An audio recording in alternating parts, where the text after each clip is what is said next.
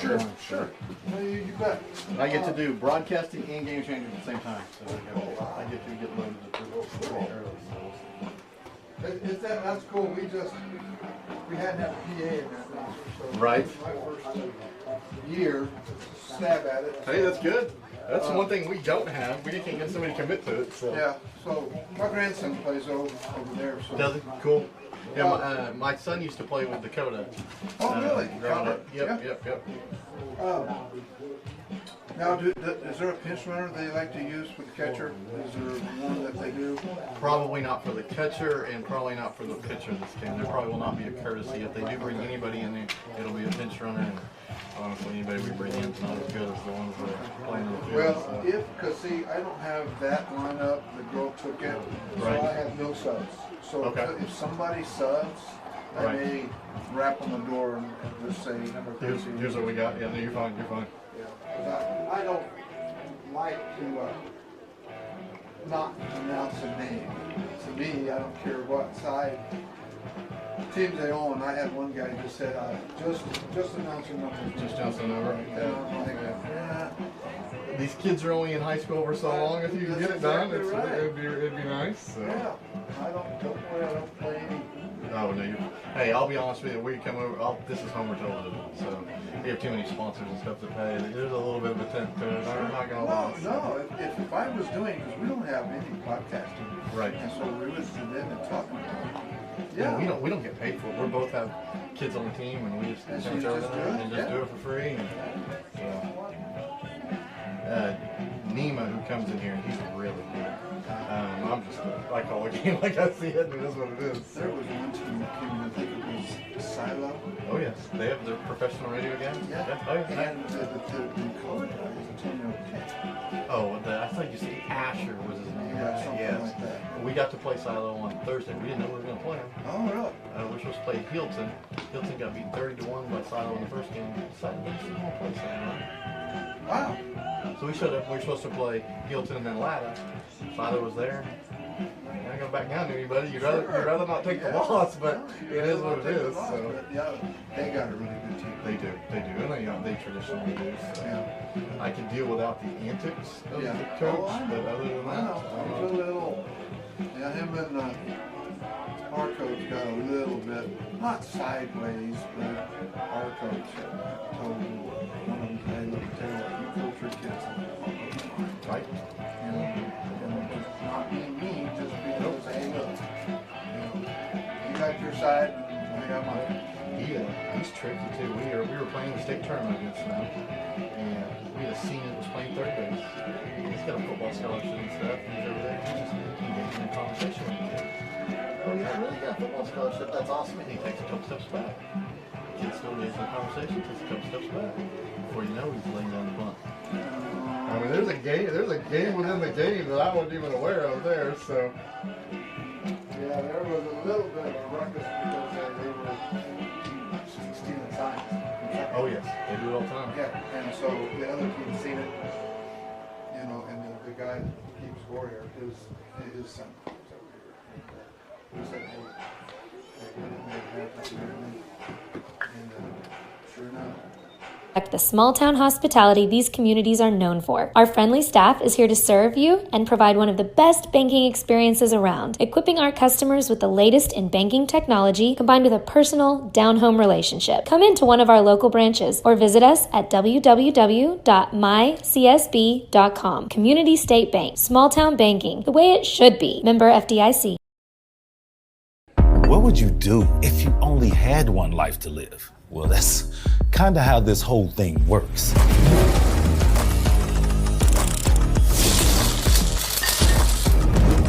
So bite off more than you can chew.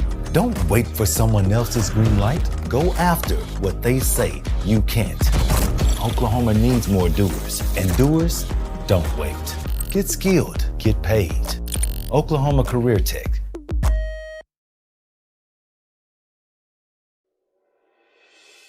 Back to school. Now your worries about the kids going over on their data plans are back. Mom and Dad, this is for you. Right now, make the switch to Pioneer's unlimited data plans. Don't let data overages and high cell phone bills be something you stress about this school year. We have a plan for everyone. Let Pioneer handle your worries by stopping at a local office today to learn how you can save. Visit gopioneer.com for details. Some restrictions may apply.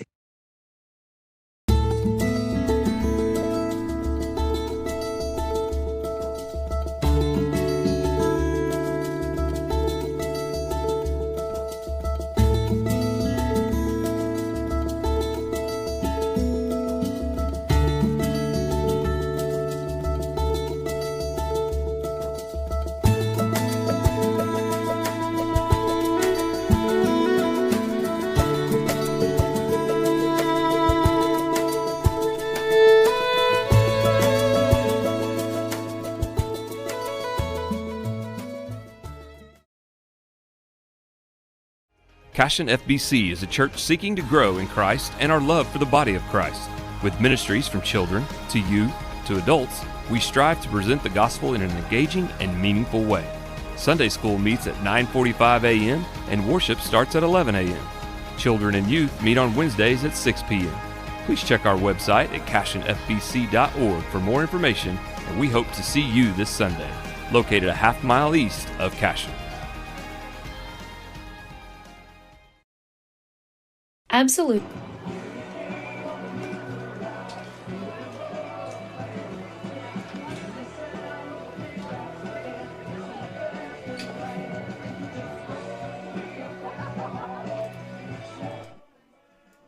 All right, Cashion Wildcats, welcome to Jones, Oklahoma. Little Monday afternoon baseball against the Jones Longhorns and your Cashion Wildcats. We've had the meeting at home plate, and the rain is cleared out, so we're going to play some baseball. I was a little worried we weren't going to be able to play, but it looks like we're going to get started. We're going to have the national anthem first.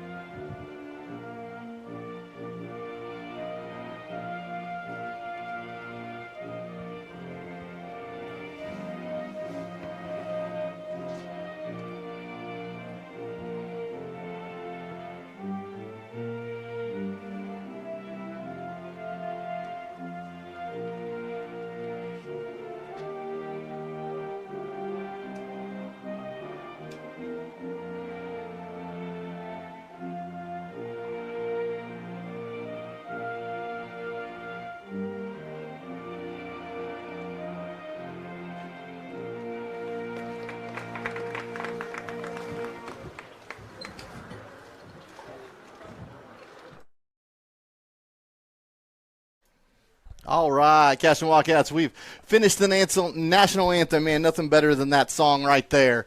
And we're going to resume our baseball today. We're going to get started a little bit early. I know the original schedule said 5 o'clock. We're going to get started with this at 4:30 because they do want to play some JV baseball today.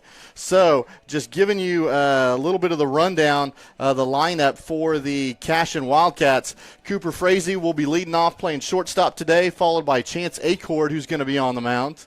In the 3-hole is going to be Preston Cotter, your third baseman today. In the 4-hole, Derek Shaline playing Preston Cotter in third base, Derek Shaline playing first base. Brody Nichols will be your second baseman. Carson Gump playing left field. Kyle Yao playing center. Hunter Gibson will be your DH today in the 8th spot, and he will be DHing for Max Higdon out in right field. And Nathan Abavi will be catching in the 9-hole spot. We have a lineup. I'll give it to you as we go for Jones as well. Jones on the year, looking up their district standings, they are second in District 3A4. They are currently 14-13 on the year and 10-4 in districts. Neiman Nabavi is racing up in the press box. Don't ask me to talk. I'm breathing hard. He came up the stairs. You know how that is when you're running from the parking lot. Come up the stairs and then hit the press box. So, Nima, welcome. Yeah, no, this is a fantastic facility. Big shout out to the folks here in Jones. I mean, this is gorgeous. Great field, great press box. And definitely after a couple of games off, I'm super glad to be back with you, Mike. Sounds good. Well, we're going to get things started here, and I don't care if you take play-by-play. No, you got it, brother. Matter. You got it, brother. We got Cooper Frazee leading things off for the Cashion Wildcats. Cooper will look at a strike one, a little bit up, but a called strike. So, well, we got wind coming in a little bit, and absolutely looks like, what do you think, 305 to the corners? That sounds about right, yep. Yeah, probably 325, 350 center field. And Cooper Frazee will foul it off the right side. There is a road that runs right along this first base side. So anything fouled over there, man, if you're a car coming down that way, you got to watch out. So I'm absolutely floored. This is a fantastic facility. I wasn't expecting anything bad, but but the field looks phenomenal, and thank goodness the rain has kind of stayed away. It is. For a while there, it did not look like we were playing. Even Coach didn't think we were going to play. Parker's going to pop this up on the right side. There's going to be charge going over there in foul territory, and looks like that is going to fall to the ground over there. We've got a Cashion player out there in the neighborhood trying to track these over that fence. Tough situation here, but Cooper's been behind a little bit on these last two. He's fouled them off. It looks like he's just kind of timing it out. He's gotten a piece of him, which is a good sign here for the junior leadoff here for the Wildcats. Maybe put something in right center here on this next pitch. So we'll see what he does. Cooper West on the mound for the Longhorns. Oh. And Cooper Frazee will look at strike three down there. I think he thought it was a little low, but he's not the only one, Mike. Wow, that was a tough call there. And again, we talk about this. We love our officials, right? And we always talk about as long as it stays consistent. Let's see if the Wildcats will get that ankle strike here when we're pitching on the mound. So Chance Acord will step in with one out here in the first inning. I'll bring up a scoreboard for you guys. So I'll get that running for you, brother. Okay, good. This will be a flare down the right side. Right fielder going to run out of room. There's once it gets into the corner where that post is, the right field corner, the fence is immediately there. And I'm not talking the outfield fence, the actual fence that cuts off. So there's not a whole lot of room, foul ball, as you go far down that right field side. So yeah, it's tight, and you run out of real estate real quick. So the 0-1 to Chance Acord. Got any stats, Mike? I will. I'm going to pull them out. We were kind of rushing to get things started. That'll be a foul ball going back. We thought there was going to be a 5 o'clock start, and all of a sudden they wanted to start at 4:30. So what's new? Right? Yeah, it's me and you that we're the last ones to know when there's a time change. It seems like everyone else seems to find out except for us. Oh goodness. We can do it during the timeout. We don't have to do this right now, Mike. Oh, don't you dare. That'll be a ball outside. So 1 ball, 2 strikes. I'm going to get Nima some numbers up there, and I'm going to take some too. We are definitely positioned not as close. So, I mean, we don't have the same purview like we do at beautiful palatial Beitler Field, but that was called strike last time. So, and I don't blame him for going back there either. So 2 balls, 2 strikes. On the year, Chance Acord is hitting .260. So let's see if he can get something started right here. This will be a pop-up on the infield. Shortstop is going to go back. He'll be right behind the second base bag and will make the catch.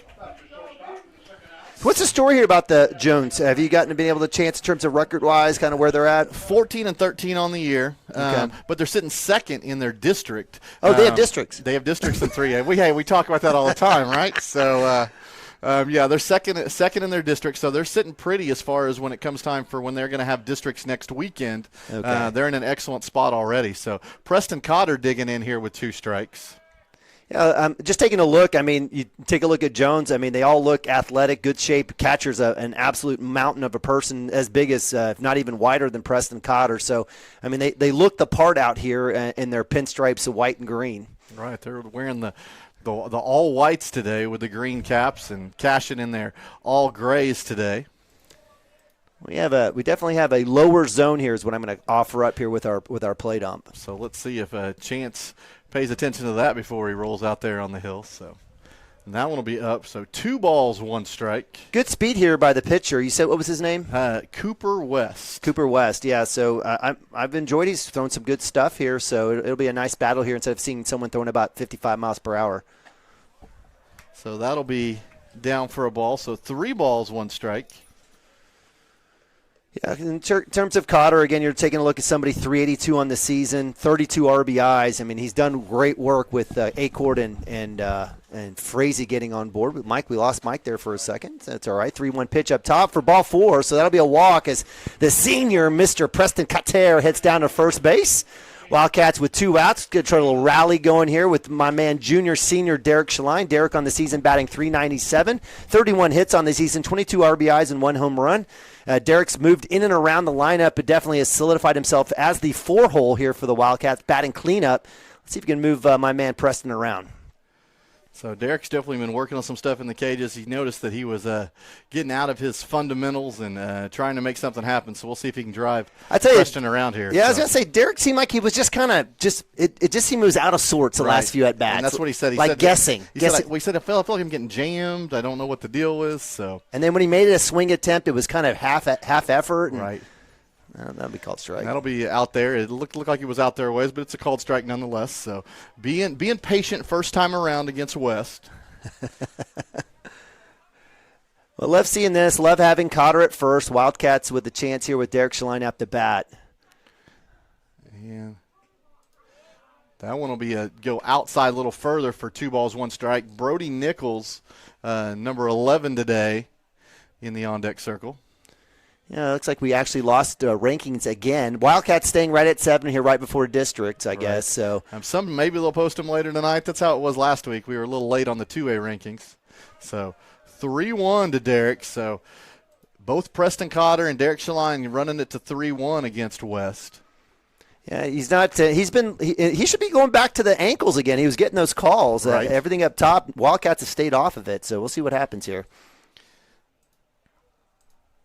Nope. That'll be a called strike on the outer half. Derek decides not to go after that one. So this will be full.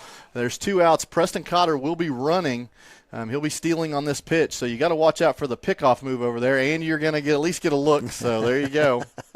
Mike, you're teaching us every single day. Absolutely the case here. You just take a listen, you'll learn. But it looks like Preston Cotter knew that too. So here's the 3-2. And Derek will put a flare onto this and just go foul on the right field side. So just behind it, just a tad. Hey, what does the weather do? Like it's the humidity's up. Obviously, it's a little bit cold here. Does that do anything with the bat and the ball trajectory? It's not going to fly as far just because the air is heavy out here. So that's when we played a scrimmage out here last year. Ended up 2-2. Cashion only giving up a 2-run home run late in the game. And Derek will flare this one out. This will still go foul. So he needs to get out just a little bit. He's letting it travel a little bit deep. So just like Cooper had those 2 foul balls that went over the fence, and West came back in with that. I don't know if it was a breaking ball or not, but hit Frazee right at the ankle. So let's see if that zone's opened up here for Derek. He may have to take a shot over the left field with this one. It's the one thing. He needs to stay shoulder to shoulder with his chin here, and it's helped him out a little bit. We'll find out. He'll swing through that for strike 3. So, unfortunately, that's strikeout number 19 on the season for Derek, and that's how the inning will end. We'll strand a runner on first, Preston Cotter. We will go to the bottom of the first, 0-0. Chance Acord on the mound. We'll be right back. Pools, Lawns, and Landscape is not your ordinary pool builder. From traditional to exotic and anything in between, our staff offers paramount quality and service through the entire design and build process. We provide service to the entire OKC metro and surrounding towns. So relax, knowing our team is wholeheartedly committed to building a trusting and lasting relationship with you. Visit us on Facebook or give us a call today at 405-285-9729. Absolute Pools, Lawns, and Landscape. Dr. Matt Dieselhorst at Dieselhorst Sports and Orthopedics can help you get game day ready. Dr. Dieselhorst works with athletes of all ages, taking a coordinated approach to accelerate return to play and maximize athletic performance. His work with pros in sports training, injury prevention, bracing, functional rehabilitation, and imaging works seamlessly with his medical and surgical expertise. Get started by going to Dieselhorst Sports and Orthopedics. Let Dr. Matt Dieselhorst get you back on the field, backing all Oklahoma athletes on the field and off. Looking for a solution to your water well problem or just needing a new well drilled? Western Drilling does water well drilling and repair. They are experts in pumping system installation, troubleshooting, and repair. Western Drilling works with domestic, ag, and irrigation wells. Give them a call today and explore all the solutions. Western Drilling supports Cashion High School. Go Wildcats!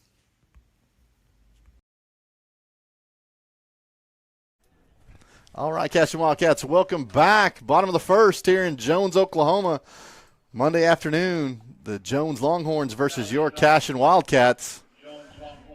And so Mason Weir will step in for the Jones Longhorns. Chance Acord on the hill.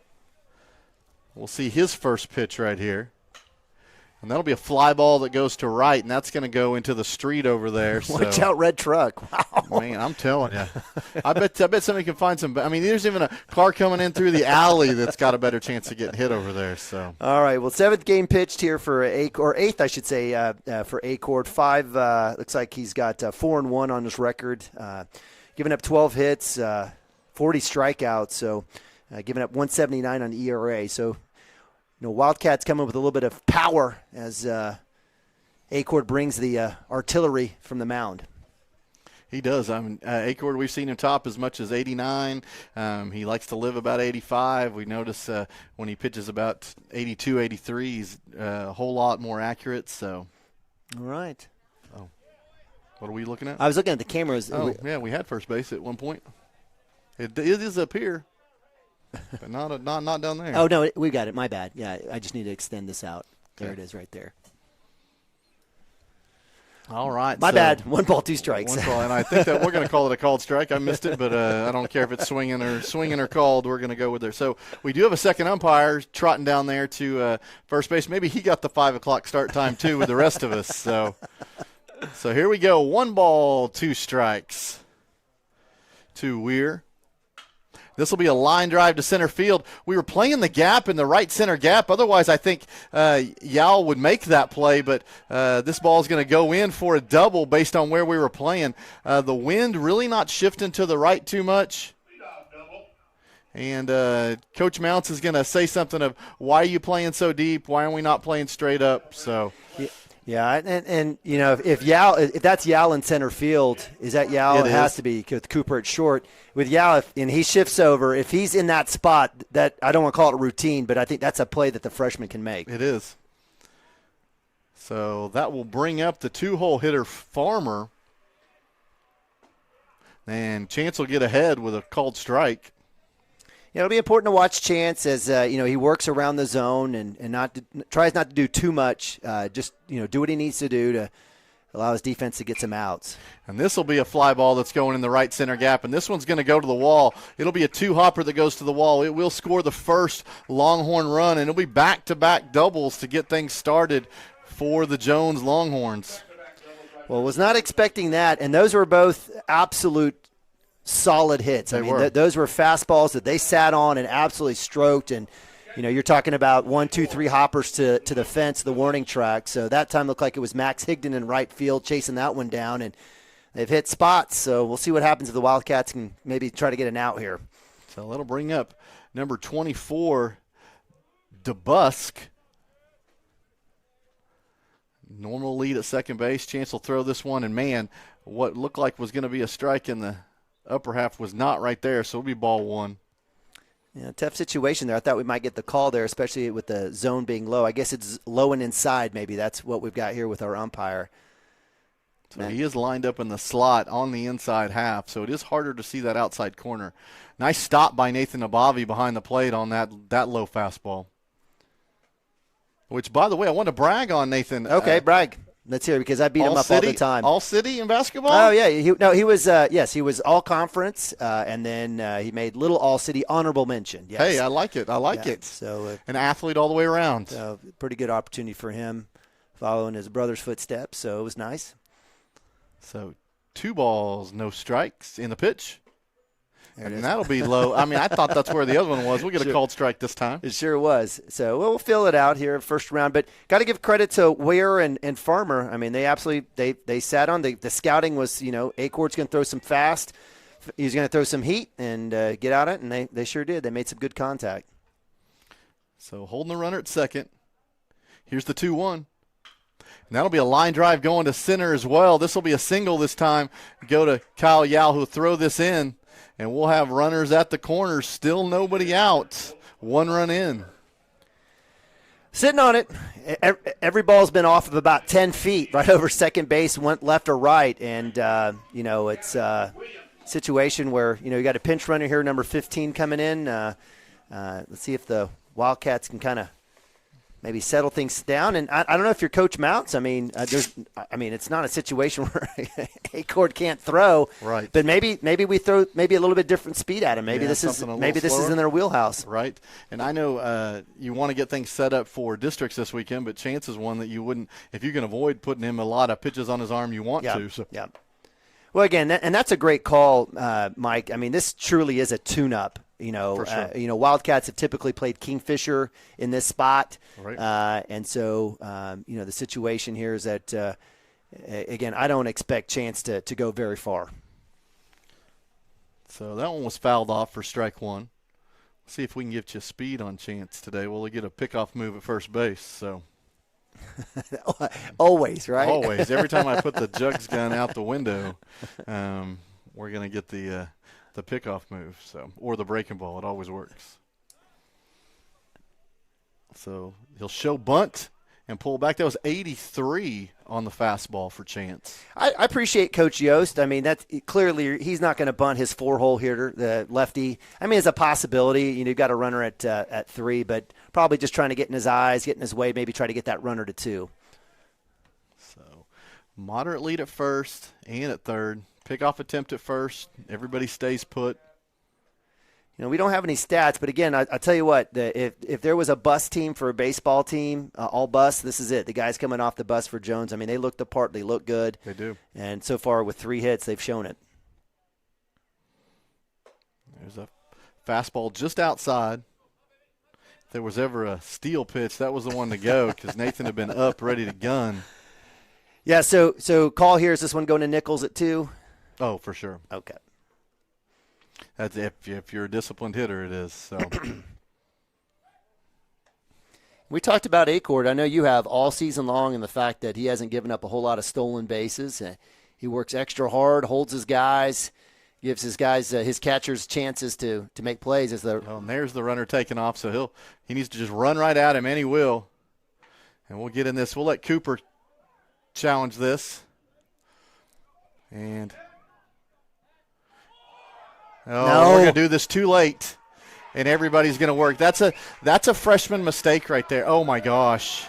And now we're going to throw it in the outfield, and that's going to go to right center, and 2 runs are going to score. So Jones working. It's not a trick play. It's a play that we know is coming, and we did not execute that time. So 2 runs will score on that play. So let's see.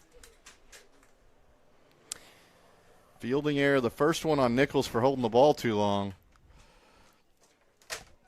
And the second one will go to Nabavi for the throw into the outfield. Yeah, as Yao came in to cover 2 on that, it was a poor throw, and then clearly no one was there to back it up on an overthrow. At that point, he needed to concede that the runner was going to get there.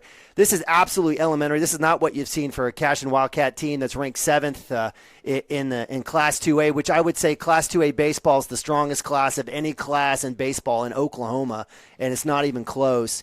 And a situation here where we could hear a few chuckles from the Jones fans. I don't think they even know where Cashion is. And then the idea is that we're proving that here with very elementary snowball fight playing here. So hopefully Coach Mounts can get it right here for the Wildcats. Again, 14-5 against ranked top 20 teams across the country, across the state. Probably no other team that's played as many ranked teams as the Wildcats. So certainly a time to clean this up. So, and this will be a ball outside. You got to refocus here. 3 balls, 1 strike to the 4-hole hitter Williams. And again, give credit to Jones. This is all comes from the fact that they got 3 hits on their first 3 at-bats. So this will be a flare to the left side. It'll go out of play. So that'll make the count full. You know, and I got to tell you, it's like the ball's coming off harder off their bats today than ours. We had those flares out to right, you know, in the right side.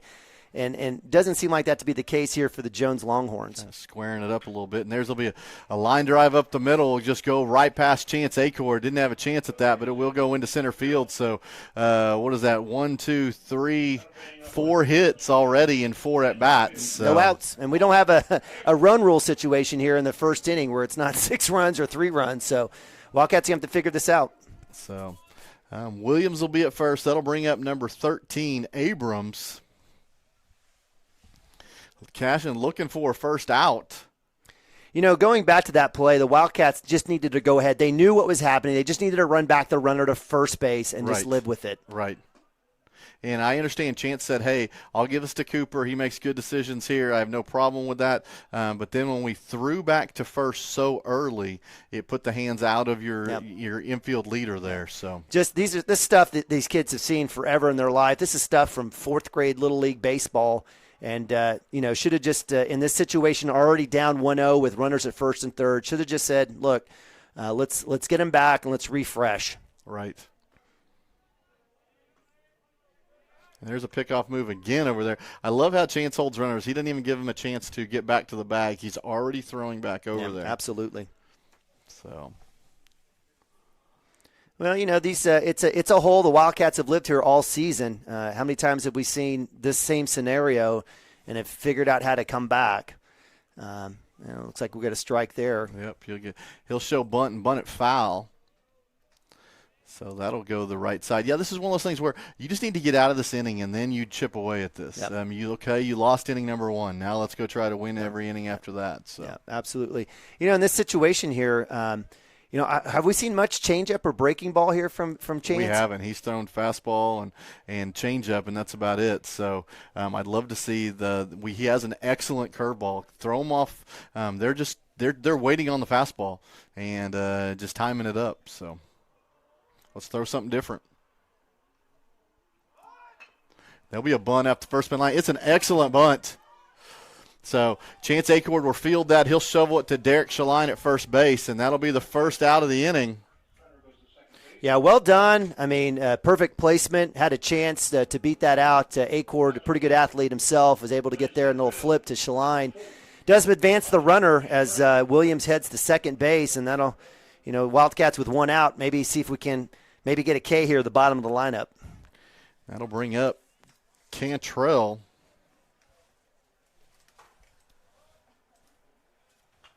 That'll be fouled off. By the way, I'll give you this in case they bring some other people in. At least it gives you first and last names for them over there. We might need that. So, Wildcats not playing good baseball, period. Right, and it's really not been strong. No. And I would say, you know, you probably play the number 1 team in all of Oklahoma in the Silo Rebels. I mean, I would put Silo against anyone 6A and down. Right. You're competitive in that game. You obviously beat ranked Latta, a historic team that's been to state several times. But even in those games, not pretty. And so, you know, Wildcats maybe need a refresh, a restart here. And I was kind of hoping to see that here in Jones. Thus far, it hadn't been the case. Right. So 0-2 for Chance Acord on Cantrell. He'll leave this one up. Hey, I have no problem with that, trying to get him to chase something up high. But we haven't seen the breaking ball at all, so – we'll see it here. In the pitch. And there it is. That'll be strike 3. So that'll be Chance's first strikeout of the afternoon. That is, I'll just looking it up. That is his 41st on the year. But that'll be the second out of the inning. Yeah, nice job. Definitely the key factor is that Chance got ahead in the count. Right. And, you know, we've seen this with a lot of other teams. You know, they're 1 through 4, pretty good. Right. You know, teams For sure. 5 through 9. You know, we'll see what happens here. And thus far, Wildcat taking advantage of that. So we'll see if he gets ahead here. And that one will be out just a bit. Nathan will go chase that one outside, and he'll grab it. the big thing for Coach Mounts and Coach Jay is about gloving those no matter what, trying to glove those as much as you possibly can. Obviously, with a runner at 2, you want to get that chest out there, but I know that's what the catchers under Mounts want to work on. This will be another line drive. It's going to go up the middle, and it's just going to be slow enough that's going to allow it to creep through the infield, and Kyle Yell will throw to the plate, and he'll throw that off. So that'll be the 4th Longhorn run. And the throw allows – we didn't hit a cutoff man, so the throw allows the runner to slide into second base as well. So, man, fundamentals. Well, hey, give Longhorns credit. They literally have hit that spot either in the air or on the ground. I mean, these aren't weak hits. These aren't hits that are in-betweeners and this and that. Give Cooper Frazee credit. Nice diving effort there, over second base. But, the Longhorns have already timed up. Get that call. Have already timed up Chance and are letting it ride. So, see if, like I said, we're digging ourselves a big hole here to get started 4-0. I feel like it's the same thing we did against Silo, 2-0, 2-0. It was 4-0 before you knew it. So, nice stop by Nathan Abavi. And it'll be 1 ball, 1 strike to Coleman. Yeah, certainly, again, in this situation, great field. So no, there's no excuses anywhere in this situation. Wildcats just going to have to come up with some plays. That ball's out and up for 2 balls, 1 strike. Cashion making a good appearance here at the ballpark here in Jones. They're all surrounding the I guess we'll call it the infield wall right there. The backstop wall with their chairs. So. Wildcats travel. Oh, if that's the same pitch, they got that strike first time around. That's a shame. Yeah, absolutely. Wildcat fans always travel. They do a great job. And, wherever we go, tons of support for the guys in maroon and gold. So 3-1, see if Chance can come back here 1 pitch at a time. And he'll run this inside, so that'll be his first walk of the day. And that'll bring up the 9-hole hitter, Ellerick. Trip Ellerick. I'm telling you, it's one of the rodeo guys. I bet they have a rodeo team here in Jones. No, they do have a little accent there. Don Ramsey, agricultural facility. Again, Jones, Oklahoma, it's not a metropolis. Definitely a lot bigger than Cashion, for sure. Not even close. But again, you definitely have that small town feel over here by the North Canadian River. So swing and a miss to even the count here, 1-1.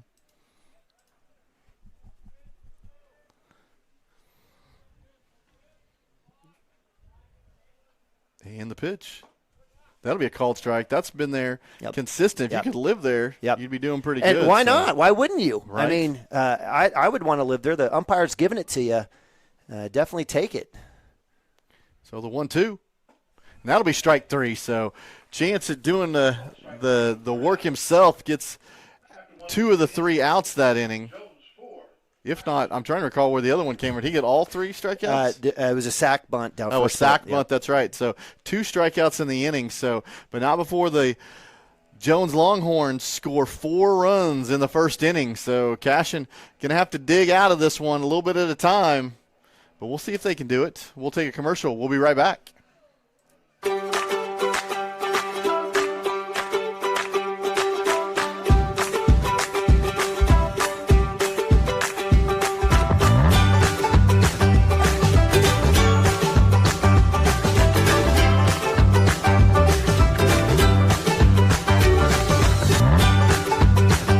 Stream with Oklahoma's #1 high school streaming service, Squirtle.tv. Find out more at Squirtle.com/stream. Kyle and Gina Van Druff have the answers to all your real estate and insurance needs. These guys will have you covered in a one-stop shopping experience. They are local agents, local supporters, and active in the Cashion community. They are also proud parents of past and present Cashion students. Kyle and Gina help their clients make the right choice. Don't wait till it's too late. Call 405-607-4300. Go Wildcats and number 88. Let's have a great year. Walk it up. Get you some. All right, Cashion Wildcats, welcome. Top of the second inning here in Jones. Started a little bit early today, and the Cashion Wildcats did not start early, but the Jones Longhorns started early. 4-0 here, top of the second. Yeah, that's not an error. I didn't mess up on the scoreboard. Yeah, it's certainly Wildcats have done this, again, a few times this year. It'll be a situation where, if there's any team that can come back from this, I think it's us. It's just see how mentally tough they want to be and if they want to be here. Right. So Cooper West still on the hill for the Longhorns. He'll throw ball 1 to Brody Nichols. Brody's going to flare this thing out into right, and it's just going to hang up enough to go right to the right fielder. So we'll call that a line drive to the right fielder. I'm going to say this. You and I have both watched enough baseball to kind of get a glimpse to say, is it going to be one of those days? It's got that feel. And I'm telling you, with any contact that's barely – I mean, we have barely touched the ball. Yep. It's barely gone. And it's almost like we're playing in one of those tournaments where the kids come out with the dead ball and – right, you trade it out, right? That's how I feel, yep. So stepping in will be Carson Gump. He'll look at ball 1. Carson hitting .213 on the year. He'll give kind of a half-hearted swing there and try to check, but he'll still go around. So we'll look at 1 ball, 1 strike. And, we'll let this pitch go. I'll give you my other thoughts. I got a lot of them. And that'll be in that same spot, that low inside that this umpire likes. Carson will be in a 1-2 hole right here. So he'll stare. He'll be choked up a little bit. And he'll just put this in. A little bit of chopper coming to third base. Third baseman will throw on the run, but Gump will beat this out on the infield single. Man, at this point, I'll take it. Right, for sure. So well ahead. At least it was something on the left side, and give Gump credit, man. He, that was a good charge there by the third baseman. That was Sanders, and did a great job of beating that one. And what I was going to say is that these kids were sitting on the bus, not sure whether or not they're going to have a game. It wasn't going to happen, And I think sometimes that can kind of creep into you, where you're like, well, let's just go back home. Sure. Sanders made an excellent play on there, but Carson's wheels turned that into a single. So stepping in the box now will be the center fielder, freshman Kyle Yao. Kyle has come back from injury, and he was hitting really well. It seems like he's going to still needing a little bit of time to catch up. One thing I loved about Kyle originally was his patience the first part of the season. Since he's come back from injury, it seemed like he had something to prove. It's almost like when he catch up. He was swinging at a bunch of pitches. I think you need to go back to what works. We need runners on base at this point, so just be patient, look for your pitch, and make it happen. No, I totally agree with you, Mike. So that one will be down. So that'll bring it to 1 ball, 2 strikes. And part of that is that there are so many kids out here wanting to play. I mean, there's a lot of quality kids, and Yao getting the chance to come back post injury, he's probably sort of also feeling that push from it's like I got to produce. I got to produce. Sure. If I don't, somebody else is gonna in the wings. Wait, you're gonna take it from me. So you'll get this off the end of the bat. That'll go to the right side, and half of the Cashion bench is gonna go run after this ball. Again, we're just out of sorts. Like I'm just telling you, it's like we're swinging an 80-ounce log and can't get around and can't hit the ball. Let's see if Yao can kind of change that up for us. So 1-2, and that'll be fouled off just a bit. Just to let you know, if these boys do take batting practice, yes. Yesterday they had a 2-hour batting practice for they know it. just the varsity starters for the most part. So they got the reps. So you just got to make it happen. So Carson with a decent lead at first base. 1 ball, 2 strike pitch. And this will be fouled off again to that right side. Are we seeing something from West that's creating us to, or is it just us approaching this saying, well, let's be a little behind, let's go right side? Like everything's been right side fouled. I do know that's what they worked on yesterday at practice. So okay. It makes you wonder if that's if we're just in that mindset. Oh, I just moved the camera. I hope it doesn't happen there. And this will be a ball that's going to go up the middle, and it's going to go right off the second baseman. That's going to be a hit that was far enough to the second baseman's right. So we're going to call that a hit on the play, and we're going to have runners at first and second with 1 out. Great job by Yao. He squared up on that one, got a solid hit, first solid hit for the Wildcats all day, and just squeeze that. Give credit to second baseman getting over there. That was Coleman as it kind of well-struck ball. He wasn't in time, went off of his looked like his knee and his glove, but Wildcats with runners at first and second. Hey, 1 big base hit. It's a different ball game. So that'll bring up Hunter Gibson. You want a big kid to make a big hit. This is a guy you want up at the plate. So Hunter will look at the first pitch, and it'll be a ball up.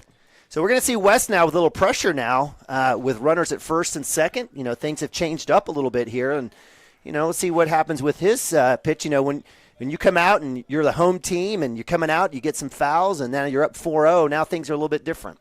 For sure. So, and Gibby will try to check this. This will just go off his bat for a foul ball. Yeah, that's a shame right there. I'm telling you, I think if he would have went ahead and swung the stick, I think he would have had a good chance. But, Gibby for the year, thus far, again, where's he batting? Right around. He's actually moving up on the chart. That's what I thought. 277 now. Still has his 3 home runs. So he's got 16 RBIs. Let's see if he can make that 19 here. I'd love to see that. And he'll foul this one on the right side again. We just seem to be just not quite catching it just out in front. So I don't know what it is. And, I don't want to say if it's goofy. We got a green fence. Or a southeast-facing field. I don't know about any of that stuff. But, let's see if Hunter can get a hold of one here. So the 1-2 pitch. Didn't get a reading on the jug, so that'll be down. Yeah, I like the situation here. Looks like a little convo here as Hunter's going to go. I don't think Mounts wants to say anything to him. He's not even hit the ball. Even Hunter, I'm not calling you out here now. You just have farther to walk. So I have nothing to tell you. Well, here comes Gump. He's going to come over have a conversation as well. I think they saw the coach come out of the dugout and thought it was going to be a coach's visit, and he was just bringing him some extra baseballs. So we'll wait on the trot coming down, and the catcher's still out there talking to West out there. So Hunter will get back in the box, 2 balls, 2 strikes. Hey, I did notice the dugouts are what you liked. Was that extended bar out there? I do. You like? And they're all out there. They look like they have something to sit on and everything else. So maybe that's the wall. I don't know. All 22 of those Cashion Wildcats for sure. Full house for the Jones Longhorns as well. There will be a JV game today because they do have a full house of players. Yeah. So, all right. And here's the 2-2, and that'll be low. It's the inside. It's that below right at the knees inside pitch. That's the one that he's going to call because those are 2 pitches that I'm like, whoa. So with only 1 out, it'll be 3-2. So the runners will not be stealing on this, but it's a payoff pitch for Hunter Gibson. And they'll look back there. Come working through. Kid wasn't going to have to take any chances there. I love it. So 3-2. Gibby ready. And the pitch. And that'll be a shot to center field. That'll go to the center fielder. Gump will have to retreat back to second base. And that'll be a deep fly to center field for out number 2. Yeah, well struck, just a little under it. And, in this situation, definitely would love to not hit it right to the player, the center fielder out there. That was Cantrell didn't even have to move for that one. And it's unfortunate. But it's a good sign here as the Wildcats working at the bottom of the lineup, getting some good contact on the ball. So pop to 8 there on that one. Go back and look at my. Oh.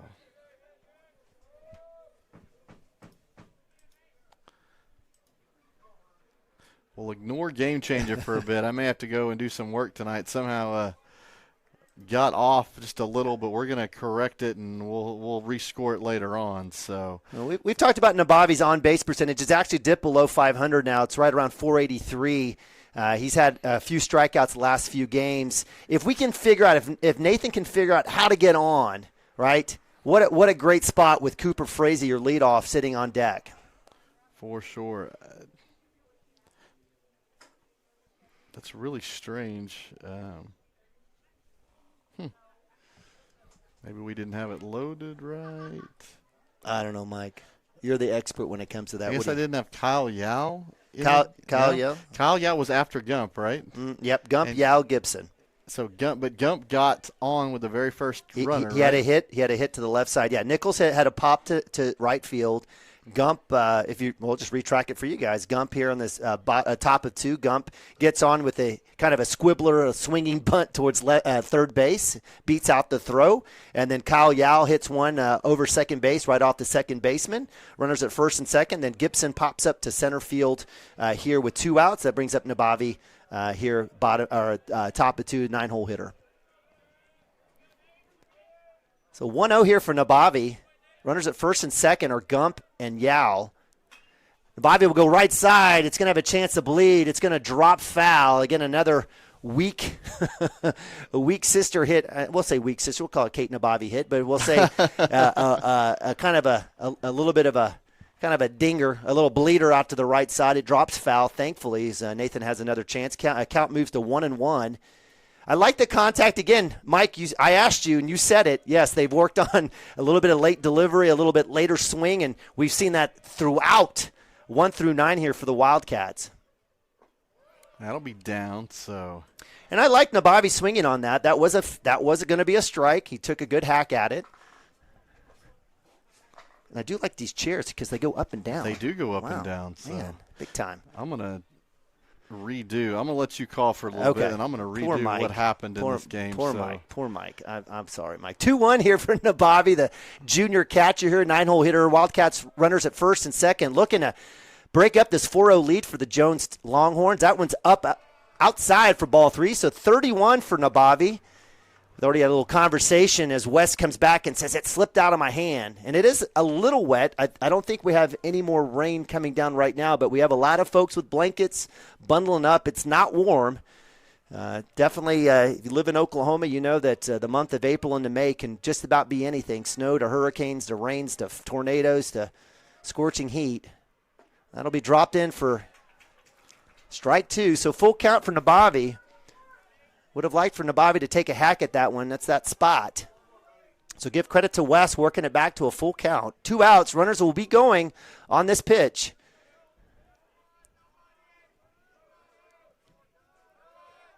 That's out. Ball 4. Ball 4. So 3-1. Nabavi working another walk. Is that walk 9,000 for Nabavi this year? Let's see. Let's go looking. Nathan, that is his 18th walk. So we'll let the announcer know that it's Frazee because I know all the phrases want to make sure. So runners everywhere but loose. First to third, Cooper Frazee, bases loaded, up to bat. No one better than the junior here. Up top for ball 1. Okay, well, I got everything worked out, but somehow it says I only have 1 out. So we'll I don't know. We'll have to get there. We do have 2. We do have 2. So we'll figure it out.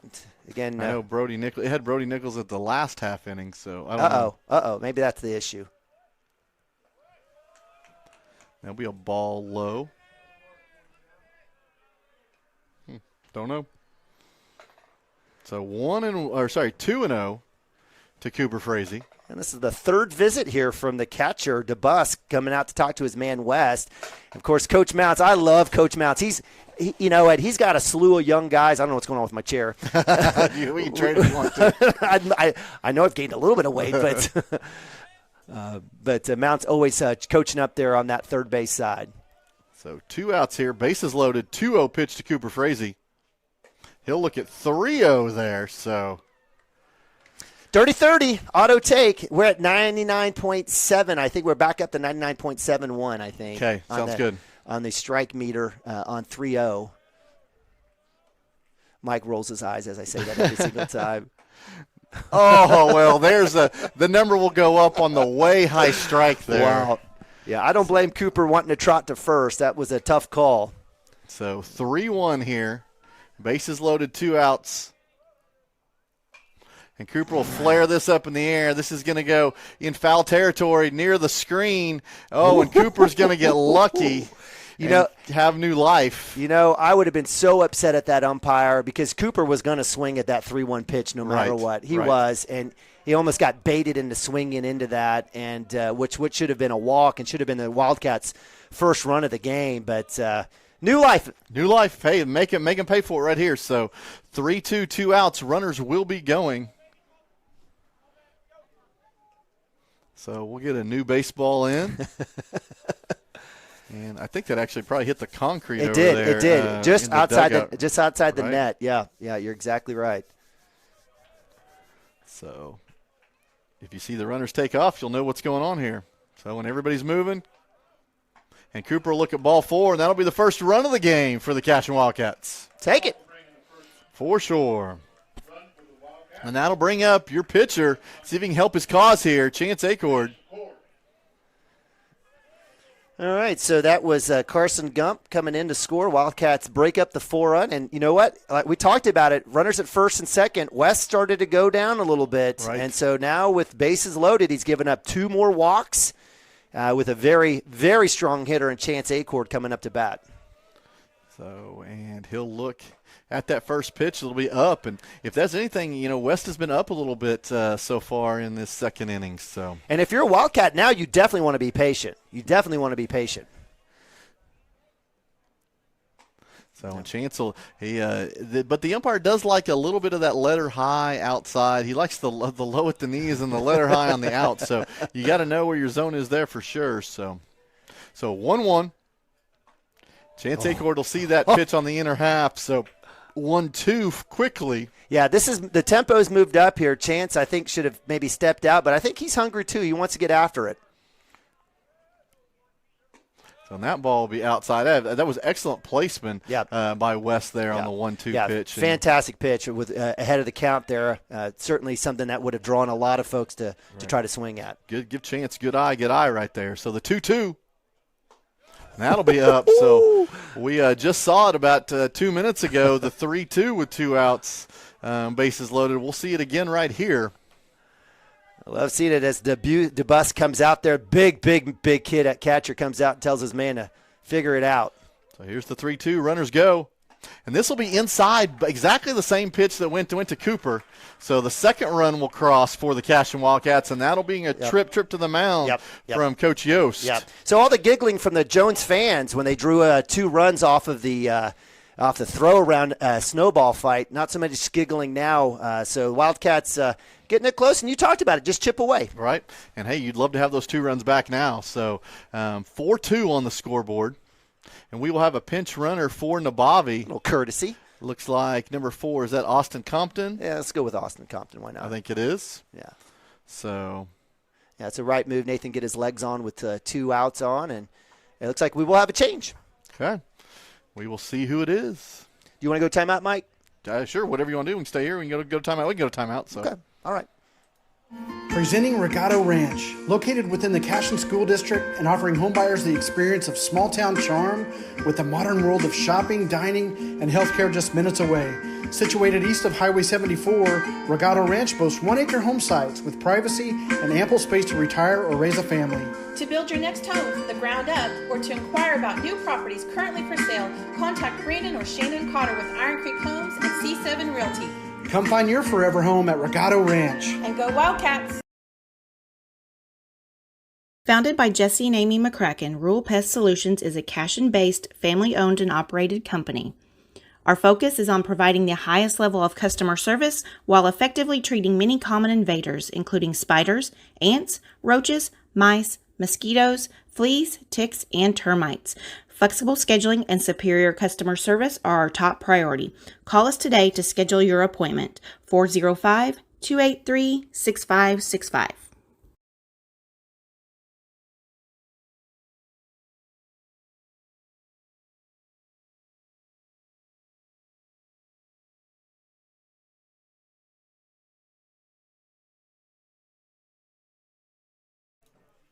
All right, Cashion Wildcat fans, welcome back. Top of the second, 4-2. Cashion trying to make a run here. We do have a pitching change. It will bring up for the Longhorns on the hill, number 35, right-hander Jack Mendoza. So West had just gotten a little bit wild, and I think Coach Yost just wanted to see some strikes and let his defense work. So I don't see anything overly surprising or overpowering here with Mendoza, but sometimes when guys come out to warm up, they don't necessarily get crazy after it sometimes. We'll see what happens. Big kid, big kid, probably plays a little offensive line here for the Longhorns on the football field. Jones, very, very, very good at football. Yep, yeah, they've had some good runs. I think they ended up winning. They made a run to the quarterfinals, I think, last year. Did well. So that'll bring up Preston Cotter with the bases loaded. He'll look at a first pitch strike there. So I got no problem with looking at a first pitch of a brand new pitcher. That one was a little out. So yeah, that was a ball, but that's okay. We're still trying to figure out the zone here. Again, just the top of 2 here, but bases loaded. Opportunity here. Anything touching grass will score at least 1. Preston will foul that off. So quickly in the 0-2 hole, I'm sure the preaching by Coach Yost was, let's not walk another one in. I want you to throw strikes. I don't care what happens. Well, he was the beneficiary of a pretty decent call there on the first pitch. That one he needed to swing at as he was able to draw. And again, another Cashion batter, kind of delayed swing, trying to look for that right side. So here's the 0-2. And that'll be way outside and low. Thankfully. And I got to tell you, I think it's the right move by Coach Mounts. We've been so ahead on pitchers, even with the slower pitchers that we faced. We've kind of gotten crossed up over the last few games as teams have kind of thrown their 4-5 guy, 3-4-5 guy. So the 1-2 pitch to Cotter. And this will almost hit him in the arm, and I really thought it was really close. I thought he was going to start trotting down to first. It was. In fact, we could see the dust coming off the glove. I thought it was the shirt. Right. So 2-2. Catcher will line up outside, and Preston will put a smack into this. It's going to go over the left fielder's head, and this ball's going to go off the wall. It'll score 1 run, and it will score 2 runs, and it will score 3 runs, and the Cashion Wildcats will take the lead here in the top of the second, 5-4. Big time. Senior coming through. We've seen it all season, Mike.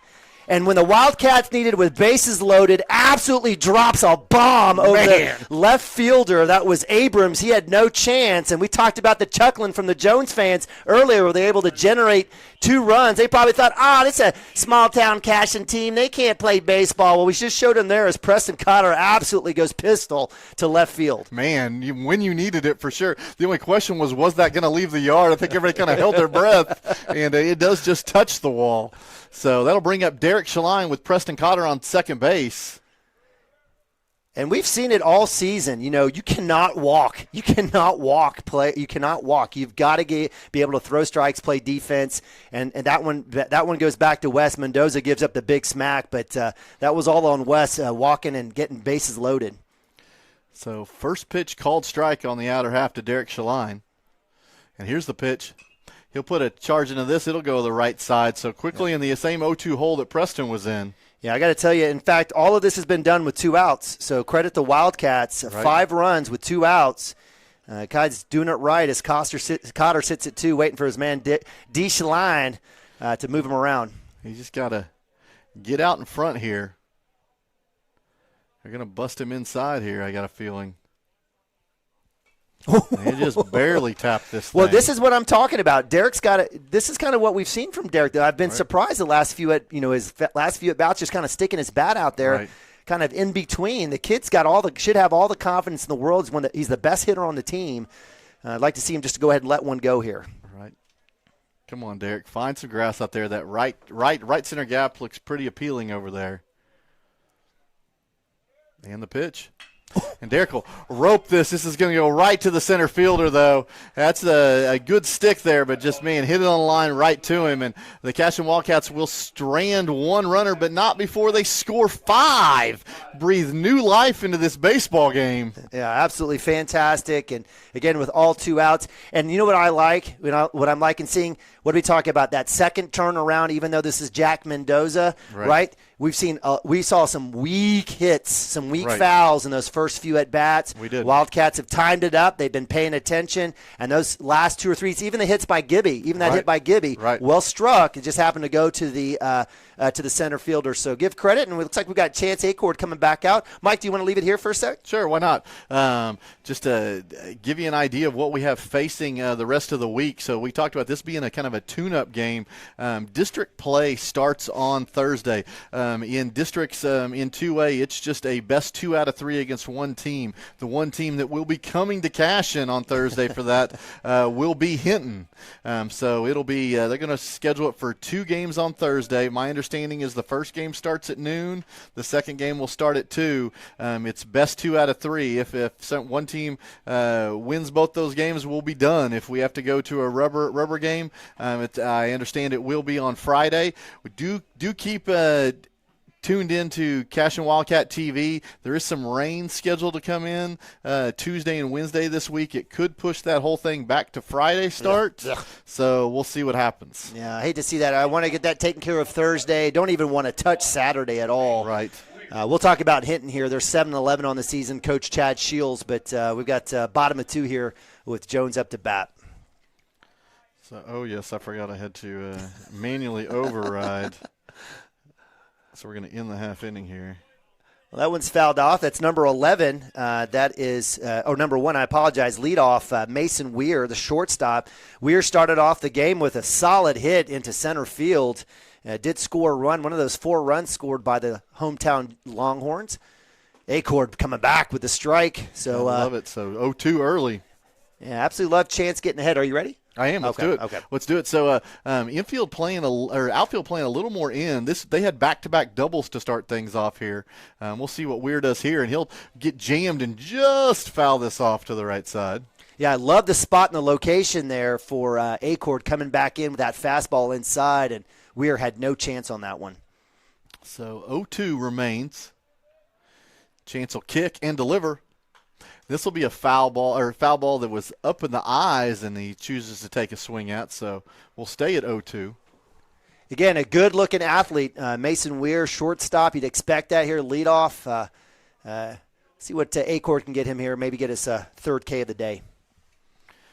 In the pitch, and this is, a line drive that's going to go into right field. It'll be a single there for Weir, so he'll be 2 for 2 to start the day with a single and a double. Yeah, certainly, and that was off of his knees. He went down to it. He bent down, looked like quite a bit to get a hold of that one. So just give credit to Weir. That might be a kid that we'll have to think about pitching around. Right. Now moving forward, don't want to let him go 3 for 3 or 4 for 4, but certainly take note. So that'll bring up number 21, Farmer. First time at bat, Farmer found that right center gap for a double. So that'll be, this umpire is taking a different stance out in the field. He's behind second base to call this. So that pickoff play at first will be something very hard to see. So we're back in plenty of time. And they'll get a swing and a miss on that first pitch. So Chance getting ahead early. Just don't see how you're going to see a pickoff attempt from the outfield grass. So the wind's died down a little bit. Actually, it's just coming in a little bit. Again, an awkward, shape here. I don't know what Nabavi. I don't know what the situation here. Nathan likes to talk a lot, so we'll see what happens. But Nathan also can sense where we're at in the game and the situation, and I think maybe that for him, as all catchers, kind of want to help out his pitcher and kind of maybe get things calmed down and run away. Again, Farmer with a big hit last time as well. So Wildcats again getting back that lead. Don't want to give it right back up. So runner on first, nobody out. And the pitch. That'll be a foul ball. It's going to run out of room and go into the street neighborhood area over here. Could you imagine living over here? No, I think you could sell your baseballs and pay for your rent. Well, I don't know. Wildcats are doing a great job, and they've got a gate right there. Of course, you have to go in. And, you would have to. We got two Wildcat baseballers hanging out by the fence to try to go grab those. So 0-2, the count here. Farmer on the very back of the batter's box, foot on the back chalk. Yeah, it's actually off the chalk. It should be a strike, but we'll see what happens. So in the pitch, this will be a little flare that's just going to find a hole in right field. He just stuck his bat out and made it, and it's going to allow Weir to go first to third. We'll hit our cutoff man, but Weir was taken off. He knew that ball was going to be down, so he picks up 2 bases on that. Yeah, that's unfortunate, and it's almost what Weir did at his at bat. His was a little bit better of a swing. Right. It was actual swing, same spot. They just kind of threw their bat out there down below. Weir just happened to follow through, and Farmer just kind of check swings and gets very fortunate. So here we go again, runners at first and third. Deja vu. You talked about it, the first 4 hitters in the lineup, and sure enough, we get this one started off with the first and second ones, and they're on. So here's your first and third. Again, we didn't handle this well the first time. Let's see if we do a better job. If you're Jones, would you run that same thing just to see if they learned? I don't know. I don't know. I think Coach Mounts and Coach Yost, I think, are friends, so I'm not sure. So runner back. I think if you're Coach Yost, you were fortunate to get that to go your way the first time. I wouldn't play with fire. Just me. It might end up being a double play. You might get the karma reversal. So that ball will be down for ball 1. Yeah, good job by Nabavi on that inside pitch. Again, there's no lumpy dirt around here, so you're gonna have to work to make sure you're not going to be able to count on the dirt to hold things up for you. So good work there by the junior behind the plate. So 1-0 pitch. Have another pickoff attempt at first. Is this a situation where maybe Chance starts to think to get the guy at third, maybe mix things up a little bit? Instead of go to first, a step, and that'll be a pick. That'll be a pick play that Coach Mounts will call because Preston's off the bag over there at third. That'll be a called strike on the inner half. Yeah, love the location. Yeah, fantastic pitch. I think it's one of the best pitches he's thrown today. I loved it. It was fantastic, good speed here. Again, big DeBusk, the center, the catcher here. I was going to say center for Jones. Maybe both. Yeah, he also himself had a big hit there. That top or bottom of 1. So yes, he had the single up the middle that went to center field. So definitely working the runner, Farmer over there at first.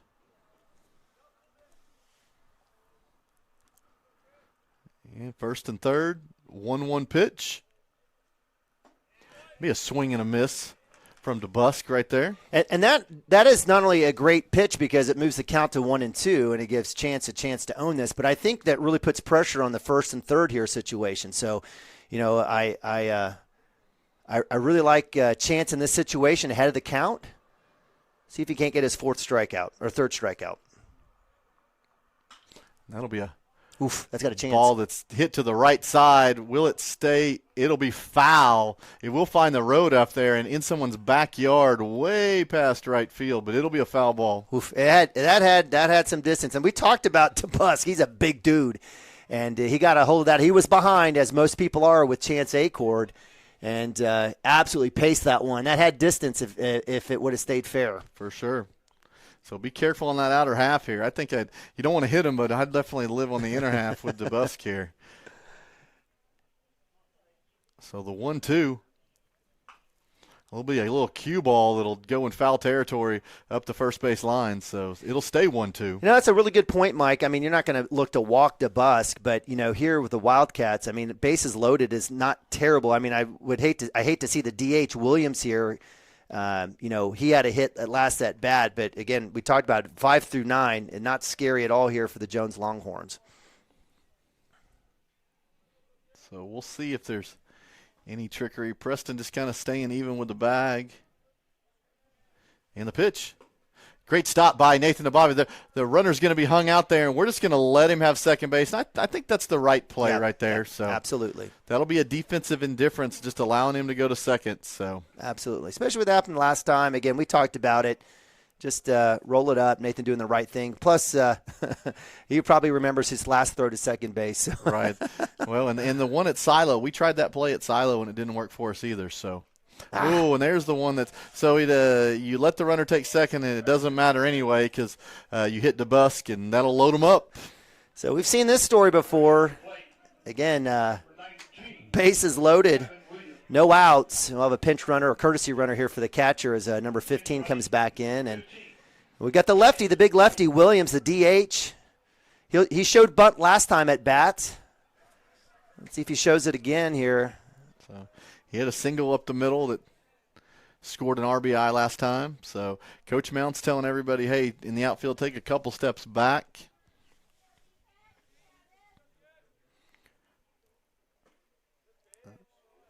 And did not get the call there from Blue. We were kind of all going maybe. Yeah, I think they had a really good chance there. So first and third is in for a possible play at the plate. The middle infield is back. And this will be a little flare that's going to go foul on the left field side. So, give credit to Jones. They've put together their first and, their 1 and 2 have put together, some good hits. They've been honestly pretty fortunate. I'm just going to say, they're taking advantage of their situations. They've had some good hits, but hit by pitch, you got that little bleeder that just drops in right there. And then, a ridiculous snowball fight that leads to 2 runs scored for them. If you're Chance Acord, you got to say, hey, listen, I'm throwing some good stuff. They've been fortunate. Just stay confident, keep living where you're living, and see if we can't get an out or 2 here. Right. So far, Chance on the day has thrown 50 pitches. We're here in the second inning, so not good. So we'll hit the 1-1 right here. Beautiful pitch right there. Absolutely great strike. Should be. It is 1 and 2. Is that right? It is 1 and 2. Yeah, that could have been a strikeout, but you never know. As Williams probably would have swung at that one. So 1 ball, 2 strikes, and this will be another little flare that's just going to find enough. If we can go 3, we can get this, and we're going to be just a little bit late. That's just going to stick your bat out there and find something in the shallow left field, and it will score a run and tie this ball game up 5-5. Yeah, another weak sauce hit there, but credit Jones. They load the bases, they make plays, you put the ball out there, and that's what you have. And you're exactly right. Carson needed I know it's a tough situation. He wants to do the right thing and play it safe, but he needed to charge that one either to catch it or to get the force at 3. You're exactly right, Mike. So this will bring up Abrams, who had a beautiful sacrifice bunt the first time around. So no outs here in the inning, tied 5-5. There's your throw to third base, and that doesn't feel Farmer in the least. Farmer was about 2 feet off, so no worries. But he's going to work the other side this time. I think it just might be easier for him. He doesn't have to turn around so much. So see if we can find it out here. This will be a ground ball that'll go back to Chance. We'll go home for the first out. God dang it, Nathan! Nathan will throw this into right field, and that'll score not just 1 run, but 2 runs. We'll throw into third base, and the original hitter will get all the way to third. So fielder's choice to the home plate gets 1 out, and then the throw up the line will allow 2 runs to score. Yeah, you guys heard me. Sorry about that. Hey, it's all right. We've all been dads. So. Well, that's a situation where Nathan needs to take his time. He's been high. All of his throws have been high today. All of them been high. And that's a critical throw right there, as it basically gives Jones a 2-run lead. Instead of a double play, Chance did the right thing, came home for the force, got the out. But he's got to set up and get outside and get inside the line, get a good look. That one he tries the force over the runner and doesn't get the out. So this brings up Cantrell, who will foul off the first pitch. So 7-5 ball game here in the bottom of the second. So lots of runs being scored. And this one will be a ball that'll get away, and that'll allow the 8th Longhorn run to score. So they score 4 in the first and 4 in the second. So wild pitch there. So, there's nobody on the bases anymore. So that'll bring a trip to the mound from Coach Mounts. And uncharacteristic, really, of the Cashion Wildcats of late, giving quite a few runs to the Longhorns here in this ball game. Yeah, what do you want? That's literally at least 4 runs, if not 5 runs, that have just been given up just because of just poor gamesmanship. This is stuff that you don't even expect a 10-year-old to do out on the field, and this is what we're seeing from the Wildcats. Again, I love the fact, and maybe whatever. This game doesn't count for either team. We've seen this situation, and the idea is you want to work through some things, get warmed up, stay loose. There's going to be a lot going into district play with this for the Wildcats to kind of clean things up on this. But again, just poor play. Chance giving up some hits, right? But also, once those guys have gotten on base, give credit to Jones. I mean, getting on base, they're allowing the Wildcats to implode and give up, in essence, I'll call unearned runs. Right. So we'll get back after the conference at the mound. It's 1-1 to Cantrell, and Chance heard what Coach Mounts had to say and throws a first pitch strike. So 1-2 with one out. If you wanted to keep stats on strikes after a mound visit, this will be a high chopper, and it's just Brody's not going to get there quite in enough time. So that's going to be one that just takes a high chop over Chance at the pitcher and just hard to come get it over the second base bag. So how many hits have they had in the perfect spot today? Right, and we're only in the second inning. And we talked about it. Is it one of those days? All right, we'll find out. Yeah. And we got a lot of ball game left to play, so. We only got 13 runs. Right. 13 runs through, and we're not through the second inning yet. Yeah, give credit to Abrams there. Nice work there, just over Chance's glove. They'll start off with a swing through strike for strike one. What do you think the pitch count here is for Mounts and A-Court here today? So I would think if you go 75, I'd be surprised, so. And the pitch, this will be fouled off for the quick 0-2. And I know you can go up to 30. After 35, you have to rest 1 day. After 50, you have to rest 2 days. You go over 75, you have to rest 3 days. So if you were planning on using him at any point during districts, that's something you'd have to worry about. So Tuesday, Wednesday, Thursday. Yep, absolutely. So. Yeah, and big backstop here. And it's a traditional backstop. Got good distance. Looks like it's about 45 feet, so maybe even 60 feet. So what you expect. So this will be down. So underneath you, and Nathan, not like he was going to hear me in the press box, but that'll be ball one. But way to stay in front of it. But good work. See if we can get the out here. There's a pickoff attempt at first, runner back.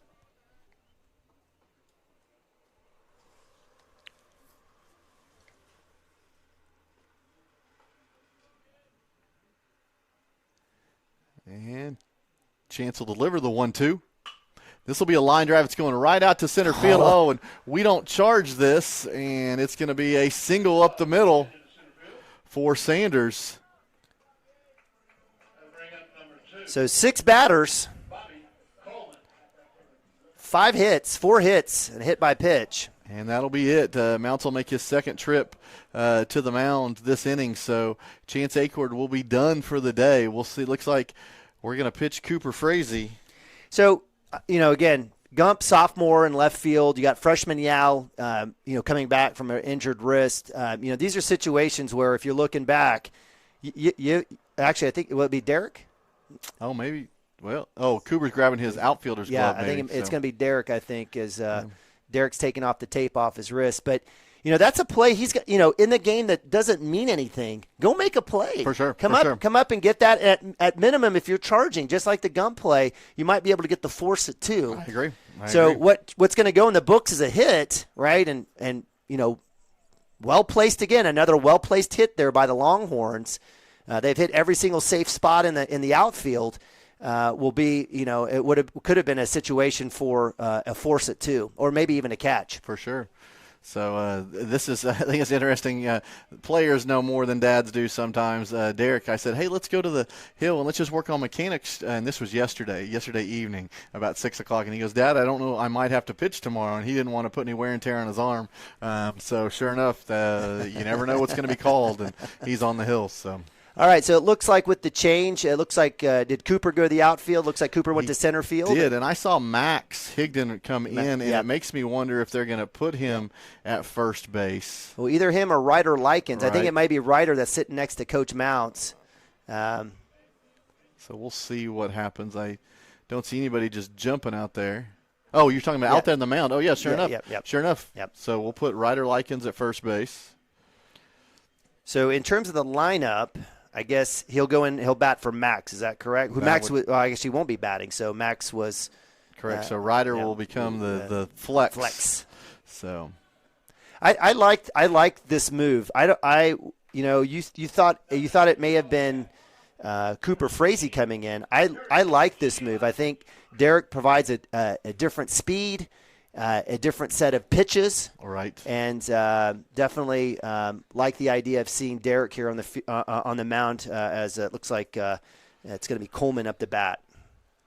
Okay, so we see Gump, Frazee, Yao in the outfield left to right.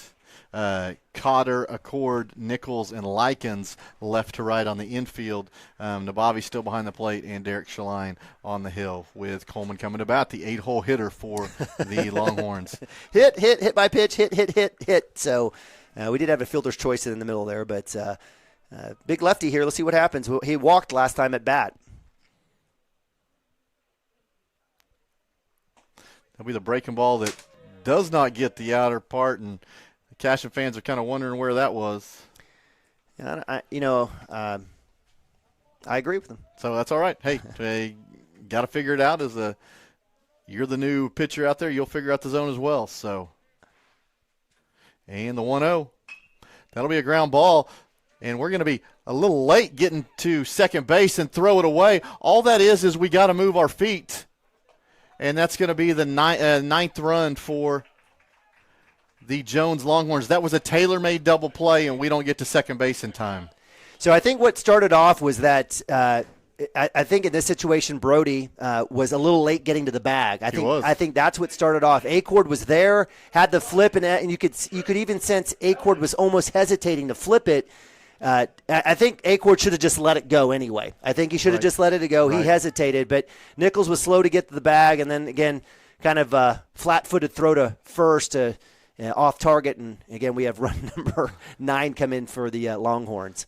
So 2 outs here in the second inning. They'll show bunt, throw down to second, and the throw will – if we had been at the bag, would have been a little bit more competitive on the attempt to get the runner, but that'll be a stolen base down there at second. We went to field that in front instead of allowing the bounce to hit and run. Yeah, it was Acord on the left hand of the bag. I think you're right. He was a little bit late on that one. I think he could have easily have gone to the other side, would have been able to backhand and get him on the scrape. So this will be a pitch that goes away, and that'll be a wild pitch that allows the runner to get to third base. And Derek taps his chest, says, "On me, on me." Goodness gracious. Is this a circus or what today? It really has been. So 1-1, 2 outs in the inning, runner on third base.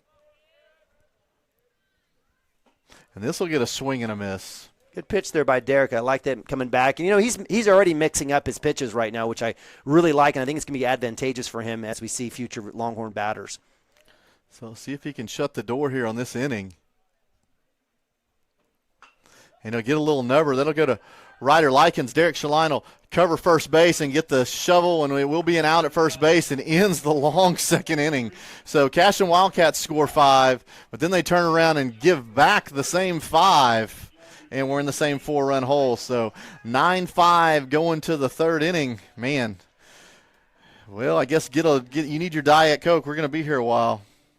This is ugly. This is just bad baseball. And, I want to give credit. This is not a mark on Jones. Good for them.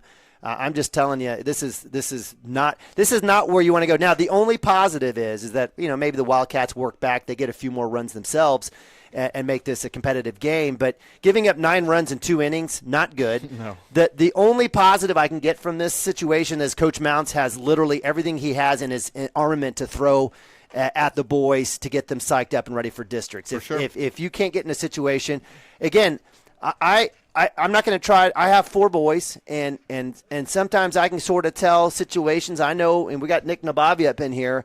You're rolling out. It's cold. It's a Monday, a meaningless game. You're not sure you're going to play the game, and then now you are playing. I don't care. If you're a competitor, you come out to try to win every single game. But it just looks like they're just not mentally into this today at all. Well, here's what I like. We did, and I have to go back and look and see who's on the mound for them. Man, I never did put him out there. Mendoza. So we did hit Mendoza fairly well in that top of that second inning. He's the same pitcher record out there. Let's go and do this all over again. Let's get the runs back. So the funny thing is they bat 1 through 9 in the first inning. They bat 1 through 9 in the second inning. So they've had 18 at bats already. That's that could be 2 games worth of at bats. Right. Nichols did start off the second inning for us here as we move to top of 3. So let's see the Wildcats can get a rally going. So Brody Nichols stepping in here see if he can get something started. And he'll look at a called strike. Yeah, Brody he had a nice hit. He had a pop to right field there to start the second inning. There, the Wildcats getting all those runs, those 5 runs with 2 outs. And this will be a ball down, so 1-1. Seeing my wife doesn't sit in the stands very often, so I was trying to look for her. So sure enough, they're on the stands are pretty tall up here. It's a pretty good vantage point. And Brody will put this up the middle. It'll go off the pitcher's glove just enough to get to the second baseman, and he'll be able to make a play at first base. So very fortunate for Mendoza as he just turns his glove. It rolls up, ramps up to the second baseman who makes an easy throw to 2. So we talked about it. It's one of those days. It's one of those days, and it's continuing to prove that here is the grand well-struck ball there by our man Nichols. We've seen that hit for the Jones guys here 3 or 4 times already today. So after the unfortunate deflection that turns into the out, Carson Gump will come up, who had an infield single in his first at-bat. He did come around and score. And this will be a high chopper that'll go to the shortstop. I know it just settles in on the grass and makes for an easy throw to first. No juice on that. Easy play. One hopper right into the glove of the shortstop. And, that give credit to Weir, but he had all the time in the world to get that 6-3 put out. So quickly 2 outs here in the top of the third. And that'll bring up Kyle Yao.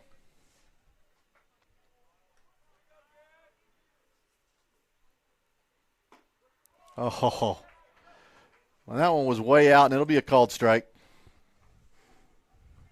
So just won it both ways. And the 0-1. That one will be a little bit farther out. We'll get a ball on that one. On that pitch, when Derek was up on and he had the lefty in the box, that same pitch wasn't that far out on the first breaking ball he threw. So I know. So the 1-1, and Kyle swing through that, so 1 ball, 2 strikes. Yeah, I don't know why Kyle's swinging for the fences here. He just needs to take a nice solid stroke. He's got a good swing. Just put something in play here with 2 outs, get him a little rally going again with Hunter Gibson on deck. But, to your point, I mean, when the catcher's glove goes into the box and there's no motion, it's a tough situation. So this will be out and up, so bringing it back 2 balls, 2 strikes, 2 outs. Saying find a way, that's exactly. So Hunter Gibson in the on-deck circle. The kick and the delivery. And Kyle Yao will drive this into shallow right center field and find a hit. Yeah, we'll take it. So Wildcats for sure. A little Longhorn Jones Longhorn magic there. Kind of popped that one there. And great spot, untouchable. So 2-out rally still in effect here as my man, the freshman, gets a base hit. There you go. So we'll see with Hunter Gibson. He put a good bat on it his first time up, just hit it to the center fielder. So let's see if he can square something up and find a gap out there. So Yao with a decent lead at first base. And the pitch. Hunter will look at a called strike 1. Yeah, you talked about his patience. I think he's showing you there. That's one where probably if he gets a hold of it's going a long way. But he didn't like it, so you don't have to take it. So we'll see if we can get something cooking here with 2 outs. Looked like it was a little bit of a sign from the first baseman. He put the glove up high. I don't know if that meant he really wanted is that like a wide receiver putting his hand up? Throw me the ball. Hit me. Throw me the ball. So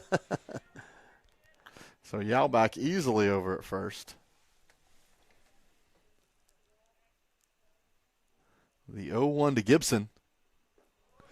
That'll be down low in the dirt, evening up. Yeah, good job by Hunter. I absolutely just love it. I can just feel the chill vibes up here in the press box from Hunter.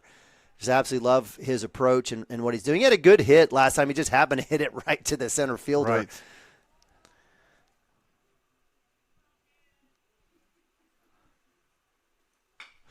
This will be a ground ball to go to third baseman. He'll go off the third base, and he had to go to his left a long ways. That was going to be in that little 5-6 hole. I was surprised the third baseman even got to it at all, but that'll definitely be a hit for Hunter Gibson. I tell you what, you just said it right there. I mean, that's just a little good fortune for the Wildcats there in that situation. You know, that's just like one of those plays when a pitcher tries to go out and get one and knocks off his glove, and you're just like, let it go. That shortstop's going to make the easy throw. I think that situation was the case there. So we'll see. Again, 2-out rally still in effect for the Wildcats. Runners at first and second. So 2 outs here, bringing up your catcher, Nathan Nabavi.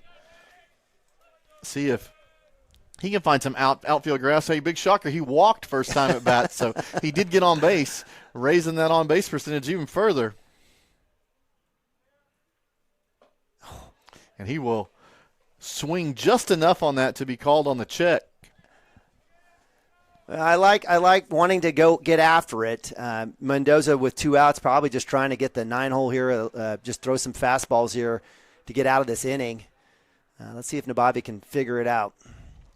So nobody holding Hunter at first. They are watching Gump over at second. Or, sorry, I talked to Yell at second. And that'll be a called strike. So Nathan 0-2. So we'll see. Third baseman playing back a ways. Probably won't see a bunt here because there are 2 strikes, but, man, it would have been a good time for it earlier.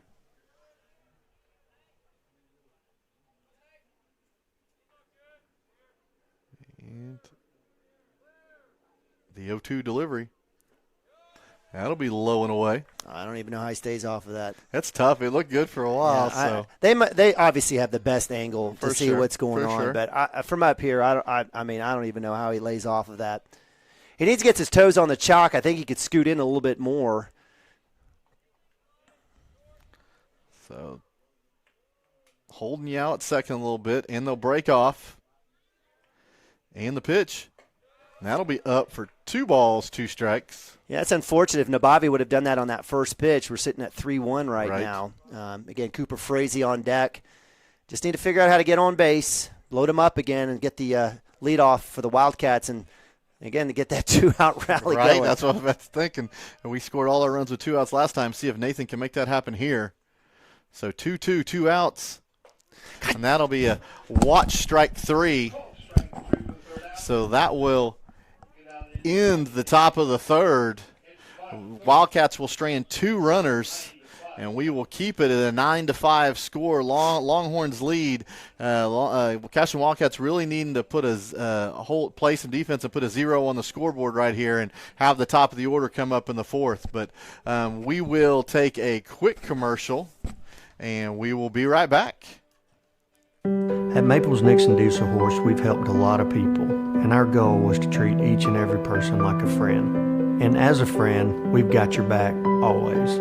We understand what you're going through. Being lawyers is what we do, but it's not all that we are. We care. We'll stand beside you throughout the entire legal process, not just as lawyers, but as your friends. We are Maples Nixon Diesel Horse, and we are here to help.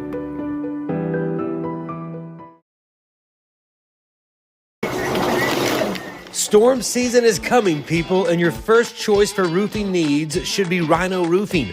Locally owned and operated, the Rhino specializes in all types of repair and replacement. Large scale, traditional, modern, unique roof lines, they can do it all. Protect your home and your family with the specialized services of Rhino Roofing. Visit our Facebook page today and make an appointment. Rhino Roofing is all the hype for any roof type.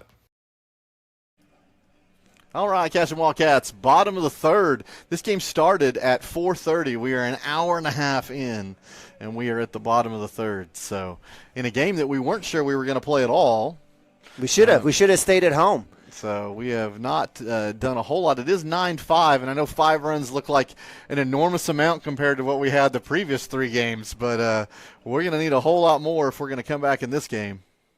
Yeah, a whole lot more. Hey, big shout out to our advertisers. Always big love out to those guys that make it as free of charge to you, for you all and for all of us to participate and follow the Wildcats, football, basketball, softball, baseball. So big shout out. And we saw that Randy Miller from Rhino Roofing. If you know somebody that had some tornado damage, A lot of guys out there can scam. Make sure you give Rady a call. I think A-plus business, Better Business Bureau. Goodness gracious. So first pitch delivery will be a line drive into left field. Have we learned anything? Man, it is the first. He is 3 for 3 on the day. So we might want to pitch away from him just a tad. So hey, by the way, Farmer here also is 2 for 2 with a double and a single. So let's be careful on what we pitch here. So top of the order, top of the order, top of the order. It's what the Longhorns have done each of the 3 innings. So Weir with a decent lead at first base. In the pitch, Farmer won't wait long enough, and he'll pull this thing foul to the third base dugout. So nice breaking ball there by Shaline getting things started. Yeah, definitely love seeing that after giving up a solid hit to Weir. Again, Farmer's another guy. I mean, he's got 2 hits on the day. We have quite a few hits here on the day for the Jones Longhorns. Pickoff attempt at first and runner back. Love to see us kind of mix it up. And, I don't know, in this situation when they're stringing hits like this together, I mean, is there anything that you can do as a pitcher, as a team to kind of mess things up a little bit? Yeah, I think you can step off. You can step off the back. You don't necessarily always have to throw to first. Just mess up some timing a little bit. This one I'd like to see. Farmer's once again at the back of the box, and Derek throws a little bit slower than Chance does. So, and this will be one that's in the dirt just a tad, and it'll get far enough away that the runner will move up to second base. So we're just giving people free baseball. So runner at second, nobody out. 1-1 the count on Farmer. Not as easy to pick off at second base than it is first base. And the pitch. That'll be a called strike. Better be. Fantastic pitch there by Derek, and again, give credit to the umpire on that inside pitch. He's called it up, so Wildcats can continue to figure this out. So 1-2. Derek working a little bit slower than Chance does. Into the kick and the pitch. And that'll be outside. I appreciate wanting to go out there. That's a way out there. So 2 balls, 2 strikes.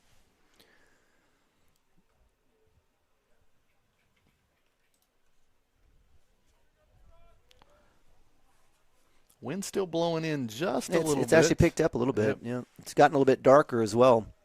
That ball will be out and up again. So 3 balls and 2 strikes. Can we get a massive rainstorm to come in right now? Right, and end this before it actually counts. Oh, my gosh. So Shaline on the year, 23 strikeouts to 14 walks. So not quite that 2-to-1 ratio. And here's the 3-2 delivery. That'll be a ball that goes down. That'll be ball 4, and that'll allow the runner to move up to third base as well. So we're going to call that one there. We're going to rule that a wild pitch. So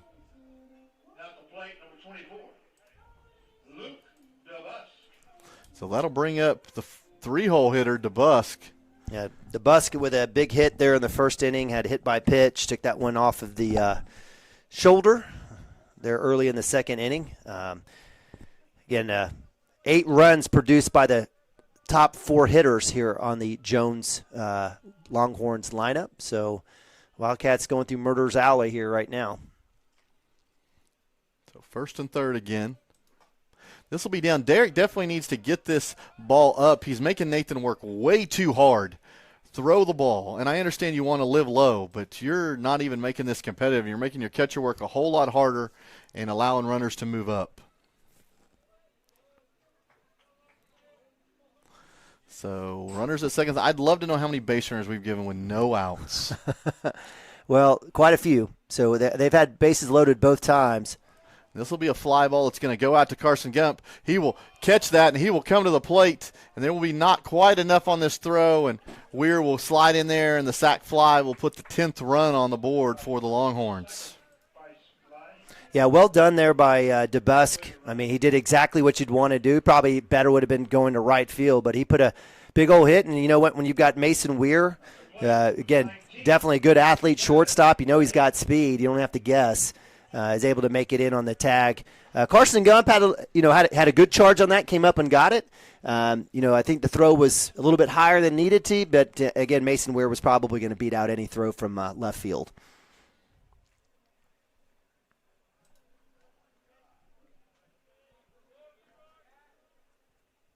So Mama's asking me, what do I need to tell Derek out there? So I'm texting. He definitely needs to push off the mound a little bit more.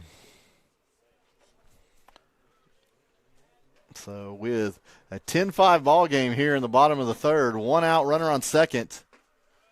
And that'll be a called strike on the he got back, inner half to the lefty. He got back to his usual zone there on that pitch there. You just want to see if it happens on the outside here against the lefty. So Chance Acord holding the runner at second, and he'll break off. There's a pitch that's a little bit in again. So foul ball 0-2. Yeah, Williams with a couple of hits on the day, I think is, I don't think anything overpowering, but to give him credit, he's got 2 runs as well. Again, 1 through 4, 8 runs, 7 hits, 1 hit by pitch. And if you can continue that here in the third inning, that would be another hit and another walk with a sack. So, again, a lot of production through 1 through 4. And the 0-2. That ball will be down, and the runner will take off, and that ball will be thrown into left field, and the runner will come into home as well. So we'll have a ball on the batter, and that'll make it 11-5. I know we're losing, but it looked like Preston didn't even want to go get the ball. Is that in a situation like that, Nathan could have hit it maybe a little bit earlier. I think it was too late. I think the stolen base was there. Right. But there wasn't even an effort to go get the ball. You're not anchored to the bag, that's for sure. So 1 ball, 2 strikes, 11-5. We needed a 0 spot, did not get it. 2 runs so far in this inning. And there will be a strike 3 for Derek Shaline. So Derek gets his first strikeout. Yikes. So 2 outs in the inning. And that'll bring up the 5-hole Abrams. So have the top 3 hitters scored every single inning? Do they make up 9 of the 11? Well, so now, if you take it like top 4, yes, they make up actually 10 of the 11. 10 of the 11 are in the top 4 hitters. Yeah. And you give credit. I mean, DeBusk, he hits a sack. That's the only K. You have 1, 2, 3, 4, 5, 6, 7, 8 hits in 3 innings out of the top 4. Wow. 1 hit by pitch, 1 walk, and 1 sack, and 1 K. So, and there's a fly ball. It's going to go out to center. Cooper Frazie's going to make a diving catch going towards left field. So in shallow left center, he'll lay out and make the 3rd out. So Cooper Frazie coming to play today, and he'll shut down the 3rd inning with an 11-5 current score. Cashion's got to get the bats going. Down 6. We're going to the top of the 4th. We'll be right back.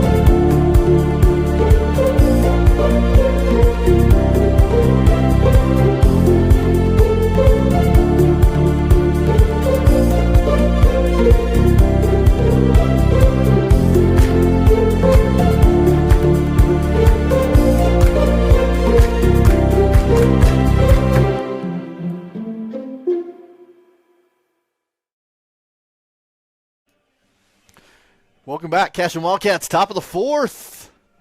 It'll be the 3rd time around for the Cashion Wildcats. Mendoza still on the hill for the Longhorns. And, hey, you make a great play in the field, and you're the first one up to bat. We see it all the time. So Cooper Frazie will lead things off here for the Wildcats. Hey, see if number 13 can make it happen. He is 1 for 2 on base on the day. He has a walk. So see if he can time up Mendoza here. And the pitch. And he will. This thing will be hammered into the left center gap, and the center fielder will make the same diving catch that Cooper Frazee just made, and he will rob Cooper Frazee a base hit. Give credit to Cantrell on the dive. Yeah, fantastic play. Almost mirror the PA announcer here, giving it up to both guys. Tough play. Well struck. Again, give credit to the Jones center fielder Cantrell on the big play. That's one. If he doesn't get it, it's an easy double, possible triple. So that'll bring up Chance Acord. He'll swing at the first pitch, up and away. But again, you're up 6 runs, right? That's a play. Go make. Right. In a meaningless game. Go make the play. Right. Go make the play. Don't give him a lead off. Go try to get it done. So there'll be a pitch on the outer half. He swung at the first one up and out, and Mendoza put it a little bit lower and out this time, and he gets a called strike. So 0-2 to Chance. The kick and the delivery. This will be a foul ball that's going to go left side out of play.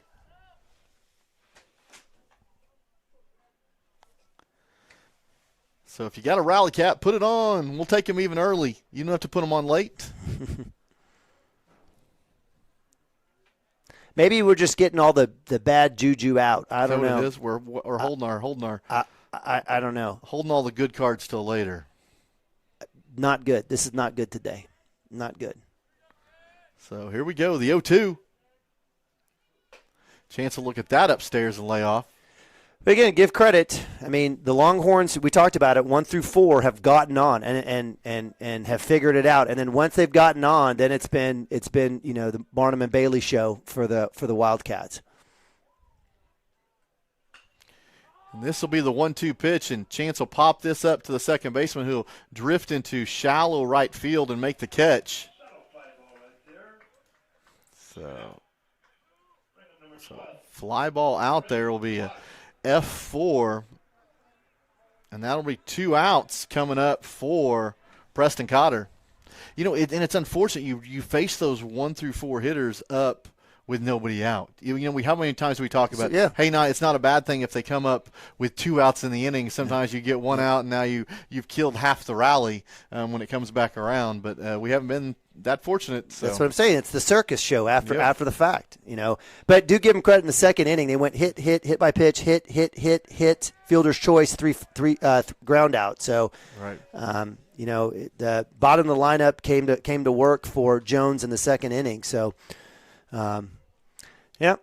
But again, all the damage done by 1 through 4 here for Coach Yost. Give him credit, man. Yep. So 1-1 to Preston Cotter. He'll look at a ball up. I did see, and I'll have to go back into their schedule. They played Dale just last week, I think, maybe the week before.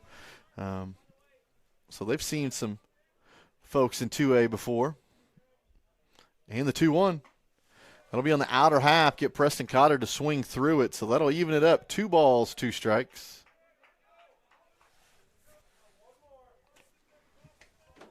No one better here than the senior. He had that big mash to kind of help rally the Wildcats in the second inning. They'll fight off that 2-2 pitch, and that'll be a foul ball. So, had that 3-run RBI double in the last inning. Just absolutely love everything about Preston Cotter. And for sure. And, again, in situations like this, he's just come up big for the Wildcats over and over and over again. So here in the 2-2. Oh, way out in the other batter's box, and we get a called strike 3. I mean, you can't even swing that with a 36-inch bat, but it'll be a strikeout nonetheless. So we will go to the bottom of the 4th. Still 11-5, our score here in Jones.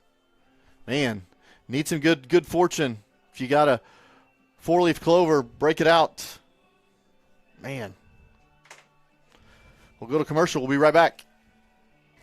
Wiggins, Sewell, and Ogletree is dedicated to championing our clients through complicated and challenging litigations. We pride ourselves on a proven track record of success brought forth by fierce litigation skills. The lawyers and staff of our firm are dedicated to effective and personalized representation for every client who entrusts our service. Uncompromising integrity, unparalleled results. Call Wiggins, Sewell, and Ogletree, 405-232-1211.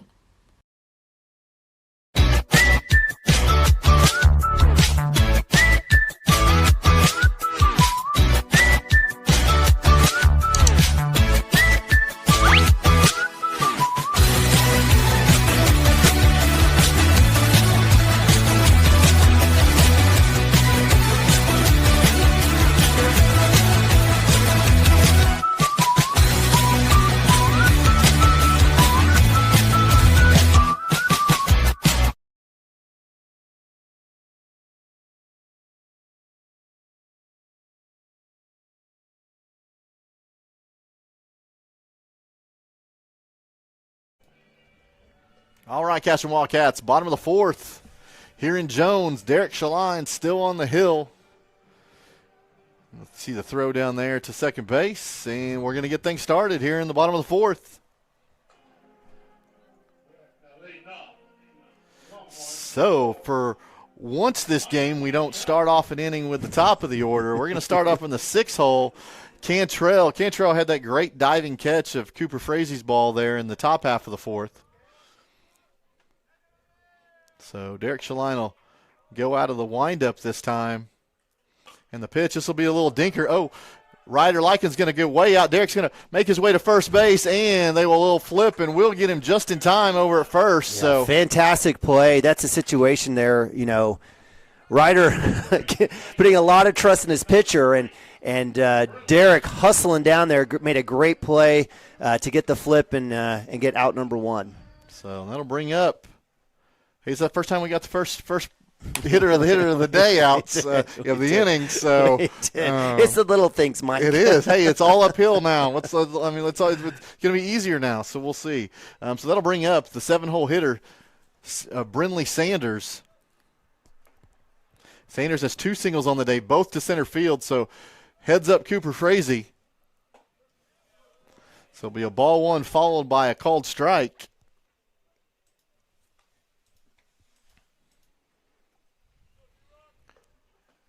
And we'll see here at the 1-1 pitch. There's a breaking ball. There'll be just a fly ball up. Cooper Frazee will camp underneath this, and 2 up, 2 down thus far. Yeah, nice job there. Great breaking ball by Derek. We've seen it all year round and all season long, and absolutely love the mix that he brings on the mound. You talked about it earlier. He doesn't have the velocity of some of the couple of other pitchers here, but in terms of an all-around pitcher, spots, understanding the parts of the game, absolutely love what Derek does for the Wildcats. So that'll bring up the 8-hole hitter, Coleman. This will be a ground ball that goes to the first baseman, Ryder Likens as well. Derek will go over to first base again and make the out. So once again, you don't see very many 3-1 putouts, but you get 2 of them in that inning. So the Longhorns for the first time today go 1-2-3 and get a 0 spot in the scoreboard. Cashion Wildcats need to break out the sticks. Yep. And again, this all comes with the fact, you mentioned it, that they didn't start, with the top of the lineup at the beginning of this particular inning. Again, give Jones credit. Those guys have been hitting the ball well. Wildcats have not adjusted. And then it's once those guys are getting on, that's where, the wheels have kind of come off. And so the Wildcats coming through here, getting a couple of ground outs. Great job there by the freshman Ryder Likens on some good gloves, good routine plays, but made them look good. And coming back and get Derek and that pop up to Cooper Frazee in center field, doing right for the Wildcats. Let's see. I have not enjoyed the body language of the Wildcats at all today. Right. It was even worse the last inning.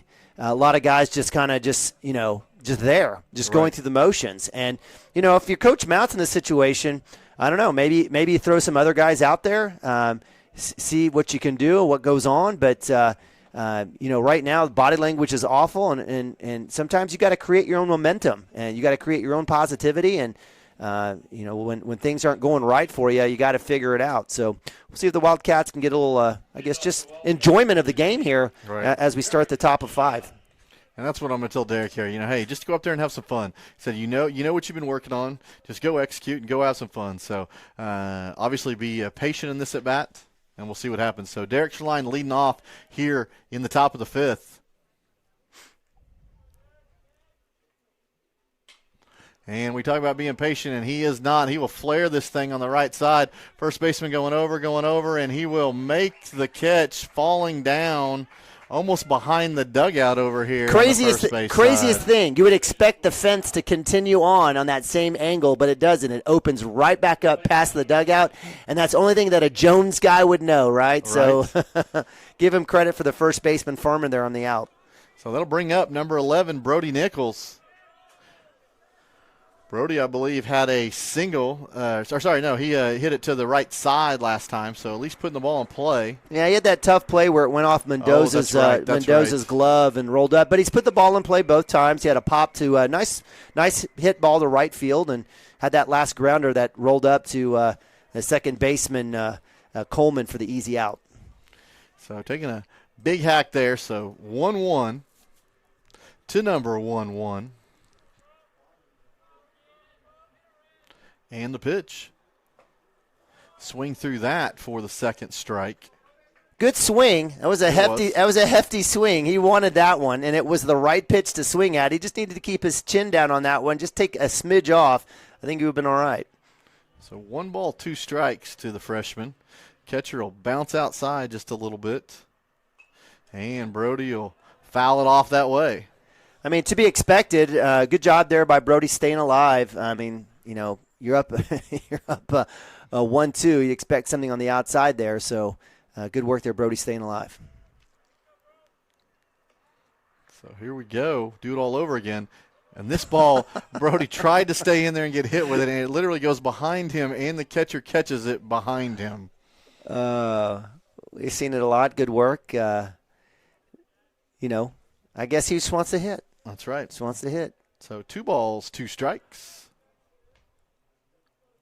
The kick and the pitch. This will be flared right side into the neighborhood. Mike, they could have easily put this field facing northeast, and they would have been hitting into the football field. Just kind of an odd setup here. And, again, especially with right-handers fouling off to the right, all these homes over here, it just it's tough.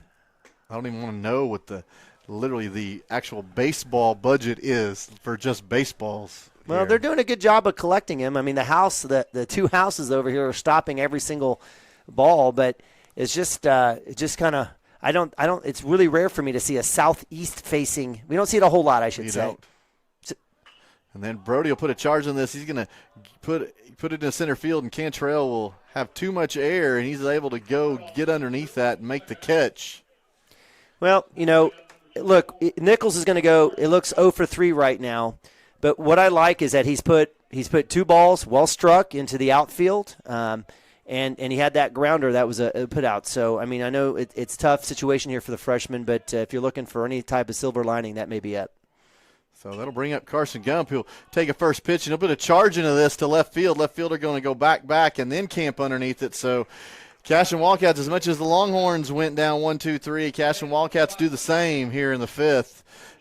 So we will go to I take that back. So there was the bottom of the 4th and then the top of the 5th. We will go to the bottom of the 5th, 11-5. Cashion need to put some 0 spots up here. You're dangerously in run rule territory. We will be right back.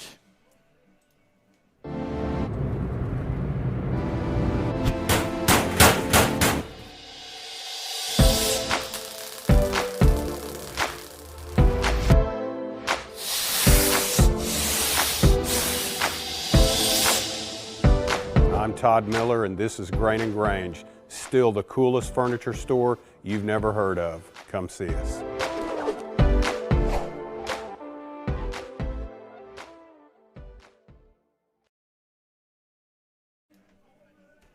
All right, Cashion Wildcats, welcome back. Bottom of the 5th. Man, If you're a hitting instructor, please make your way to Jones, Oklahoma. Please. Hey, you know what? No, you take that back, Mike. Okay. Take that back. We have 5 runs. We have 5 runs on how many hits? I don't know. Okay, five runs. 1, 2, 3, 4, 5 hits. Okay. We've only had 3 Ks. We had 3 Ks. We put the ball in play. We have we have a line out to center field. Pop out, pop, line out, pop, pop, pop. Right? So there you go. Don't be all. Don't. I think the hitting's not been great, but I think the issue is that it should be 5-2. I mean, right. Honestly. Right. I mean, this team is expected to play defense, is what I'm trying to say. Right. And you're not going to win a whole lot of games so far in the day. Jones with 11 hits and Cashion with 5 errors. You add those two things together, and it doesn't add up to a W. Yeah, I can spell. Yeah, so not so much the offense for the Wildcats. That should be a strike. That was a strike on Preston Cotter. That was actually a better pitch than the one that Preston got rung up on. So 1 ball, 2 strikes. And the pitch. There's the breaking ball that stays in. Oh, I thought he was working it. He was gonna get hit by that. I'm surprised he moved out of the way.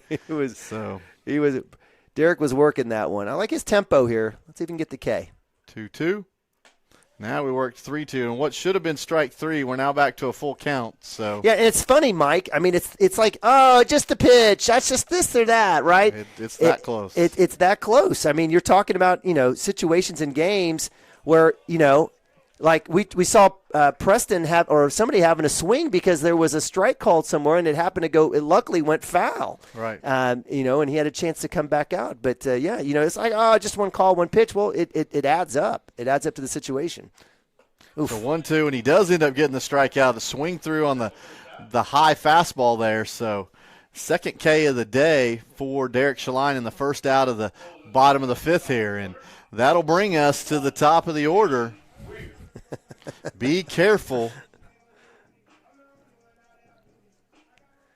So, well, we'll take it with 1 out.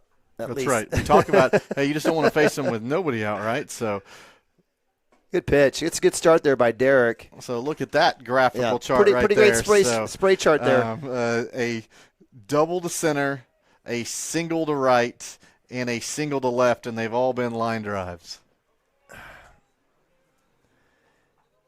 So called strike and a ball there. So setting up 1-1 to Weir.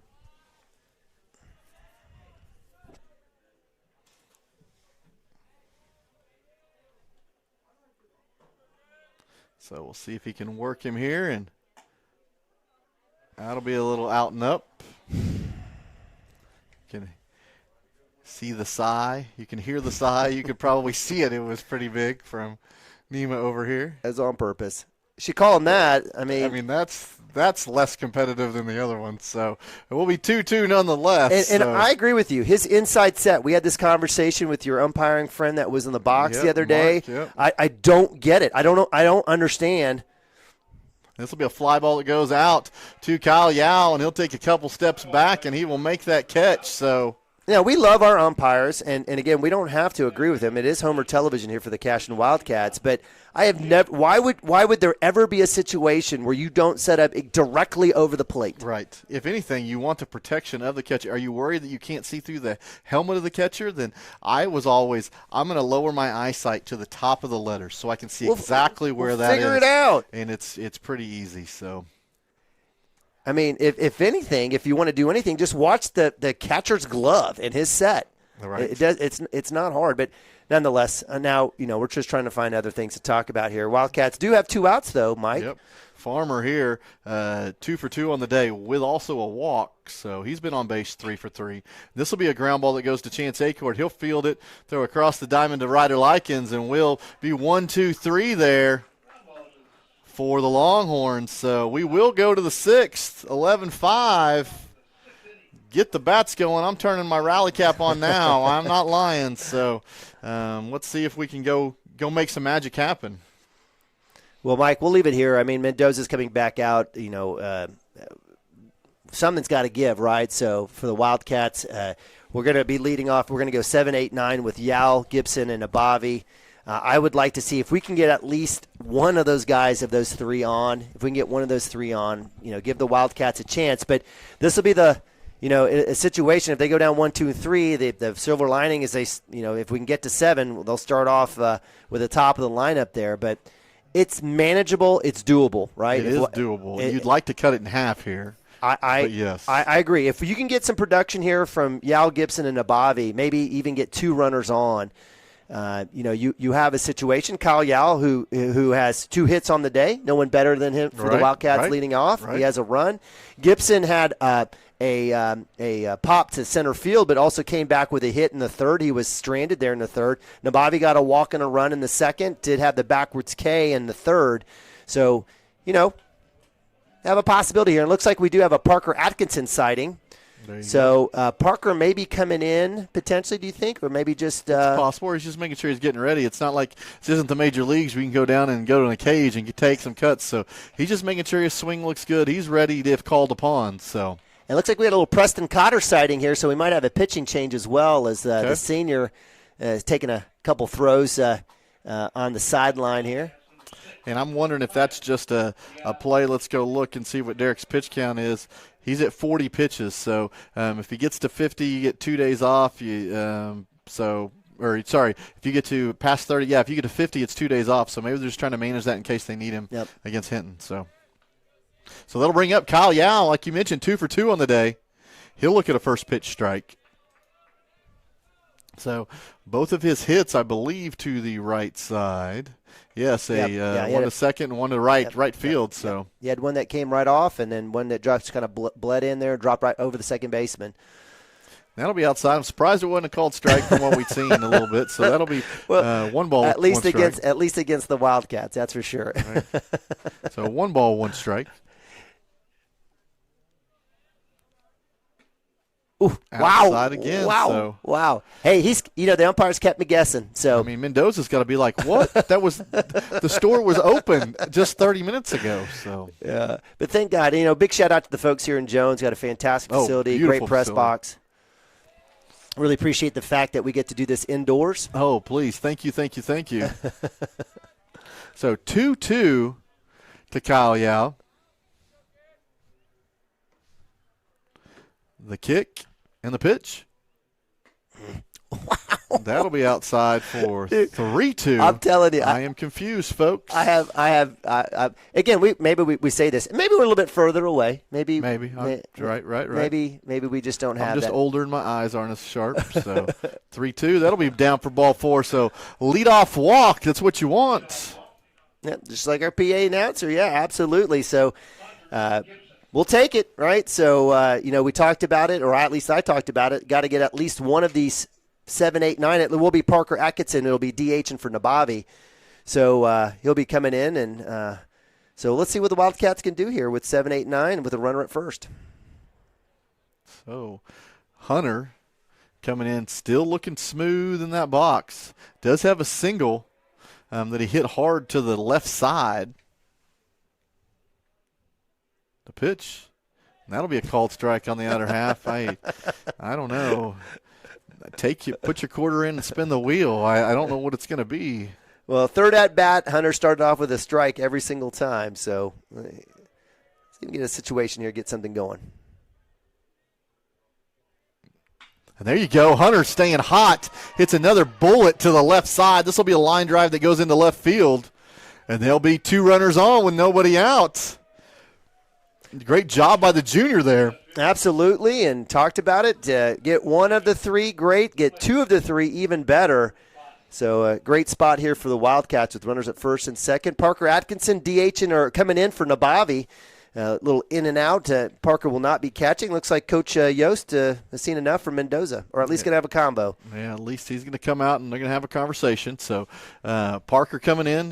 He is going to bat for Nabavi here. Atkinson on the year hitting 268. He does have 11 hits. He has 8 RBIs. Yeah, Parker's just one of those situations. It's just tough. It's tough to break this lineup. It is. And, hitting-wise, been great. You talked about it. He's 5th in the team in hitting. He's got on-base percentage 404. He's got 8 RBIs. The 11 hits, double-digit hits for the Wildcats. It's just hard to get in the field. You know, I know that Coach Mounts has tried him a little bit at third base. He's pitched for the Wildcats for sure. And so it looks like Nathan's going to come back to the plate now with runners on first and second rather than Parker hit. I think that's probably tipping off what you're about to see. Yep. If he can do it. Right. He better do it, or I'm going to come unglued and break another pen. So I don't like the decision. I like leaving Parker in there. I know I'm not trying to talk bad about my kid. Coach Mounts, a little pat on the back to Nathan, so I love seeing that.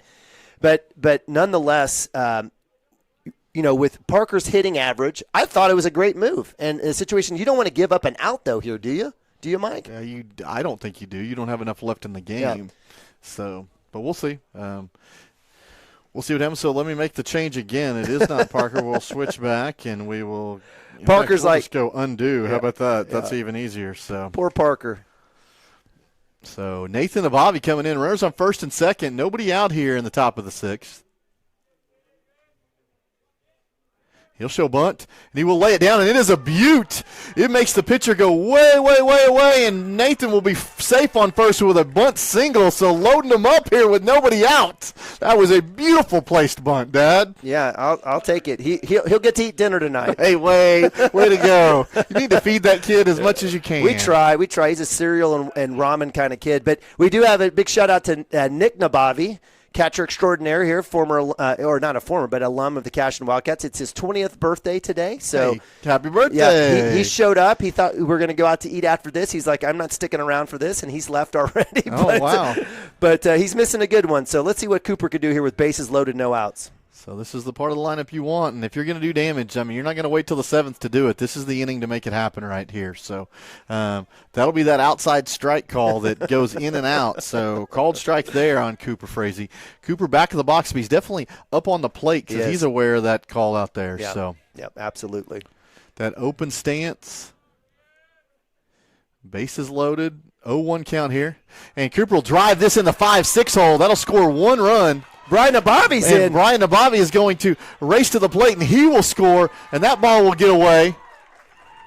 And that will allow runners to go second and third. So we will, let's see, Brian Nabavi came in for Hunter Gibson running. Let's get that first. So, wow, fantastic work. Frazee, no one better than your leadoff. Absolutely puts a bullet past the shortstop. A lot of credit there. Mason Weir, I've been so impressed with that kid. And hits a hole, drives in 2 runs easily. And the Wildcats with runners now, with Cooper Frazee now with bases loaded, unhitched. I'm sorry, we have with 2 runs coming in, is able to get to second base on the throw to home. We have a base or pinch runner here that's our courtesy runner. It looks like that's Austin Compton for Nathan Abavi. Okay. And Chance Acord will take this first pitch, and he'll drive it into right field. Compton will be tagged at third, and he will race to the plate. The throw is coming on, and if it hadn't been cut, I think it would have been competitive. So sack fly there for Chance Acord brings in another run, and Wildcats doing it in bunches today. They are. So when you don't see it coming, all of a sudden it comes in bunches. So we'll put Compton at third, and Acord wasting no time on that first pitch with the sack fly out to right. So I'm still catching up here. Yeah. So we have an opportunity. Tying runner for the Wildcats here is Derek Shaline on deck. But before him, we've got our man Preston Cotter with Cooper Frazee at third base. So 11-8 here, the score. 1 out in the 6th. That ball is outside for ball 1. So, dude, you know what? It's the right thing to do. You lay off that pitch. You just laid off, and then it's a flip of the coin to see what the umpire or plate ump is going to call there in that situation. So that'll be low and away. So Mendoza, Coach Yost electing to keep Mendoza in, and some runs have crossed the board. So I don't see anybody in the bullpen for Jones over there. So the 2-0 to Cotter. And he will crush this ball to center field. Cantrell goes back. He will make the catch, and Cooper Frazee will tag. So that'll be a sac fly that'll score the 9th run of the game for the Cashion Wildcats. That is the deepest sac fly I think you can find out here in Jones, America. absolutely mashes that. Wind coming in. If we didn't have that wind coming in, that would have him a chance to get to the wall. But Wildcats putting up 4 here already, getting within 2 with Derek Sherline. And now we get to talk about a 2-out rally. Right. Let's make this happen now. There's nobody on base. Let's try to see if we can make something happen with 2 outs here. So I'm still putting the fly ball. It is a sac fly, so there we go. So 11-9 here, top of the 6th. Cashion Wildcats showing life. Nobody on. That'll be a ball up. I give credit to the bottom of the lineup here for the Wildcats. 6 of the 9 runs have come from 6 through 9 here on the Wildcat lineup. But Wildcats getting it done 1 through 9. Let's see if we keep it going. Oof, oof, oof. That'll be that called strike outside. That's all right. He had one. That was 1-0. I have no problem letting that go. So 1 ball, 1 strike. And you see if Derek can make this happen here. And that'll be up. Good work there by Derek, staying off of that stuff. Hey, got to give credit to Mendoza. He's still throwing some good heat. And he's got good speed. Sure. He's got some good speed. Like what he's doing here. Big kid, big right-hander here for Coach Yost. And let's see if Derek 2-1 count can make something happen here with 2 outs. The kick and the pitch. That ball, he'll put it on the right side, but it'll go right to the second baseman, and he'll gobble that up and throw to first, and that'll end the inning, but not before the Cashion Wildcats score 4 runs. So we've done that on more than one. We scored 5 one inning and 4 in another inning, setting up with this 9. So it's 11-9 going to the bottom of the 6th. Man, 20 runs in a ball game, that doesn't happen a lot. So. No, if you like offensive baseball, if you like errors, this is the game for you. Right. But give credit to Cashion. Again, Yao started off with a walk. You got Gibson with an absolute hammer past the shortstop to get it going. Nathan Abavi with a fantastic bunt down the third base line, loaded the bases, and then it was Cooper Frazee who absolutely busts one out. Wildcats score a couple. So, hey, listen, 11-9. Whatever the case, a lot more respectable. Let's see if we can take care of business here at the bottom of 6, and maybe let's figure it out. We'll start off with Nichols. Nichols has been hot today. He has. In a sense. He's put the ball in play. Maybe 4th time's a charm. For sure. We do see Shaline. We thought maybe Preston Cotter might be coming out, but that looks like that will not be the case. And let me see. I have some pinch runners in here. I want to make sure everybody's lined up the way they should be, and it looks like they are. So Shaline will still be on the hill, like you talked about. 40 pitches through those 2 innings that he's come in. I think two and plus. So, all right. Well, here we go, Cashion Wildcats, and it'll be part of their lineup again. 3-4-5 here for Coach Yost and the Jones Longhorns. But here's the situation: if we can knock them down 1, 2, 3, we get the bottom of the lineup here. Coming up. So let's see what happens. So I take that back. Derek has pitched 3 2/3 innings, and he's sitting at 40 pitches. Well, so that's pretty efficient. Let's see if we can keep that going. Wow! If that doesn't hit him in the kneecap. Well, look. I got to give credit to the umpire. Nathan framed that one really well, and he is literally on the base. He's on top of the base. In fact, he's on the downslope of that box. Right. So here we go with the 0-1. That ball will be down. Don't overthink it. Just throw strikes. So. Yeah, nobody on here, and again, Farmer, if we take it, or DeBusk, he's been good. He started off with a hit, had the hit by pitch, and did hit the sack there in the 3rd inning. So if you want to catch him 4th time around, maybe it right here. So the 1-1 pitch. That'll be the curve ball that gets a swing and a miss. Yeah, I absolutely love that. That's not what we didn't see that with Chance early on. We just didn't, and he didn't mix it up. And he was throwing fastballs. And give credit to Jones; they were catching up and putting some missiles out there. But I love what Derek's doing here thus far. I got 1-2 on the batter, and there's that breaking ball again. It'll be a ground ball to Chance Acord, who will fumble it, and that'll end up being an error. That'll be E6. He took it on the short hop and just didn't field it clean. I think he put his head up, and I think he had plenty of time. DeBusk, DeBusk, the catcher, good wheels, not great wheels, and I think he just picked his head up and took a look first, and should have just grounded that one. He had plenty of time and definitely plenty of arm to make the play, and that's unfortunate there with the leadoff E6 there for the Jones Longhorns. So there is just if you're wondering who's going to come back out in the 7th, it looks like Jones is warming up I think it's a left-hander. No, it's a right-hander in the pen over there. So He's got some good hair, too. He's got some Brian Bobby hair. So he'll show bunt here from the 4-hole Williams, and he'll pull back for a ball.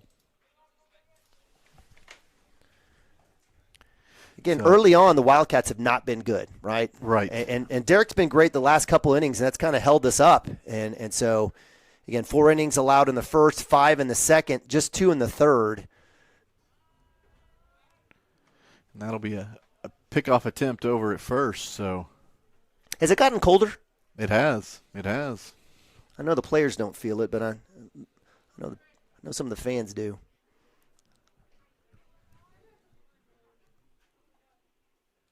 So, taking a little bit more time, reading the pitch. He'll show bunt. And the pitch, that'll be hit the catcher in the glove, and that will be a ball. Nathan had a great set there on the outer half of the plate, right on the line. Glove actually even moved back in to catch it. I thought it was enough for a strike. It's unfortunate. So 2-0 is the count. Runner on first base. Nobody out here in the bottom of the sixth. We'll show bunt. And it will put the bunt down. Preston Cotter will come up. He will throw to first base. It will be in time. So give Williams credit for the sack bunt. The runner will move up to second base with 1 out here. So great work. I mean, we've bragged about the lone senior here on this Cashion team all season long. Absolute monster wheels on that. Came up. And, I didn't think Farmer was going to pull back. He's either swung or bunted or showed bunt thus far. And so nice work there. But give credit to Williams moving DeBusk over to second base, or actually pinch runner, courtesy runner, I apologize. All right, so that's a Widener over on second. So that'll bring up Abrams, who'll look at a called strike on the first pitch. Abrams on the day, flied out to center, grounded in a fielder's choice, and had a sacrifice bunt. That'll be a spin move to second. Runner back. I like it. Good work. I think Derek works when he's taking his time and methodical and thoughtful around the approach. So he'll dig in here for the 0-1. That'll be a called strike on the inner half. Yeah, again, same spot as that bunt for Farmer, but thankfully called there. So nice work there, Derek, getting out ahead early, 0-2. So taking a little bit of time here. And the 0-2. Nathan blocks that in the dirt. So there was not a chase from Abrams. By the way, I keep looking at the rankings to see if they've come out. Nothing out for Class 2A yet. I don't think, and nothing's going to change though, right? I mean, districts are aligned. They can't. I mean, you're still got one more ranking to come out before or after regionals, but you'd like to see if something else comes out weekly. So in the 1-2, the kick and the pitch. That'll be down in the dirt, and that'll be a ball that Nathan Abavi blocks. That'll go as a stolen base. So Widener moving up 90 feet. So the infield coming in here on the 2-2.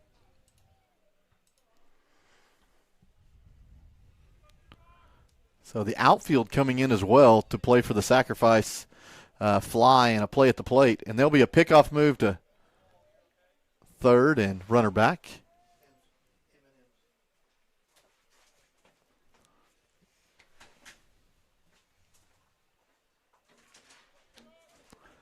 And still 2-2 to the batter. And the pitch. That'll be a fly ball. Oh, let's see if it goes foul. It's going to be in that no man's land. Nope. Kyle Yao is going to catch this, and he's going to throw to the plate, and it's going to get back there, and there's going to be yes, what a play, what a heads-up play right there. Wow. So it starts with Kyle Yao. So we talked about him. He didn't charge some of those earlier plays. He absolutely was motoring, made a huge catch right on the line. That would have been fair. Comes in on the tag, absolutely launches one. It gets by Nathan. Nathan hustles back off the wall, flips it to my man Derek Shaline, who was there in time for the tag. I think the runner was like mesmerized on what was happening because he didn't even slide. No, he didn't. With the ball just going past, it did get a little bit of a kick that came to Nathan, kind of perfect, and Derek being where he needs. It's funny, normally the pitcher is behind this, so that Derek should have been probably back here to shovel it back to Nathan, but unfortunately it goes the other way. The out gets made nonetheless, so we will go to the 7th inning, still 11-9. Wow. So, yeah, you're exactly right in that situation. I think everyone was just sitting there kind of watching to see if it was going to be in play. And give credit to the freshman. We were kind of hankering on him earlier in the game, came back and made he's been fantastic in the lineup. 2 hits and a walk with 2 runs, 2 of Wildcat 9 runs. But that may have been the biggest play by the freshman there on the right, literally right on the first base line there in right field. So, we got a good one. We do, and we now have a pitching change, and big shocker, Weir is going to be the closer for the Jones Longhorns. If he hasn't done enough with the stick today, they're going to put him on the hill, and he's going to try to go get the save right here. So, well, he'll try to, most likely, Weir probably, I don't know if he's their ace or not, but, at shortstop, probably got a good arm, and so the idea is here, maybe try to knock him down. I'll start off low. I didn't see much there on that pitch. So Brody Nichols stepping in for the Cashion Wildcats. So we'll be looking at the 5, 6, 7 to lead it off here. Oh, man, when the catcher has to reach out that far, it is not a strike, but it will be today. So that'll be a called strike. And Brody will get things started here, and he'll put a line drive into left field. So lead off on here in the 7th inning. And that has been the difference for the Wildcats in their scoring innings has been that middle, the bottom of the lineup getting on. And we talked about it earlier on. It happened in the 2nd. It happened in the 3rd. We just couldn't produce. It happened in the 6th for sure as the Wildcats went 7, 8, 9. All got on. And love the fact here, the 5-hole hitter, Brody Nichols, the freshman, and he was due. We talked about it. He was due. And so I love seeing this here with Carson Gump up to bat. So we will have a pinch runner at first base. It will be Justin Sylvester. Will be your pinch runner at first. I say leave Brody out there. I would think so too. So unless they want him, they got Cooper out there warming up too. I guess. They do. So, and the pitch, and Carson Gump will look at ball 1. And nothing against Justin. It's not. No, not at all. But Brody's a smart base runner. Yeah. Whoa, he's got and Justin with a big old lead at first base. So in the pitch. And Carson will put a charge in this, but it'll go foul. Oh my! Let's see if it misses the truck over here. It will go on the base. It will go on the football field. That's a touchdown. No? That is a touchdown. That ball is sitting in the end zone. Wow! Absolute monster of a hit. Just straighten that out a little bit, my man, or we have a tie ball game. So 1-1 to Carson Gump. And he'll flare this off on the right side. Good correction. Good correction. I agree. I haven't seen anything out of Weir. He's just throwing fastballs. Good correction there by Gump. Took a little bit off and went foul right side. So let's see if he can battle back out here and get a chance to move Wildcat runner around. So Gump will look at that curveball that's a little bit up. He'll pop it up, and everybody in the infield's coming to go get it, and the first baseman will throw. So unfortunately, he's going to drop this, and I need Gump to get back on first base. He had already touched first base. He would have had to been tagged. He would have had to been tagged. He had already hit first base. So the Longhorns intentionally dropping to try to get the double play. And again, if you're looking at infield fly rule with less than 2 outs, you have to have runners at first and second. Situation here is, in that situation, I don't understand why Justin had to leave first base. He did not have to leave. Well, that's not an infield fly rule with only a runner on first base. It was that they dropped it, so he would have had to go, and they get the force at second. But Gump should have never left first because he is now the established. He is safe on what was initially goes down as an error. So the runner. So that's a weird play that's going to go as a ball in play fly ball error. Or no, I guess it goes down as a fielder's choice. Yep, fielder's choice. Our PA announcer got it for us. So there you go. So the only time that would really come into play to make a big impact is if there was a really speedy runner that you wanted to get out on first base. Is be the only reason that it would work for you on a fly ball that high, or if the guy was already walking to the dugout. It's that's too risky of a play in my mind. It is. I mean, Coach Yost has played fire a little bit here today. It's just, I mean, are you going to do that in the playoffs? You're going to try to attempt that in the playoffs? You're not. So why are you doing it here? I just don't get it. Oh, gosh. So that'll be a called strike to the groans of the Cashion faithful over there. Literally picked it off the plate. There was no break on it. It was a fastball. So, and Kyle Yao will fight off the next pitch. And the umpire is still hearing a little bit about it. As he should. But we love our umpires. We can't have the game without them. Just not always the most popular guy out here on either side. So 1 ball, 2 strikes to Kyle Yao. And he'll foul this off. Man, just barely getting a piece. He did. Good pitch there by Weir. Got him to chase that one out ahead. So give credit to the freshman staying alive. So the umpire will say that Kyle Yao did go around enough for the strikeout there. I shouldn't have quit on that one. I think he could have had to at least make him appeal. So we have 2 outs. Cashion Wildcats down to their last out, and red-hot Hunter Gibson coming to the plate. Yeah, so tying run at bat. You got Parker Atkinson definitely coming in for Nababi this time. Let's start off with strike one. Wow. Way out. I would like to see that gentleman come to the plate with a bat and see if he can hit that pitch. So 0-1. And Hunter will put this, and it will go hard to the second baseman, who will bobble it. But we're going to say he hit it hard enough to be a hit. Yeah. And that'll put runners at first and second with 2 outs in the inning. So Hunter with his 3rd hit of the day. Yeah, nice work there by Hunter. Again, well struck very hard. Again, Jones Longhorns living life right as that one flips up right into the second baseman's or shortstop's glove. Had a chance to come back to try to make the play. Not in time, though. Thankfully, Carson Gump flashing those wheels. But Parker Atkinson, he's going to get his chance now. There he is. Coming in a pinch hitting for Nathan Nababi here with 2 outs here in the 7th.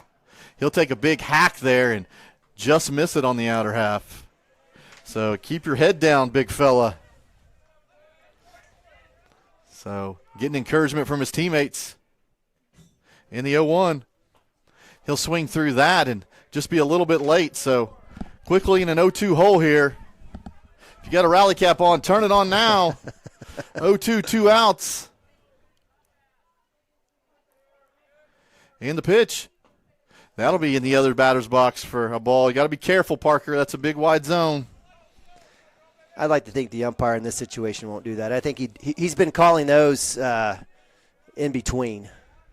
So the 1-2. And that'll be over there as well. Says no, he did not go. Catcher thought he might have check swinged enough to go around. And I don't blame him asking. Does not. So here's the 2-2. 2 outs. And they'll go up the middle, see if he can get through far enough. And it does. There will be a play at the plate. Here comes the throw. And that will get away. And Carson Gump will kick that. He needs to move out of the way. And now Parker Atkinson with a single up the middle will drive in the 10th run for the Cashion Wildcats and put runners at second and third with 2 outs. And it'll bring up the top of the order in Cooper Frazee. Wow. Hey, listen, that's what we talked about with Parker in between. Kid's batting fifth. He's batting fifth in terms of batting average, 268, coming through a lot of RBIs.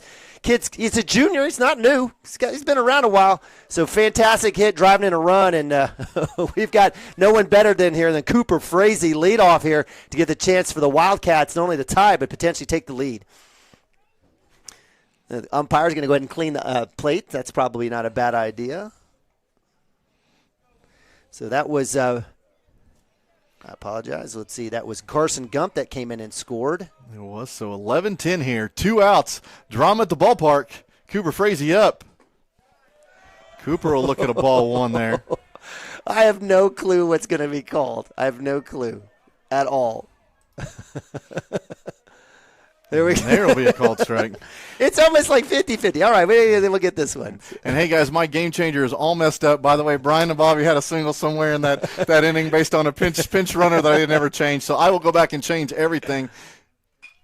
And Cooper Frazee puts a shot on this to the right field. Back. Oh, my gosh, and a snow cone catch by the right fielder will end this ball game. That was going to be over his head. Multiple runners were going to score, and he snow cones this thing to win the game 11-10. Well, that's basically how it's been. Jones has made the plays. Jones made the plays today. The Wildcats can look up at 11 runs that were partially earned by the Jones Longhorns. They can look back and say there was 5 of those. Almost half of those runs were basically given away because of fifth-grade baseball temperament and quality baseball. They have themselves to blame in this. You don't give up 11 runs. You don't. You don't give up 11 runs. If you came out and they were hitting bombs and home runs, one thing. But, the Wildcats can look at this and go, okay, hey, listen, no give up, no quit. Came back, had a chance to, take the lead here. Credit to the Wildcats here in the back half of the of this game, coming through with again with 5 in the second, 4 in the fourth, and 2 here in the seventh. Give credit to the Jones Longhorns as they may do, and Wildcats fall to 22-7 here, and what we'll call this I don't know, a district tune-up in terms of the Wildcats. It was exciting. So if you were just a baseball fan, just watching, wanting to watch a lot of runs, you got your wish. But if you're a Cashion Wildcat fan, you probably look at this with a lot of disgust and say, hey, good work coming back, showing what you're supposed to be doing, but you cannot give up 4 runs in the first, 5 in the second, and 2 in the third and expect to be in a situation to win a lot of games. And, they're over there talking. I know Coach Mounts is probably having the same conversation as we head to districts. And as I said earlier, the best thing about this is that he's going to have the attention of their team moving forward as they face Hinton Thursday. Hey, and we, like I said, we were looking for hits. We found a few. It may have been a little late, but we found a few. Some guys got some hits that really needed them. I have no idea how to score this, and I'll ask who's the losing pitcher there.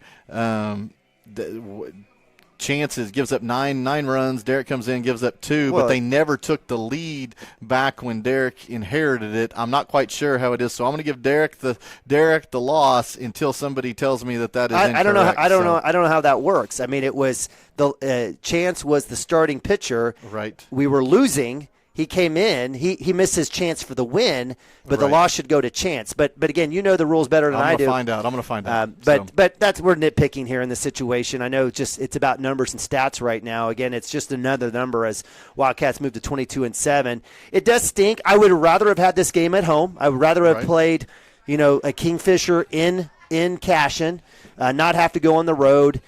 Be at home, but nonetheless, what do you have there? Yeah, 6 errors. Yeah, 6 errors. They both have 11 hits apiece, and you have 6 errors. Yeah, not good at all. I mean, you have Nabavi with 3 of them, Brody with 2, and Chance with another. It was tough sledding, a situation where, again, not good. Not good. But again, you look up, it's a one run loss after all of that horrific. After all of that. I mean, 11 runs through 3 innings, pretty horrific. But, hey, do you want to go to timeout or do you want to do any final stats? Oh, I forget. We got a JV game here, so that's right. I'd like to get a drink if you don't mind. Yep. So we'll come and do some stats when the JV is playing. Yep. Sounds good. All right.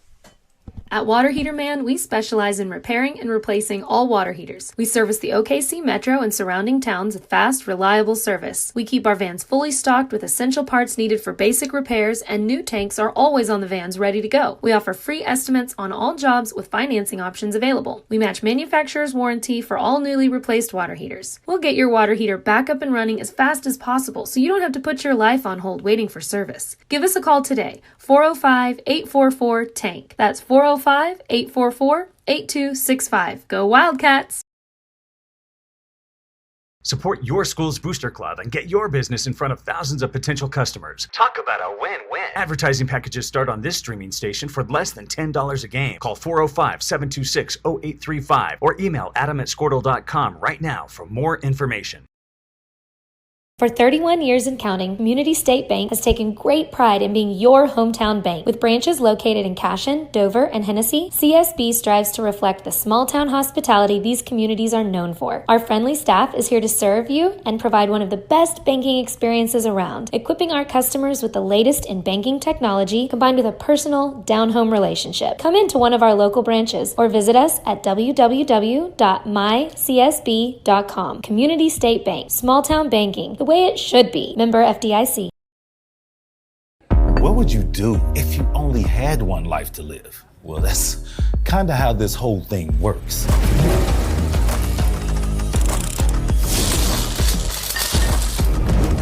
So bite off more than you can chew. Don't wait for someone else's green light. Go after what they say you can't.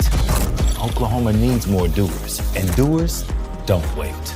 Get skilled, get paid. Oklahoma Career Tech.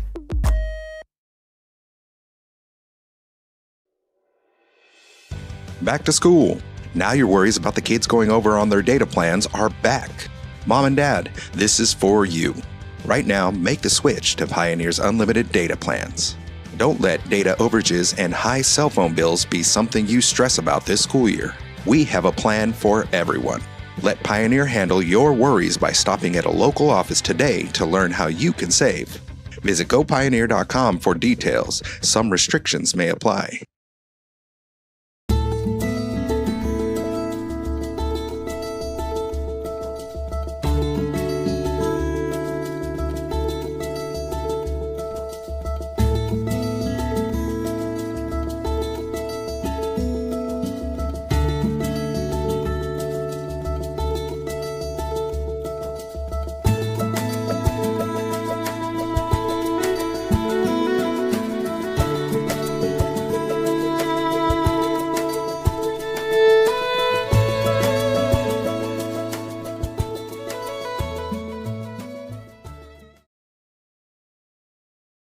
Cashion FBC is a church seeking to grow in Christ and our love for the body of Christ.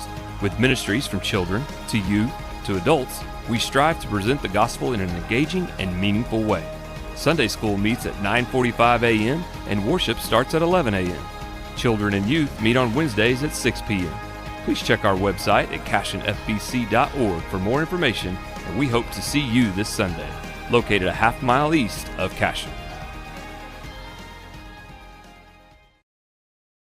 Absolute Pools, Lawns, and Landscape is not your ordinary pool builder. From traditional to exotic and anything in between, our staff offers paramount quality and service through the entire design and build process. We provide service to the entire OKC metro and surrounding towns. So relax, knowing our team is wholeheartedly committed to building a trusting and lasting relationship with you. Visit us on Facebook or give us a call today at 405-285-9729. Absolute Pools, Lawns, and Landscape. Dr. Matt Dieselhorst at Dieselhorst Sports and Orthopedics can help you get game day ready. Dr. Dieselhorst works with athletes of all ages, taking a coordinated approach to accelerate return to play and maximize athletic performance. His work with pros in sports training, injury prevention, bracing, functional rehabilitation, and imaging works seamlessly with his medical and surgical expertise. Get started by going to Dieselhorst Sports and Orthopedics. Let Dr. Matt Dieselhorst get you back on the field, backing all Oklahoma athletes on the field and off. Looking for a solution to your water well problem or just needing a new well drilled? Western Drilling does water well drilling and repair. They are experts in pumping system installation, troubleshooting, and repair. Western Drilling works with domestic, ag, and irrigation wells. Give them a call today and explore all the solutions. Western Drilling supports Cashion High School. Go Wildcats!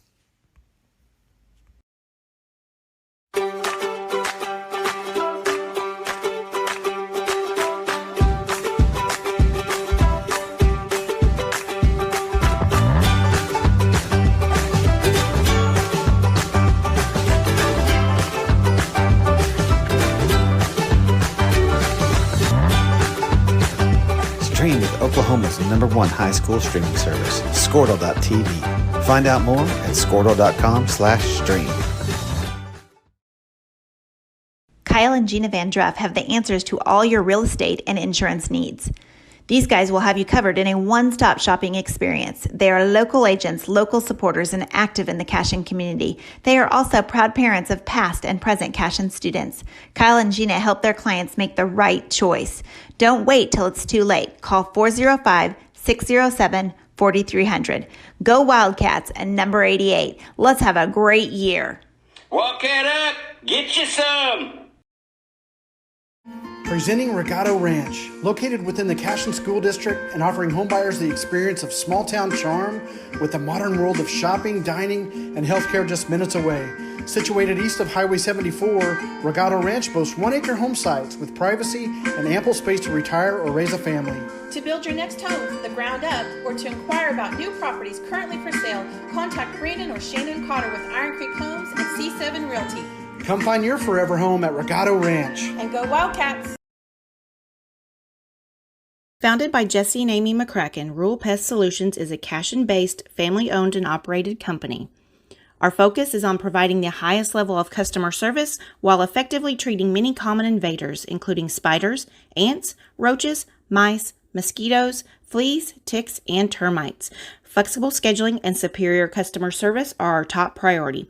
Call us today to schedule your appointment. 405-283-6565. At Maples Nixon Diesel Horse, we've helped a lot of people, and our goal was to treat each and every person like a friend. And as a friend, we've got your back always. We understand what you're going through. Being lawyers is what we do, but it's not all that we are. We care. We'll stand beside you throughout the entire legal process, not just as lawyers, but as your friends. We are Maples Nixon Diesel Horse, and we are here to help.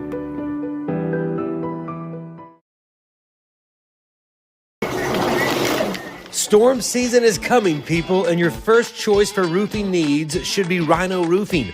Locally owned and operated, the Rhino specializes in all types of repair and replacement.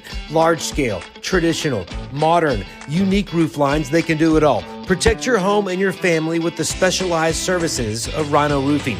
Visit our Facebook page today and make an appointment. Rhino Roofing is all the hype for any roof type.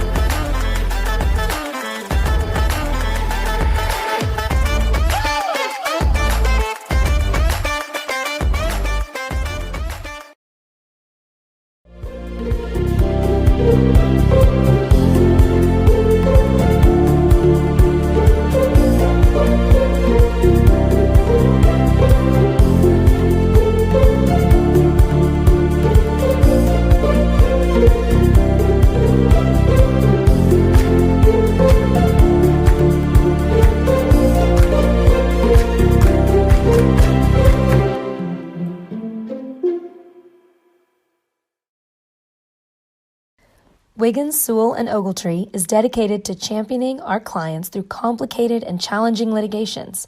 We pride ourselves on a proven track record of success brought forth by fierce litigation skills. The lawyers and staff of our firm are dedicated to effective and personalized representation for every client who entrusts our service. Uncompromising integrity, unparalleled results. Call Wiggins, Sewell, and Ogletree, 405-232-1211.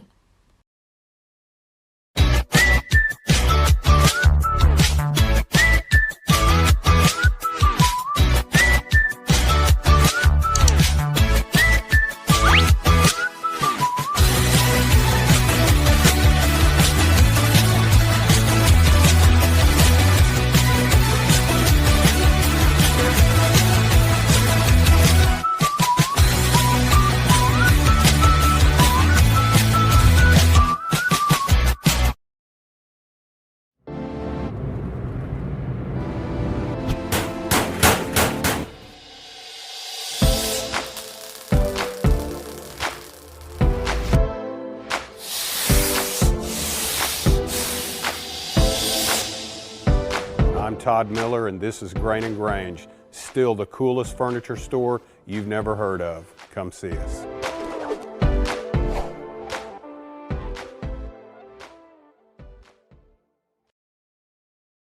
At Water Heater Man, we specialize in repairing and replacing all water heaters. We service the OKC Metro and surrounding towns with fast, reliable service. We keep our vans fully stocked with essential parts needed for basic repairs, and new tanks are always on the vans ready to go. We offer free estimates on all jobs with financing options available. We match manufacturer's warranty for all newly replaced water heaters. We'll get your water heater back up and running as fast as possible so you don't have to put your life on hold waiting for service. Give us a call today, 405-844-TANK. That's 405-844-8265. Go Wildcats!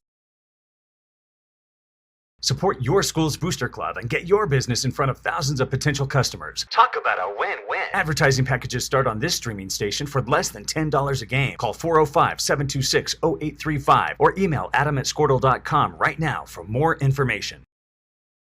For 31 years and counting, Community State Bank has taken great pride in being your hometown bank. With branches located in Cashion, Dover, and Hennessy, CSB strives to reflect the small-town hospitality these communities are known for. Our friendly staff is here to serve you and provide one of the best banking experiences around, equipping our customers with the latest in banking technology combined with a personal, down-home relationship. Come into one of our local branches or visit us at www.mycsb.com. Community State Bank, small-town banking, the way it should be. Member FDIC. What would you do if you only had one life to live? Well, that's kind of how this whole thing works.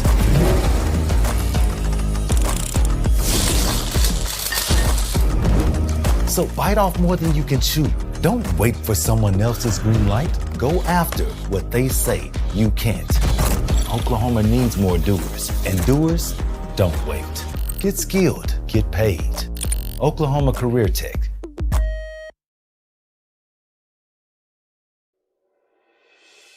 Back to school. Now your worries about the kids going over on their data plans are back. Mom and Dad, this is for you. Right now, make the switch to Pioneer's unlimited data plans. Don't let data overages and high cell phone bills be something you stress about this school year. We have a plan for everyone. Let Pioneer handle your worries by stopping at a local office today to learn how you can save. Visit gopioneer.com for details. Some restrictions may apply.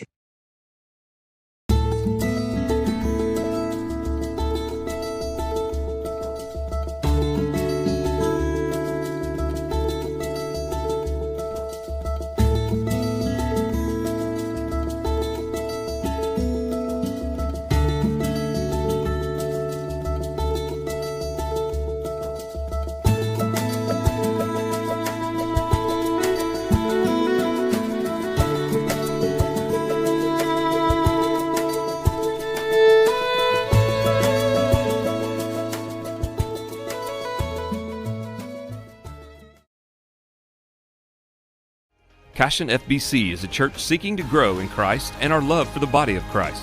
With ministries from children to youth to adults, we strive to present the gospel in an engaging and meaningful way.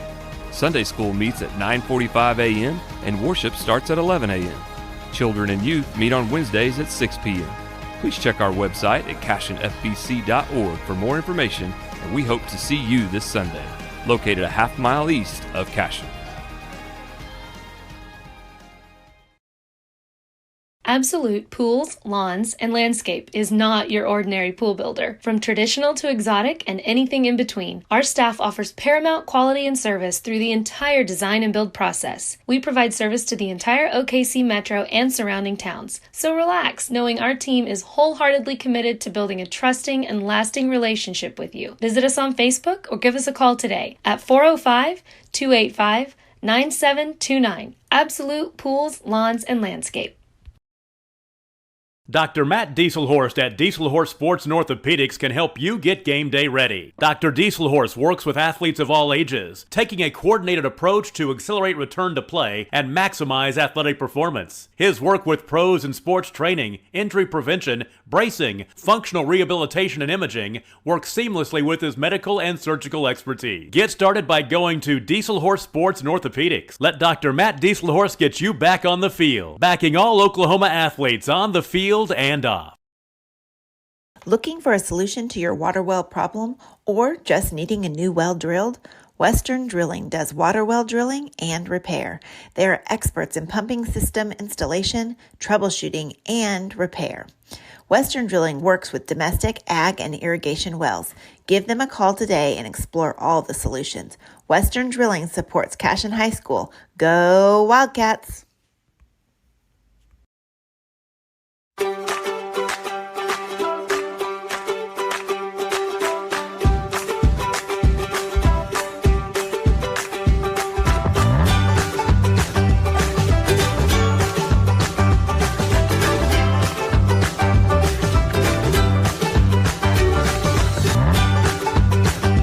Stream with Oklahoma's #1 high school streaming service, Squirtle.tv. Find out more at Squirtle.com/stream.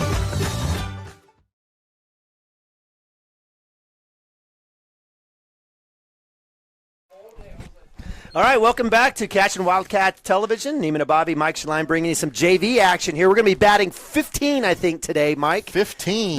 This is basically our last game, last opportunity for these guys. Okay. So looks like Coach Mounts is going to load them up and let them get a rip. Well, I'm going to try to get some numbers and stuff. Got the binoculars out, so we'll see what we can find out. Okay. So. We do have Drake Woody, the sophomore, starting here for the Wildcats, leading off, number 22. I think Drake probably will be playing shortstop. That would be my guess. Number 10 on the hill for That's Jose Rojas, a freshman. There you go, for the Longhorns. Behind the plate is number 14, Trace Sturdivant. So 2-1 here for Woody. Get that one in the neighborhood, 2-2. Mike, you feeling good? Have you calmed down a little bit? It's a tough one to take because you felt like it was way far away, and then you crawl your way back in. So, man, I the little snow cone action there, and right. Oh, it was a hit in the 5-6 hole for Drake Woody. That was a unique hitting stance. It looked like it was almost like a front foot, like Palomero kind of hit. Kind of jumped on that left foot, turned on it, and got a hold of it. There you go. So Drake Woody finding the leadoff runner on. And that'll bring up Zane Stemke. Did you find you some popcorn? I did. It's pretty good. Nice bag, $1. We were talking to some of the fine folks here. Again, big shout out to the Jones administration allowing us to set up shop here in the middle of their press box. It's 2 shipping containers that have been kind of fused together. I like it. No, it's fantastic. It's great inside. But they were saying on windy days you can kind of feel it move a little bit. Can you? Yeah. Because we're up here. We're up here pretty good. So it's my understanding that we're going to play 5 innings in this JV game. So that was what I was told. So all right, so that's my dinner right there, that popcorn. There you go. I may have to go get a hot dog or something. Oh, and Zane going to get ahead of this. It's going to go to some folks walking to their car. They're going to wave back. They're going to wave as he tries to tag him. I think that might be Terrell as well, Terrell Frazee out there. That's funny. Yeah, that one will go out near the football field, too. Again, beautiful football facility, field turf, great scoreboard, brand new. Looks really, really nice. Bond work at bond money at work. It's a 1-1. Speaking of that, we got a bond issue coming up. Now, this is like a no-brainer. Right. There's not a football field on it, so I know people are going to have to vote for it. It's fantastic. It's a no-brainer with the cafetorium, the addition to the elementary school. It has to happen. Oh, there's a line drive down the left field side. The thing's going to touch inside the line. It is going to be fair, and you're going to see Drake Woody getting on his wheels and going to go into third. So that'll be a back-to-back singles for Woody and Zane Stemke. Is that Coach Wade at third? That is Coach Wade at Coach third. Wade was like, don't even think about it. Drake kind of did a little hesitant too. And Coach Wade is trying to do everything to usher him. So nice job there by Zane Stemke. Fantastic work. That was a big knock there to left field. And we've talked about Zane all season long. Kid, is just trying to battle his way into the lineup. And love seeing him getting a chance here. So that brings up number 18, Aiden Berry. We've seen Aiden Berry in many a game with a hot bat. Aiden's been fantastic. You want to talk about extra base hits. I mean, just as a freshman, the kid has, 3 or 4 extra base hits here on the season? At least 2 doubles and a triple that I know of. So yeah, it's been fantastic. Love seeing him. Kid's getting bigger and bigger.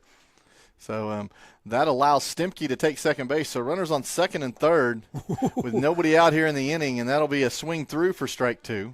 Hey, I was looking at the roster here for Jones, and they came in with 2 starting seniors, 1 freshman, and the rest juniors. So again, very similar team to ours, right? For sure. In that sense, we definitely start a few more freshmen, 3 or 4. And Aiden Berry going to give this a drive to center field, and he'll get his. We'll get 3 singles in a row, and this is going to score 2 runs. So Cashion Wildcats on the board, 2-0. Stipke making life hard for himself, rounding third, but he eventually got his feet together. And way to go, Aiden Berry, the freshman. Again, a lot of freshmen on this particular JV squad, but also on the varsity. And give him credit. He's staying hot, and that was a no doubter. I mean, that was well struck, put in the gap, and give the freshman credit there. And it looks like we have, is that Ryder Likens up the bat? It is Ryder Likens. Going to let him swing the bat here. So, yeah, Ryder played a little first base as Derek Schlein went in the varsity match. Did a great job, I thought, at first base. Had 2 or 3 play opportunities or chances, as they say. Right. And he did some nice shovels. Even he covered a lot of ground over there at first base and gave opportunities for a pitcher to cover. So it's better than letting the ball go to the outfield. He's allowing a play to be made. So heck yeah, foul ball there, right side. It's we've already got a lot of contact going on in this game already. So, hey, and if you were watching Game Changer, let me go home and rescore it. There's some things I'd like to correct. I had some people hitting that had been pinch runners that weren't right. So we're going to make sure we get that right for every single pitch. So if you're watching stats and stuff, let me catch up. You can check it tomorrow. So Aiden Berry going off on the pitch, trying to steal, and he's going to come into second with the stolen base. So that's the situation. Shortstop number 11 coming over. I think, he allowed himself a chance. Cooper West, sophomore. I think he just needed to carry over and go get that ball, even though you had the kid sliding in. He has every right to that ball, and I think he just kind of held up as Aiden Berry was coming through. So 1-2 count to Ryder Likens. And he's going to put a charge into this, and since we have no home plate umpire, they're going to call that fair. And it was going to be really, really close, and he's going to be in there with a double.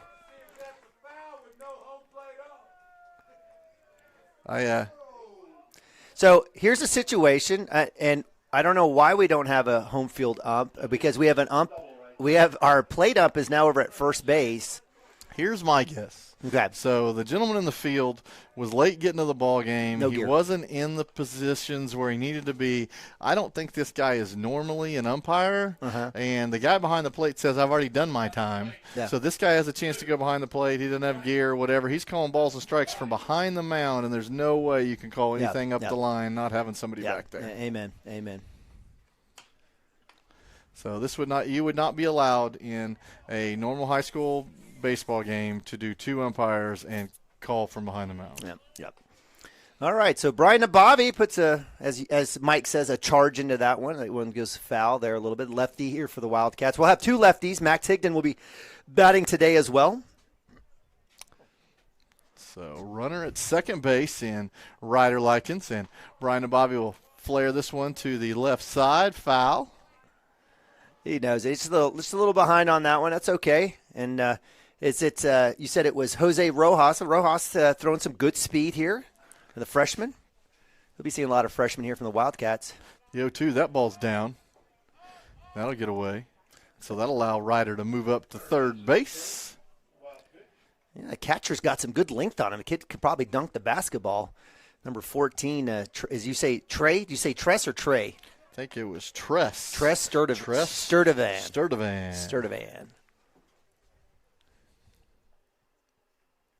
And Brian will put this ball on the right side. It will score the run. So doing his job there, hitting the ball to the right side and getting an RBI out of it. Yeah, jammed up a little bit there, but I think he'll take it in that situation. He'll get some fist bumps from his homeboys there as he comes in the dugout. Love seeing that. Got a little ahead. I think he little inside pitch, but I think he could have sat on that one a little bit more. But Wildcats put another one up 4-0. And that'll bring up number 17, Tucker Myers. So 4 runs in, nobody on, 1 out. Yeah, that's the way you want to work it here. Again, Coach Mounts is going to be batting everybody. So if you if you've got a JV uniform on, you're batting today. And so We'll have a chance to see all the guys out there. So strike call. And not only the umpire is directly behind the pitcher, so I hope you don't get blocked on his follow-through, even seeing a pitch. So, you know what, Mike? I'm just happy we're playing the game. Are you? Okay. I carry gear in my car if man, no, I'm sorry. Why don't you go behind there? I would love to. You won't have a question if it's a ball or a strike, I can tell you that. Or a foul ball. Or a foul ball. Now, if you're Jones, can you be really mad on that call? No, it's your guy. It's your guy. You hired him. Right, it's your guy. You should be yelling at your coach. Oh. There's a strike 3. So throw it around for the Longhorns. And that will bring up number 25. Jaden Bolton. Jaden Bolton. I have forgotten that number all year long.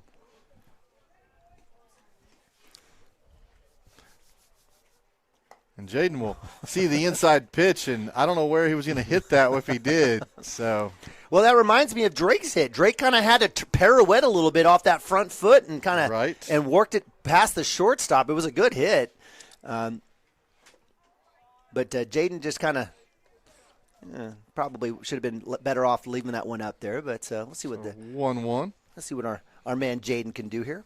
So open stance here. In the pitch, and he'll drive this into left field. Left fielder going back. We'll make a play on this, and will make the catch. Well struck ball. Very well struck. Well struck ball, and went after it, and that's a sign of what we're going to see here today. We may have another, 11-10 game here. But there you go. Nice work there by the Wildcats, getting out ahead 4-0. Wildcat varsity would have appreciated something like that today. Right.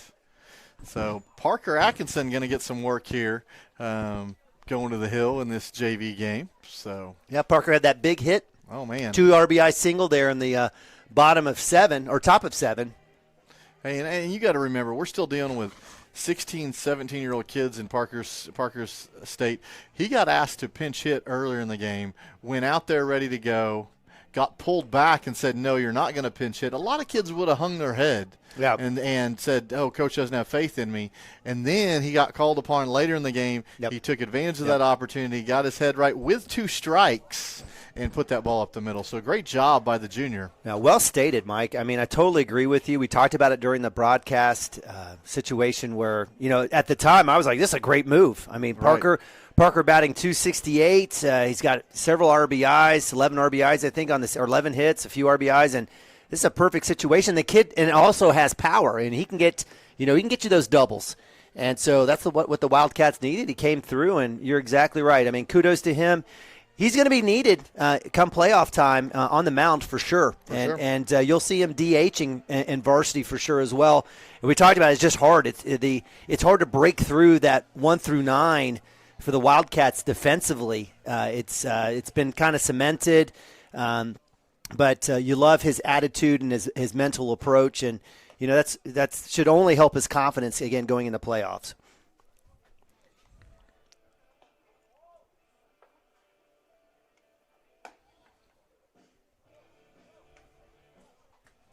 Mike, you okay? I am. I'm going to see if I can. I was told that it was wrong about who the winning pitcher is and the losing pitcher. So I was right? You were correct. You were correct. It happens. I'm trying to just change it and see if it pops up differently. So happens every once in a while. As they say, a blind squirrel. All right, so it looks like we've got Parker Atkinson on the mound. Behind the dish, we've got freshman Barrick Wano working around first base. We've got Tucker Myers, freshman. We've got freshman Brian Nabavi at second. At shortstop, sophomore Drake Woody. Third base, freshman Aiden Berry.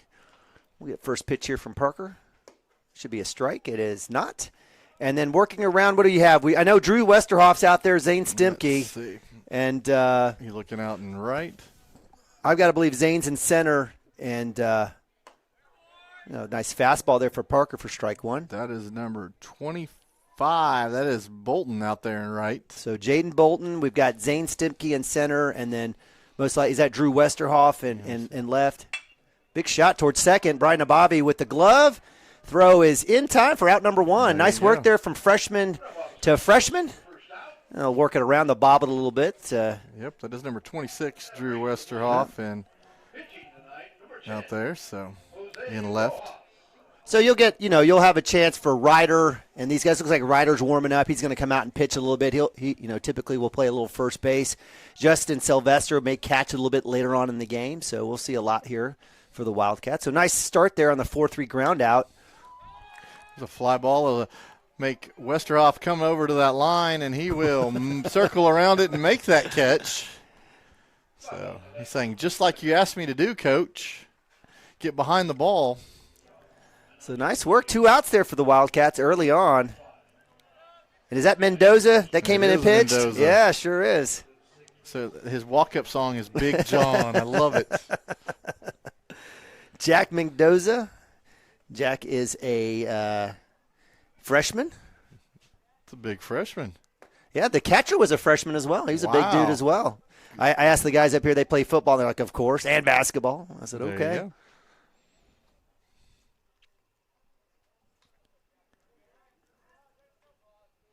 So the kick and the pitch. That'll be a line drive that's going to go into left center. That thing's going to find the gap. So see if they can cut it off. Nope, it's going to go to the wall. So Mendoza's going to have himself a double with 2 outs here in the bottom of the first.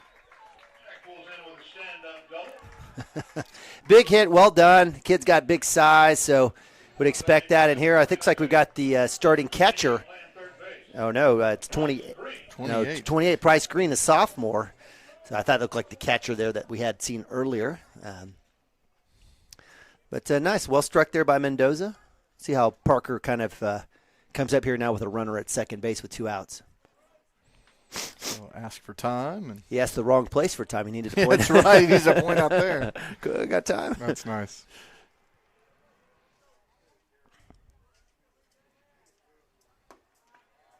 Oh, give it to him. No, he said get it up. Oh. So that'll be a ball. Well, appreciate you guys joining us here on Cashion Wildcat TV, powered by Squirtle, free of charge. Thanks to our fantastic sponsors. See that Rhino Roofing there in the right-hand corner, all those great guys.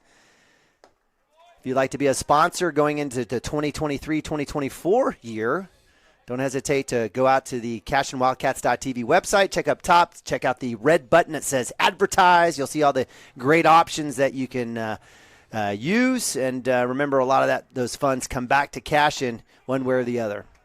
So swing and a miss there. So Parker getting ahead 1-2.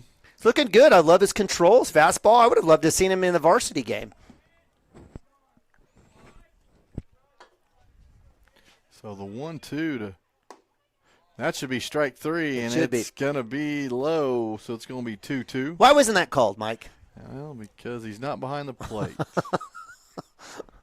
Because he doesn't have the great vantage point. We could call it from here. We should. They should let us call it. We'll do it. So the 2-2 pitch from Parker. 2 outs. And that'll be up. Hey, by the way, I did hear that we were talked about Hunter Gibson was getting recruited by Pratt College. They were here tonight. Okay. And he goes 3 for 4 with the bat. Okay. So we need to have them come to all our games. Did he know? Did he know that they were going to be here? I don't know. He just told me after the game that they were here. I don't know if he knew ahead of time or not. So another 4-3 ground out there. Brian Nabavi finds the glove. He's been a popular guy over there on that right side. Give credit to Parker Atkinson. Nice job there. So Pratt College is it, huh? Is that where Gavin Phippen is? The Beavers. Yes. Is that right? Okay. Mm-hmm.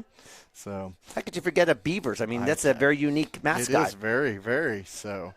Oregon State and Pratt College. They're the only 2 that I know of. Well, that's probably where Dirk Phippen's at. So, and that's how it works, right? You get one kid signed somewhere, and then those coaches say, oh, this kid's got good work ethic, this kid's a good athlete, whatever, good student, and I want more of that for where I'm at as well. So there you go.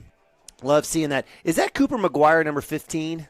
That is Cooper McGuire, number 15. I don't remember seeing him on the lineup. So let me go next door real quick. Okay.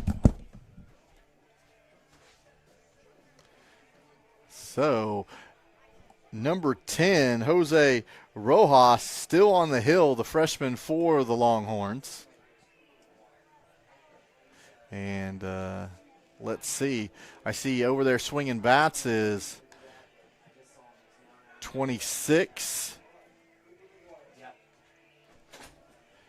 And I see that's Drew Westerhoff today, number 26. And I see Eli Martinez out there swinging a bat. They got them all. Trevor Cook. Yeah, if you have a bat, you can hit today. Is that the rule? Or borrow, or be a friend and borrow somebody's. So. Oh, well, it's good to see him out there. This is actually the fun part of today. I know we were disgusted by the game, the 6 errors that led to several innings or several runs there for the Longhorns. But so we're going to show Westerhoff will show bunt, and he will pop this up. And man, talk about Rojas having some wheels off the mound, and he comes and gets that in the air. Well, so that'll be a pop up on the bunt. For if Westerhoff actually tries to run there, he might sort of maybe get into Rojas's vision a little. That's a shame there. He just kind of popped and gave up on that. He's got to, whenever you put something in play, you got to go, baby. So they'll bring up number 23. And, man, I have – Barraquano. Is that Barraquano? That's right, 23. So, and he'll beat this out over at first base. So, it was an error on the shortstop, but I have really enjoyed Barrick over I think that may have been somebody's dad. Screaming. But Barrick's put the ball in play. He's done well in these JV matches, and that's good for him. Again, just another freshman. It's like Brian Nabavi, who was the last out, will be courtesy running for Barrick, who's been catching. The flow. So, and Max Higdon will be up, the big lefty. And he'll look at strike one on the outer half.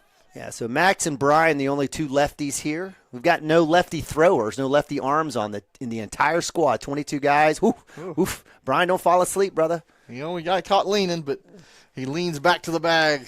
Coach Jay having a conversation with him. Brian getting some varsity chances to run, so that's it's good for him. He's enjoying that. And Max will pop this one up on the right side, and second baseman will come underneath that and catch it. So.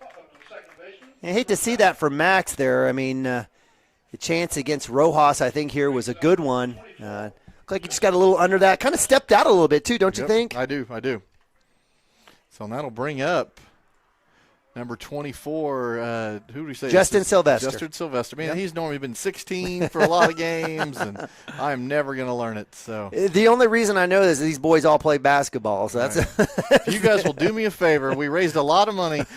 Donate next year to the baseball team, and let's get 40 jerseys where everybody can wear the same number every time. Is it the gray uniforms that is that the ones? It must be. It must be. And we've been wearing the grays quite a bit. A bunch. We've got the grays, the blacks, the whites, and oh my goodness, it's going to be close. Bobby's going to take off, and he's going to have the stolen base at second base. So give credit to 14, the catcher there, Trust Sturtevant. I think he had the right timing. He just didn't have the right spot. Nababi must have known something. It must have been further up because he didn't even attempt to slide. There you go. He saw it out of the corner of his eye. He knew what was going on. He said, should have been. He said, I'm not going to slide into this throw. Yeah, should have. That's exactly right. Well, hey, a little 2-1 count here for Sylvester. We'll probably see Justin out there most likely either in right field or catching. So the kick and the pitch, that one will be down. So he called strike. Oh, he called a strike. Oh, my gosh. 2-2. Here you go, Justin. Go get a hit out of this anyway. And he'll swing through that, and that'll end the inning. Hey, I like the swing there Justin took, especially with 2 strikes. Your zone has to be, what do we call it, one foot outside, 1 foot inside, 1 foot above, and 1 foot below. I mean, you got to be aggressive. So I love that. I love the swing that he took. It's just a little unfortunate there on that the pitch prior to that was called strike. So, but Wildcats still hanging on to a 4-0 lead here as we move to bottom of 2. Do you want to go timeout, Mike, or you want to leave it here? No matter to me. I'm talking none. Well, do you have any stats? Do we have any to talk about? Do we want to flush that game down the toilet? Man, I'll give you some stats, but I don't know if they're all right. I do know, and I say that because we'll start with Hunter. Let's start with Hunter. We started with him with Pratt College and all that. Correct. He was the game changer has from 2 for 3, but then also Brian Nabavi 1 for 1. So we know by deductive reasoning that Hunter there is 3 for 4 on the day. Yeah, he's definitely 3 for 4. He had that pop to start off, but he had back-to-back hits there, especially the big one there in the 6th inning was one that drove in the 2 runs. Right. Preston Cotter on the day goes 1 for 2, but he also had a walk, but he drives in 4 RBIs. So, in one of those being huge, there in, what was it, the 3rd inning? Well, 3rd and the 6th. He drove in 2 in the 2nd, and he drove in that sack in the 6th. So that was impressive. Trying to see who we have going to the hill here. Is that Aiden Berry? It is. No, it's Parker. It's still Parker. Man, he looked getting bigger and bigger every time. Yeah, I told you that. So, I told you. You don't listen to me. He had a good first inning. Let's see. Who else we got? Kyle Yao going 2 for 3 and had a walk. So Parker Axon, we talked about him coming in with the big pinch hits. So, yeah, those are the kind of the highlights there. On the mound, Derek came in. I thought he did good in relief. He pitched 4 2/3 and only gave up 2 runs, one of those earned. So. Yeah. Situation, I mean, I think if you're Chance Acord, you could probably look back and just say, man, guys, right. If you could have helped me. Yeah, but I think part of the deal, I mean, the top of the lineup, got to give Jones credit. Top of that lineup was fantastic, 1 through 4 for them. We talked about it earlier. I mean, multiple hits. At least 10 of their 11 runs came 1 through 4. Wow. So, I mean, just, got to give those guys credit there in the green and white. So, Parker gets started off here to number 14. That's our buddy. Yeah, Trace Sturtevant. Tress. Mama Tress. Trace Tress. Is it spelled the same? I guess it depends what country you're in. So Très bien. 01, there you go. Yeah, that's 8th grade French for you. It's still working for you. Je m'appelle Nima. Yeah, that's still, yes. Où est baño?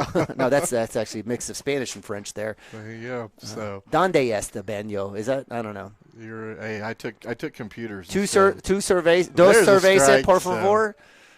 That's a strike in any language right there. Wow, look at that transition, Mike. That was fantastic. Trying. Hey, Mike, let's do it. Let's move that camera down. I'm going to do this right now. I'm going to do it. It's all you. I'm going to watch the game from your vantage point over here. So 0-2, Parker kicks and gets a swing and a miss. You don't like watching for the strike? Huh? You don't like watching with the camera in your way?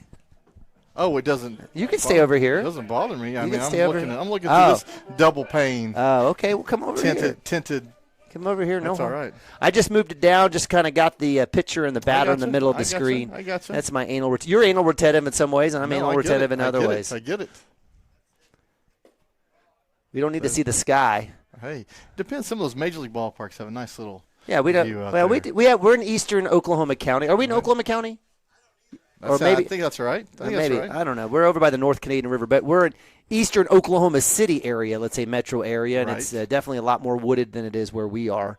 I like the tree background they have going on there. One of my favorite pictures, a picture of Chance Acord that Kerry Yao took when in where were we? Not Atoka.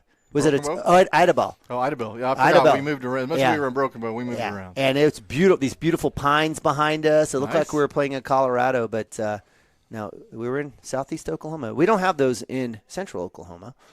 But we got some nice oaks and what have you. Right. 3-0. Oh, bring him up. Come on, Blue. Yeah. That's automatic. You didn't get the memo. Even from back there, it's automatic. 99.73 now. Okay. And the 3-1. That'll be flared to the right side for foul ball number 47 in that yard. And hit the tree there. Okay. It did hit the tree. And if you were a man down in, where was he at? Was it Ampo, our guy with all the sound effects? Oh, yes. Broken glass, yes. and that would be you and him would be getting along right now with all the foul balls over there. There you go. Some nice homes over there, nice little neighborhood. I'm going to cue it up just for you. Oh, pop up, straight up. Center fielder coming in is Zane Stimke. Nabavi fighting for it. Oh. And we'll have a catch. It's Zane Stimke. Someone got it. So someone got a talk out there. So good work there by the junior fighting off the freshman. Gets the out, avoids the collision, and we have 2 outs. Ooh, I love that. Okay. Was that the tornado siren? Yeah, I think for him. Yeah. Okay. Yeah. So number 18 He's not on our list. No. They said Frank Cabela? Okay. Ayala? Maybe? I don't know. Not on my list either. So is he 18? He is. Yeah, he is 18, yeah. So I don't know. I hope. I mean, if he's 18, he better be a senior. Yeah. No, just kidding. No, we don't have a number 18 on our list. So Parker dealing right there. He'll get the check swing. Our guy leaves us in suspense. I like it. Our mound plate ump. What would you call him right now? The mound ump. The mound ump. Ooh, that's a good one. There you go. And he's got the punch. I like it. I like it. So we got 1 ball, 2 strikes. Parker Atkinson on the hill. Dealing here in a 4-0 ball game. Yeah, I like it. Max Higdon looks like he's warming up over there. Oh, there you go. Yeah, so we might get to see the tall right-hander. And there it is. Ball failing away. Gets a swing and a miss. So Parker Atkinson shutting it down. So we'll go to the top of third. 4-0. All right, well, nice work by Parker. I think his day is done, so good work. I really like Parker on the mound. I too. I like him behind. I like him in the box, and it's just I don't want to say he's like broody, like, but he's just kind of there. You know, there's again we talked about just kind of Hunter, just kind of there. You know, neutral, chill vibe. Parker's there, and so I really like that mindset on the mound for him. Right. Derek offers that up quite a bit as well. And so I kind of feel like no matter what situation is, I have confidence that he's going to get himself out of a jam or get himself in a position where he's going to get that K, and he did it right there. So there you go. He's probably seen some better batters, just to be honest. He came in early part of the year against Calumet, and I think we didn't know quite what Calumet had when he went to the hill. And he got roughed up. Derek's got roughed up. Chance got roughed up today. It happens to everybody. Well, we had some errors in that game. We did have some errors. I think I want to say 3 in the middle infield that were very not regular, right? And I was shocked to see what we saw. But, yeah, to your point, keep going. No, I just think – and it happens earlier in the year. So, first impressions, that was the first time he ever pitched for the Cashion Wildcats. Right. And first impressions are a big deal, I think. Yep. And that I think you would have seen some more time, but that's the last thing you remember. Yep. And I think you'll see a lot more of him next year. I'm excited about this team next year, your pitching staff. I mean, unless somebody moves away or something. No change. And it all stays the same. Yep. So here we go. That'll be Austin Compton's going to lay down a bunt here, and he's going to get on his wheels. Throw's going to be from the third baseman, and he will beat this out, and he will clap and be happy about it. So 2 things. Fantastic bunt. Fantastic. And if you're going to bunt, it has to be first pitch. Oh, it has to. It has to be first pitch. The element of surprise. And so he comes up absolutely down the third base line, and I love the wheels that I saw. And he showed you why Mounts has used him as a pinch runner this year. Right. So that'll bring up number 15, Cooper McGuire, with a runner on first base. So Cooper definitely enjoys being in that batter's box. He'll take his cuts, I promise you. He will, and he'll give you a couple of double baggers too, in terms of sticking something down there in left center. Kid, he's got some great power to put it out there. So he'll swing through this one. Yeah, he's going to want that one back. I don't think that had any action on it. I think he was late and just a bad choice on a swing there. Yeah. So I can hear Daddy McGuire out there giving him little words of encouragement. And there'll be a swing and a miss, and there'll be a throw down to second, and Austin Compton will steal second base. Yeah, I had to think about who was on the bases. A lot of kicking up dirt right there. And you know what? The number one rule when your dad yells at you about swinging the bat, you do it next. You swing it, and usually it's probably a crap pitch to swing at. Right. But we'll give Kevin a hard time there. But he's right. Cooper needed to figure out what he wanted to swing at. And there will be a little bit of a breaking ball that Cooper will swing through for strike 3. Way ahead. He was way ahead. Way ahead. And, he needed to sit back, and especially with a runner at 2, knowing where the situation is. We talked about how Cooper likes to hit left side. That's where he needed to kind of slow down and go right side with it. There you go. So that'll bring up Trevor Cook. So I like Trevor. We went to Derek and the family went to Junior Day at OSU. Okay. And Trevor Cook was there, and his family's all OU people. So I don't know how much the rest of the family enjoyed being up at Stillwater, but I know Trevor did. Well, there's a thing that happens. It's called geographical destiny. Okay. And I think the further north of Oklahoma City you get, makes sense, right? And farming communities, et cetera, Right. ag, Cashion. See here. Show Bunton. He'll put it down. He'll use his wheels, but he'll be out at first base, but he will move the runner over 90 feet. So the sack bunt there. Yeah, we ought to get the JV guys to show the varsity guys how to bunt. That was sure. A couple good bunts there. But I was just saying that you get a lot of Cashion kids who end up going to Stillwater just because. And I think right now universities are changing. It's not the same it was 20, 30 years ago in terms of what you see and what you'd expect. And I'd probably say that OSU is probably the last bastion of probably that traditional historic Oklahoma feel from a university perspective here in the state. So not getting politics on you or anything like that. I do know the Nabavi boys certainly spend more time in Stillwater than they do in Norman. And this is after living almost every Saturday in the fall and in wintertime in basketball and a few baseball games down in Norman. So it does have that pull. So Eli Martinez up. He'll foul one off, and then he'll look at strike 2. Eli can get a hold of one. We've seen it before. He just needs to figure out when it's his time. This might be the one right here. He always got that hoodie on. He's always flashing that hoodie. Always. It can be hot out here. He's wearing that hoodie. So he'll look inside. This will be a ball inside for 1 ball, 2 strikes. I thought that was a good pitch there, especially out 0-2. Came back in. Thought it had a little movement on it. Didn't break enough. That ball will be down. Just Eli's out there looking to take a hack. He says, give me something to hit. So I hear, get in there, get on the plate, get in there, and he'll swing through this, and that'll be the 3rd out of the inning. So after scoring 4 runs in the first, Cashion held to 0 in the 2nd and the 3rd, but it's still a 4-0 ball game. Yeah. Give credit, Wildcats through 3 innings basically batted 17 guys. Hey, there you go. So I think that's I think the number was 17, maybe 16. Okay. So they were saying, hey, we're batting everybody. Right. If JV batting everybody. So I know Parker didn't get in that bat. I think Max Higdon got one at bat. But everyone else, if you got a gray jersey, you're batting, and they did. So I was worried. I was wondering if we would have a chance to get everyone through. And I'm just glad that we did. So everyone's had a chance at bat. We're here at the bottom of 3. We're going to play 5, right, Mike? That's my understanding. So we've got 2 more innings. We've got 6 more out. So you have a chance maybe to get maybe another 6, 7, 8 guys out there to take a hack. And I was told that might be the reason for the 4:30 start. Okay. They wanted to play a little more JV. Okay. Well, hey, you know what? Reward some of these kids who come out with good attitudes, that are working hard. Give them a little bit of extra fun and sun. Well, not sun, but fun under the lights. There you go. And we have a Ryder Likens sighting on the mound. So. And that's going to put over at first base. Who do we got? It'll be my man Tucker Myers. Myers. Yeah, Tucker Myers. Sure Duh. I bet you Trevor Cook's probably gone out there. Let's see. I don't know. Bolton is still in right. Nabavi's still at second. Zane Stemke still in center field.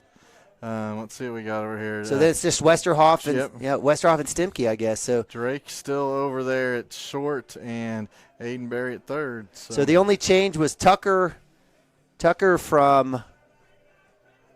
came in from right field, and it was it Jaden Bolton who started? Yeah, I guess so. Jaden Bolton. So Tucker came off the bench. So Tucker came in. So Tucker came in, replaced Ryder, and Ryder replaced Parker. Yep. So this will be the end of the JV season.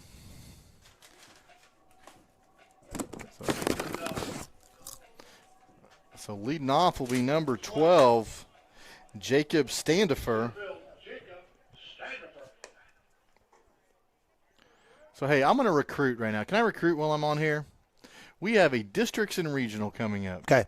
If you are a parent and would love to be a PA announcer that calls out batters coming to the plate. Can you sign me up? Please. No, I you can't be there? I can't do it. I mean, you can't do both, Nope. but I would love it to, even for the games that the Cashion Wildcats aren't playing. They're coming to our town. Let's represent well in a good regional. I'd love to have somebody that wants to be up in the box. I think that's a great request. Calling up names, so. And number 12, Standifer takes one to the helmet with the very first pitch. So Ryder Likens saying, hey, I got that out of my system. I hope so.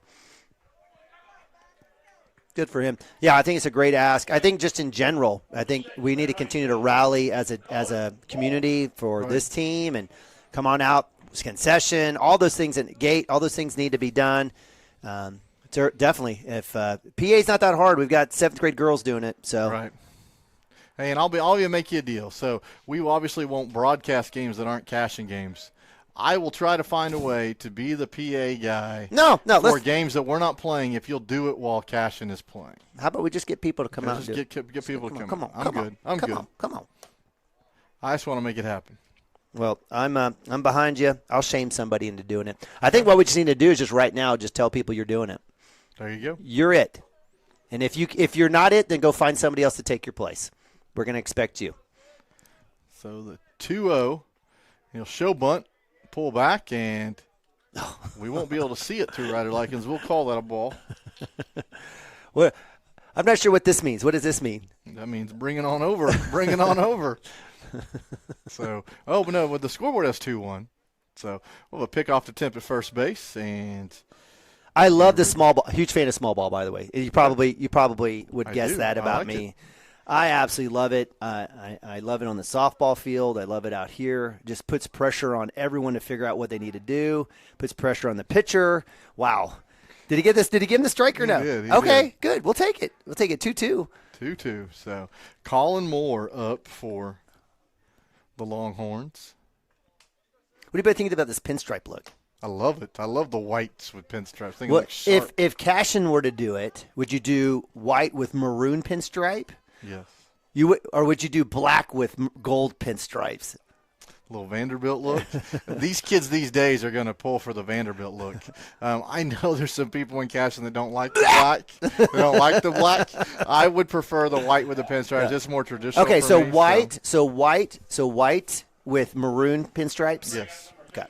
A little Texas A&M look, a little bit. So. Or OU. Do they have the pinstripes? Yes, they do. Okay. Yes, with the Sooners cursive. Sooners across the front. There you go. There's a called strike. Give it to them. They wore it during their regional run, their run last year to NCAA runner-up. Which was an excellent run. Yeah, I will give your Sooners credit, which I don't do enough of. Yeah. They came on strong at the end of the year. They got hot. They got hot when it mattered. And I know the draft is while the College World Series is going on, and I know it depleted the Sooners this year big time. A lot. Yeah. But it just shows you that they were already on everybody's radar to get drafted. It wasn't just some surprise. They went, okay, let's take this guy, this guy, this guy. Yeah, and in fact, Skip Johnson was a little on the hot seat because they weren't playing as well as they should have been during the course of the regular season, even going into Big 12 play. And now here they turn around, they lose a series to people like Kansas State, and then go on to win and sweep people like Texas and Texas Tech. It's TCU. It's crazy. It's all about getting hot at the right time. And then they got bombed in an out-of-conference game in Stillwater. Oh, it's raining right now. Is it? Yeah. Yes, I see the drops. Yep. Oh goodness. Man, we still got to pack all this equipment up, but that's all right. Well, do you want to pull the car up? I'm already over. I'm already at the softball field. Okay, perfect. So. Well, we'll get it going, baby. We can move. We can move. So 3-1. This ball go over. You're going to find some cars over there. Now, the one thing that this field needs, it needs lights. They need some LED lights out here. I would agree with everything. I mean, I'm in love with this field. I love the turf little walk-up area. Yep, that's cool. The cuts in the grass, fantastic. Love it. Good striping. Everything looks fantastic. Scoreboard's okay. I like the scoreboard. Yep. But they need some LED lights out here. That's what they need. That's the next step. Next bond issue. Agreed. And we can say that. We can be all snappy-to-do because Lance Beitler Field. Right. And we welcome the Jones Longhorns. If they want to come to Cashion next year, we'd love it. Come on. I know we came here for a scrimmage last year, and we've come here for this regular season game this year. Yep. If you'd like to come up north, we'd love to have you. Amen. Well, that's a few walks in a row there for Ryder. We kind of talked over his pitching there. He's going to have to figure this out with no outs. So there's a ground ball. It's going to be in that 5-6 hole. That's going to score one run. Get it in. And we're going to throw back into third. So here in the bottom of the third, that's going to make it a 4-1 ball game. If you're an outfielder, you have to have a sense of urgency, especially with no outs, runners on. I loved how Drew came up and got that one. I would have liked Drake to take a little bit of better angle on that particular hit. But Drew's got to come up and get that, and Drake's got to lay out. He's got to go make an effort. This is the last time he may be touching dirt here for the season. Right. Go give it your all. For sure. Good pitch. That'll be a called strike. Ryder coming back through, and he just needs to throw fastballs and throw strikes. He should be able to trust this defense out here. Big kid, though. Mendoza went right field, did he not, last time? I think that's right. He had a big knock. There's a pitch. It's just going to get away from Barraquano. And that one, Barrick had his eye. I guess it looked like he had his eyes over there towards towards third base. And I think he's going to have a conversation maybe regarding that lead from that runner over there. We still have a few. I think the Cashion folks still may be outnumbering the Jones they folks. They might, just a little bit. Here in the rain. Yep. It's so close. I see some umbrellas out. Man, we got a couple under the weather pods. Oof. And that ball just be inside. So 3-0 here. Bases loaded still. Oh, sorry, 2-1 bases loaded. A good movement there on Ryder's pitch. Good block there by Barraquano on the inside. Get a little force at home might be work. Oh. Nope, no runner going. Those are things that Barrick is going to have to continue to work on. A glove. Sometimes when they hit the dirt, change up, breaking ball, those things happen. But you got to be able to glove those things out of the air. Right. Not a whole lot of love for Coach Mounts and Coach Jay with the catchers. They don't get a lot of love. Hey, if you're going to be a catcher in Cashion, you're going to be tough. I promise you. You have thick skin. There you go. Nice work there. Try to get that inside. Get the call. Heck yeah. Yeah, there you go. Heck yeah. So make it 3-2. No outs here in the bottom of the third. I wouldn't mind a little pop-up here, a little grounder. Or a K. We'll take a K here for Ryder.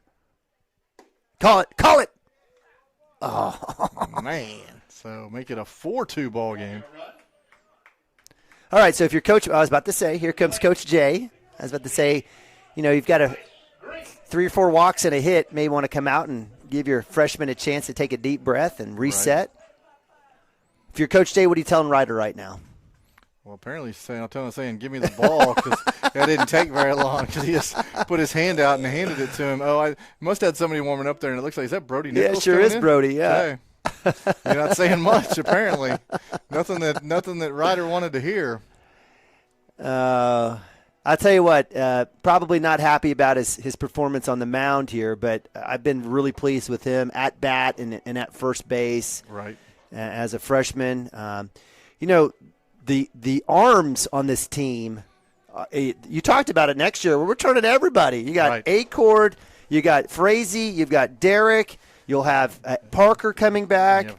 You have Hunter. Wow. Yeah. And then you throw in a Brody Nichols, right? Right. I mean, so you got Parker Atkinson. I still think he's a good pitcher. So. Yeah. So you've got some good opportunities. So if you're Ryder or who are some of the Tucker Meyer, maybe even a Brian Nabavi as freshman pitchers right now. Right. You don't have to do too much. Just do your thing, grow, develop, work on your craft, take opportunities when you have JV time to get some minutes. I know a lot of these kids are playing together on the Wake and Rake team. Nice. A lot of these freshman guys. There's I think. It's their 15U team, even though it'll be a Cashion team. They got a couple kids from Okarche and Piedmont, but you've got a lot of kids. I don't know where Brody's playing or if Kyle Yao does any pitching. Does Kyle do any pitching?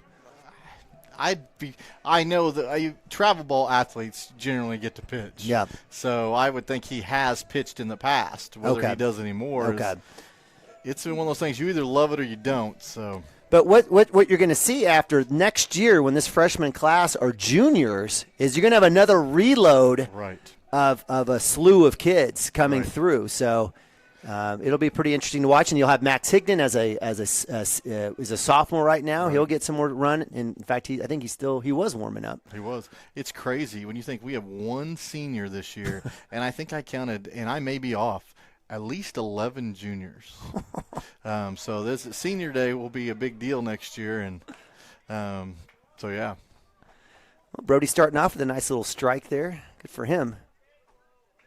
I love Brody. I really love him on the mound. I really do. I know that was in the dirt. The kid. I mean, he won me over at Calumet when he came in. Bases were jammed up. We'd already given up about 9 million runs. on 57 errors, and the idea was he came in and calm, cool, and collected, came through and got us out of that jam quite a bit, and kind of hung on to the rest of the game. Right. I think he only gave up 2 runs. It's kind of like the situation with Derek tonight. He only gave up 2 runs after that. It was kind of the same thing with Brody. Just when something was just looking sideways, you find a way to make something happen and hold your team in it for a long time, and you never know what kind of comebacks happen like that. So exactly. So 4-2 here in the bottom of third. Nobody out. Bases are juiced. And there's a ground ball. It's going to come to third. We're going to go to the plate, and it will be in time. So Aiden Berry getting that on the short hop, throwing to Wano at the plate for the fielder's choice. 5-2 put out. Yeah, great work. And you know what? It looked like he kind of sort of got that one a little off out of his glove. Right. I think he was worried about getting a stop, which he did a great job. And it looked like he had a small bobble, but did a great job. Get out foul. Oh, that ball's going to find in the corner. That's one if we had in the varsity game, we'd probably be on the winning side. And that one's going to drive in 2 runs. It's going to tie this ball game on a line drive down the right field line. Yeah, good effort there, Jones, batter, and that's unfortunate. Looks like Nichols will get reset. It was a good pitch. It was. Give credit to the hitter that was number 14. Was that our homeboy Tress Sturdevan? I think it was. Sturdevan. All right, so a little back and forth affair here. So runners on second and third, 1 out in the inning. This is not your typical JV game where they score 3 runs and you trade sides. It's go and get all you can get. That's a traditional 5-inning game. Right. So ball outside. It worked there by Barrick. I know with the hit given up there by Brody, it's kind of a tough one, but I'd like for him to continue to go after him, and he just did there. So more and more people clearing out. we are getting. I don't see any more. Yeah, it's still raining. I'm not sure they'll call this. Wind's picked up a little. I'm gonna look on the radar. I wasn't looking at that. I was going to look and see I'll Hinton. look at the radar. I was going to look at Hinton. I had them up. You had them up? Yeah. Okay. Oop, little chopper. Ground ball. It's going to go to just past Aiden Berry. We're going to have to go across the diamond if we're going to get this in time, and it won't be. And it will get past Tucker Myers at first. So 2 runs will score on this bouncer in the infield, and it'll be 6-4 Longhorns with a runner on second base and 1 out. Yeah, give credit Chopper there. It was kind of a cross-up there. Aiden Berry trying to come in and cover that. So he just missed it. Drake Woody with the glove on the backhand was able to get a hold of that. And just off. At that point, you got to let it go and really just kind of spray and pray. That should be a strike call there. And he says it's down. So we do have Hinton pulled up. 7-11, Coach Chad Shields. Yep. And if we want to take a look in terms of, I don't know in terms of their overall versus ranked opponents, but their 7 wins. They've got a couple against Hobart in 2A, 19-0 against Cordell, a couple big wins against Thomas and Luther. Right, I'm looking at some common opponents. 10-0 loss to Fort Cobb Broxton, so we know what that's like. Yeah, we sure do. Against Calumet, they got rained out once, but came back and played that game, and it was a 9-1 loss. So we know a little bit about that. Let's see. We played Luther, like you mentioned. That was a 10-2. I think we won 11-3. They win 10-2 against Luther.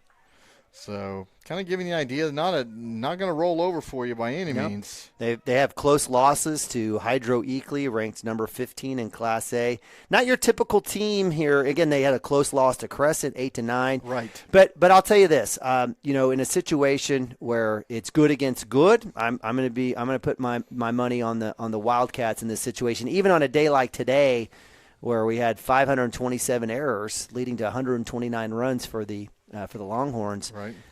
But again, if I were Coach Mounts, I'd show them the same thing. You ain't gonna be walking over anybody. Right. But I will say they played Hobart quite a bit. Four times. Oh, no, 2 were canceled. My apologies. Okay, so. Yeah, my bad. But Binger Oni a couple times. Thomas Faye Custer looks like two times. Hydro Eakley a couple times. So not a lot of variety in their output. And we can't tell you, records against different classes, because when they take the rankings away, they take away that stuff too. So you don't get to be able to see it on the page. So right, and we'll see what happens. Thankfully, we're at home, and you've earned the right to play at home and go get 2 wins, and most likely we'll see a Cooper Frazee and maybe a Chance Acord sighting in those 2 days. And I think you'll see Hunter pitch at some point. Oh, Hunter. Okay. Hunter pitch as well. So do you think? So who starts game 1? I think Hunter pitches game 1. Okay. Only because we saw him the other day.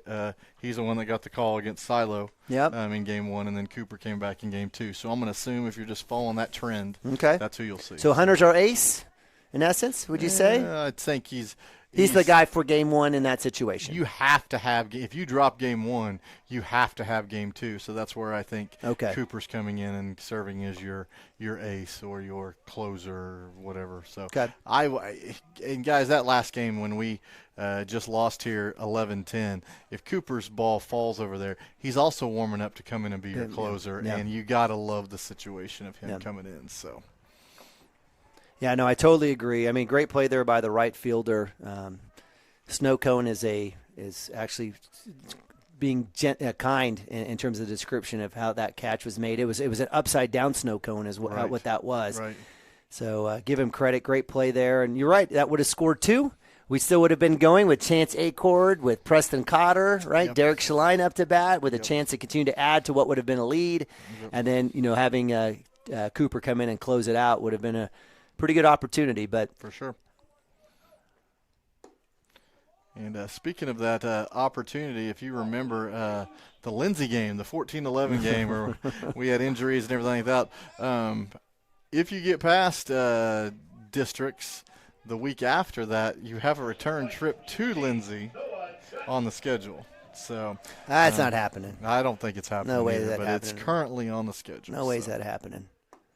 So I would take an inner squad before going out to Lindsay. I could think we could use some batting practice and stuff instead of. How about some situational stuff? How about that? Awesome. How about That'd that? Be awesome. How about we got this situation where a guy fakes a run to the delay steal to second base with a runner at third, runners on the corner. We could stand to work on that a little bit. Because I don't know. We have a few hundred folks that watch these broadcasts. Maybe we got an opposing coach coming in and listening to our inside of the team. Hopefully I'm wrong all the time, so it'll be a situation where they'll get the wrong stuff. But anything crazy in a game that has 21 runs, it literally comes down to inches. Yeah. Whether it's a hit, whether it's a play executed right, it's a crazy game, guys. It really is.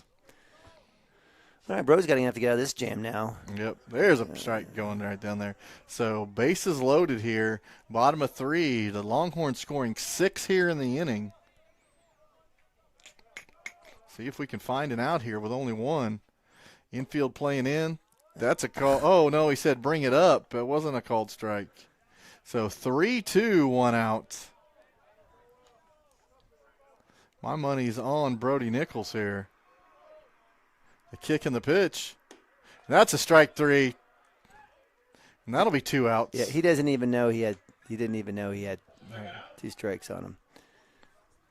I tell you what, if I were a coach, no offense, not this team or this kid, but if that were to happen to me I would tell you, if you didn't know the count, go run around. Right. Go give me a lap. Oh, and the back pick over there to first base. And Tucker Myers still over at first. He'll glove that. Barrick Wano working back right side. So, again, bases loading, 2 outs. Oh, a little bit extra speed there from Brody Nichols. Yeah, it was a good pitch. And he's shown he's hit mid-70s, right, for us? Right. Remember watching the gun on him out in Pioneer. The kick and the pitch. That one will be just a bit up. Man, has this season just flown by? It has. I mean, we got, 2.5 weeks? It was just a grind, man. It was a grind. It was like we were just going, right. And we're not even playing. The one disappointment, not a whole lot of warm days. No. And not enough home games, in my opinion. Not enough home games. I wanted more home games. So here we go. We got out of the inning, 6-4. So we want to take a break? Let's do one, yeah. Kyle and Gina Van Druff have the answers to all your real estate and insurance needs.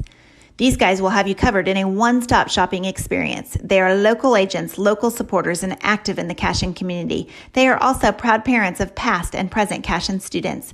Kyle and Gina help their clients make the right choice.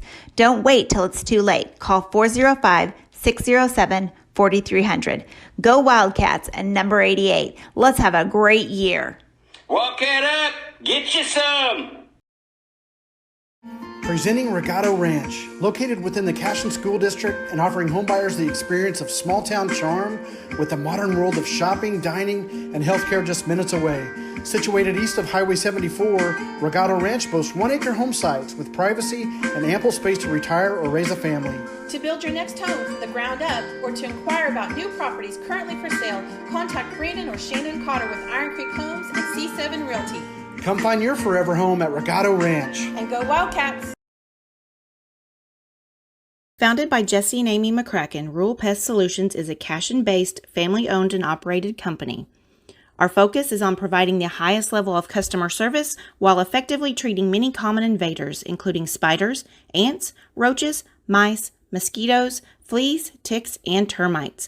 Flexible scheduling and superior customer service are our top priority. Call us today to schedule your appointment. 405-283-6565.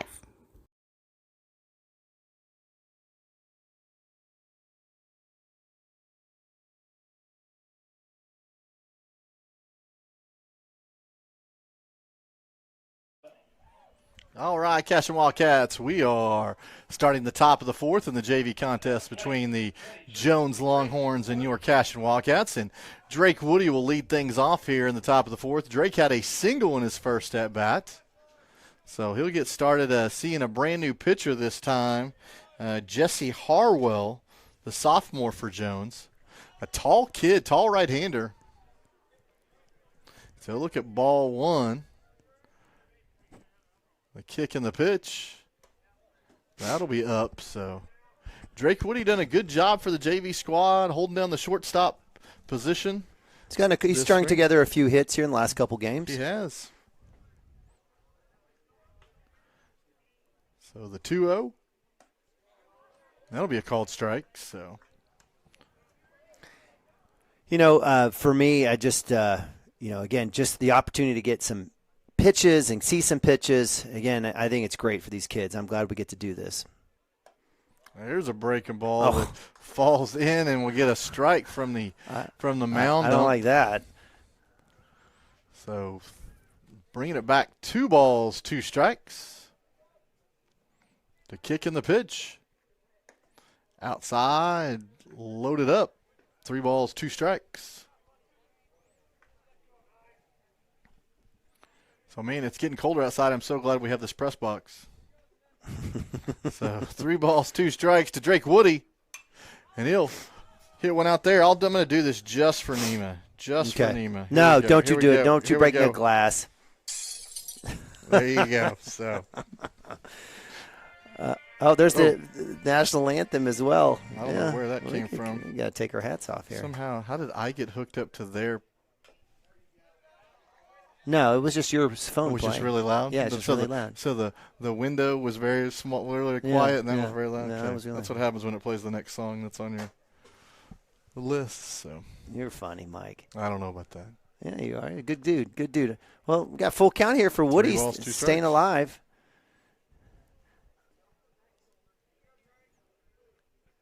And he'll swing through that. So it's a good swing. It's good. Give the pitcher credit there, number 9. That is Jesse Harwell. I appreciate Drake working back on that one. Just missed a little bit. So Zane Stemke, who also had a hit in his first at bat. Yeah, Zane did great. He's done great all season. And if I don't know if I saw Braden down there. If he's not here, hope you are recovering well. So I haven't seen him in a sling, so he may be just chilling. You know, sometimes those doctors, they don't want you running around in groups. Right. And I know when Nathan had his done, you know, he had to be let out of class early just so he could get through the hallways. Really?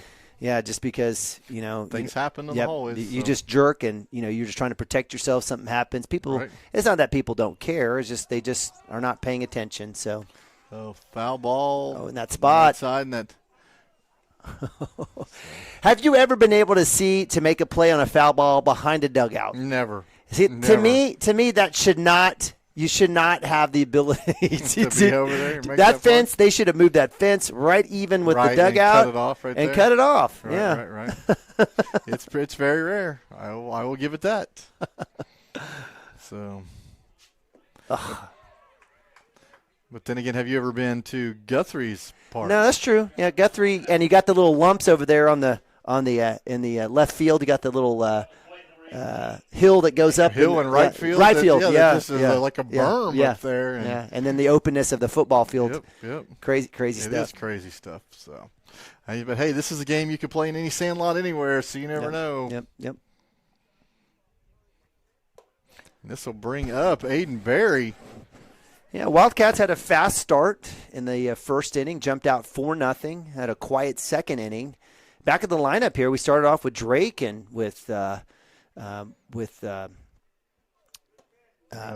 Ryder. Was it Ryder? No. You had Drake and what am I blanking? Zane Stimke, and those guys start off with 2 hits here. Now they kind of go down and both on K's. So let's see if with 3 outs or with 2 outs, so we'll get a 2-out rally here with Aiden Berry. Oh, he's going to drop that one in. I'm excited to see some of these younger kids after they get that freshman to sophomore year growth, really get some size. I mean, I think Aiden Berry could turn into a beast. Yep, absolutely. Yeah, for sure. So the kick and the pitch.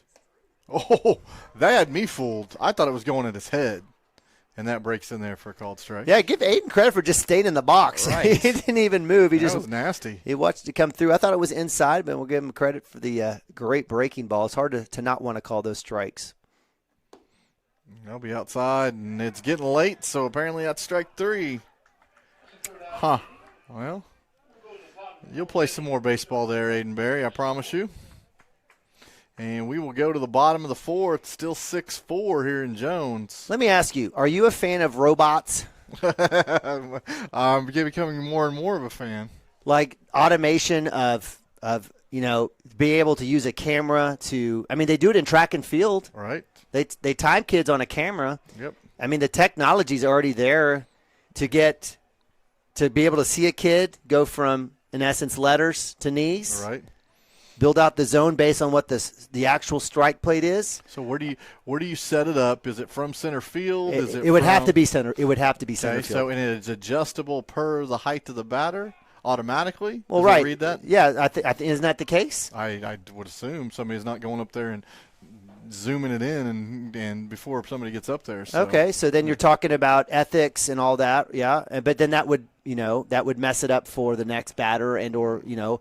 I guess you'd have to be a locked box, I guess, of some sort that's manned by the umpire. Maybe the umpires have to go over there and check it. In major leagues, I thought it was from the outfield, but is it from home plate? I don't know where it is. I've never had that. I've never even thought about it. Okay. So, but no, that would make sense. And we don't have to talk about high school, but just I think I would like to still see a umpire, even if it comes in his ear and says ball or strike. I'd still like to see a traditional umpire back there calling it. Yes, because you're going to have to do the other plays. Check swings. Yeah. You got to watch for foul balls that you hear that you don't see other stuff. But no, I'm at this point I'm all for it. No, great point. And I'll tell you, at the major league level, right? Major league level, those guys are like. I mean, they do reports. You've seen the reports after in the games in terms of percentages. Yep. They're in the high 90s. If you're not in the high 90s, I mean, I would say, no offense to our umpires, right? We love it, but I felt like even in the first game, both teams, it was like 50-50 on whether or not we were going to get something called correctly or not. So I wonder at some point, does the technology catch up? It's clearly not going to be in a place. We can't even – people are fighting about shot clocks. Could you imagine – trying to bring in a camera and a robot. The technology bill that comes with that. Yeah. So, But nonetheless, I was just curious. Looks like we got some changes out here. We do. Let's see what we got. So we got Max Higdon coming in on the hill. Let's see. It has to be Austin Compton behind the dish. It's not Justin Sylvester. I have. What do we say? 24 was that Drew?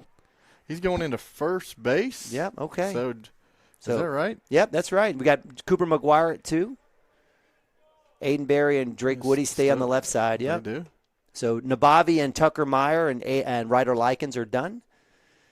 Austin Compton is behind the dish. And in outfield, I see. Trevor Cook, I'm guessing. I think that's Aiden Berry still. Oh, here, I don't want to take binoculars down. We're going to get a glove, go across the diamond, and we'll be in time. So Drake Woody throwing a strike over there to first base. So in the outfield, 26 in the outfield. That would be, what did we say? We said that was Drew Westerhoff. That was Drew. So yeah. who's 24? 24. Maybe that's Justin Sylvester. That's Justin Sylvester. Yeah, okay. I knew Justin was going to get a chance to go out there. I'm going to put initials on people's backs. Yeah, it's not going to help you. All right, center field, I'm guessing, is still Zane Stimke. It is. And then in right field, what do we have? I have Jaden Bolton. Jaden Bolton, okay. So the only change was at first and second then. And a pitcher as well, and catcher. Yes. My bad. Just four positions. Coach Wade, come on now. Hey, I want to say thank you to Coach Wade, volunteer coach that handles base duty, is always coaching this JV squad. So thank you for Coach Wade volunteering his time. This will be a hit that goes out to left center. Talk. And there will be, and coming over will be, what do we say? We say he was on the left. Be caught by the left fielder. That's Drew Westerhoff. That's Drew Westerhoff. Man, they look taller tonight. They're already growing. I say I want to see that growth between freshman and sophomore. They're already doing it. So that'll bring up Big John, Jack. What do we say? Was it number 35, Jack Mendoza?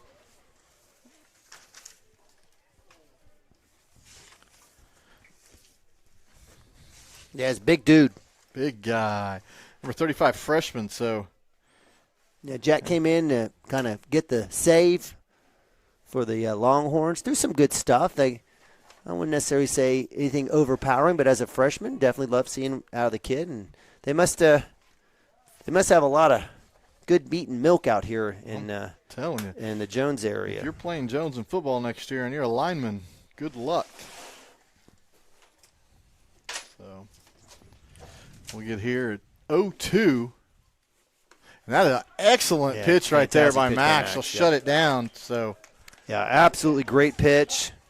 Love the action, the velocity. Good pace, and he'll get a little high five from Hunter and Brian Nabavi and a bunch. So Wildcats need to get some runs going here as we move to top of 5.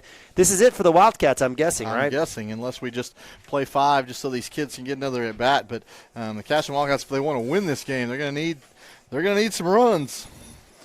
All right, we'll go to timeout. Be right back. Cashion Wildcats TV. At Maples Nixon Diesel Horse, we've helped a lot of people, and our goal was to treat each and every person like a friend. And as a friend, we've got your back always. We understand what you're going through. Being lawyers is what we do, but it's not all that we are. We care. We'll stand beside you throughout the entire legal process, not just as lawyers, but as your friends. We are Maples Nixon Diesel Horse, and we are here to help.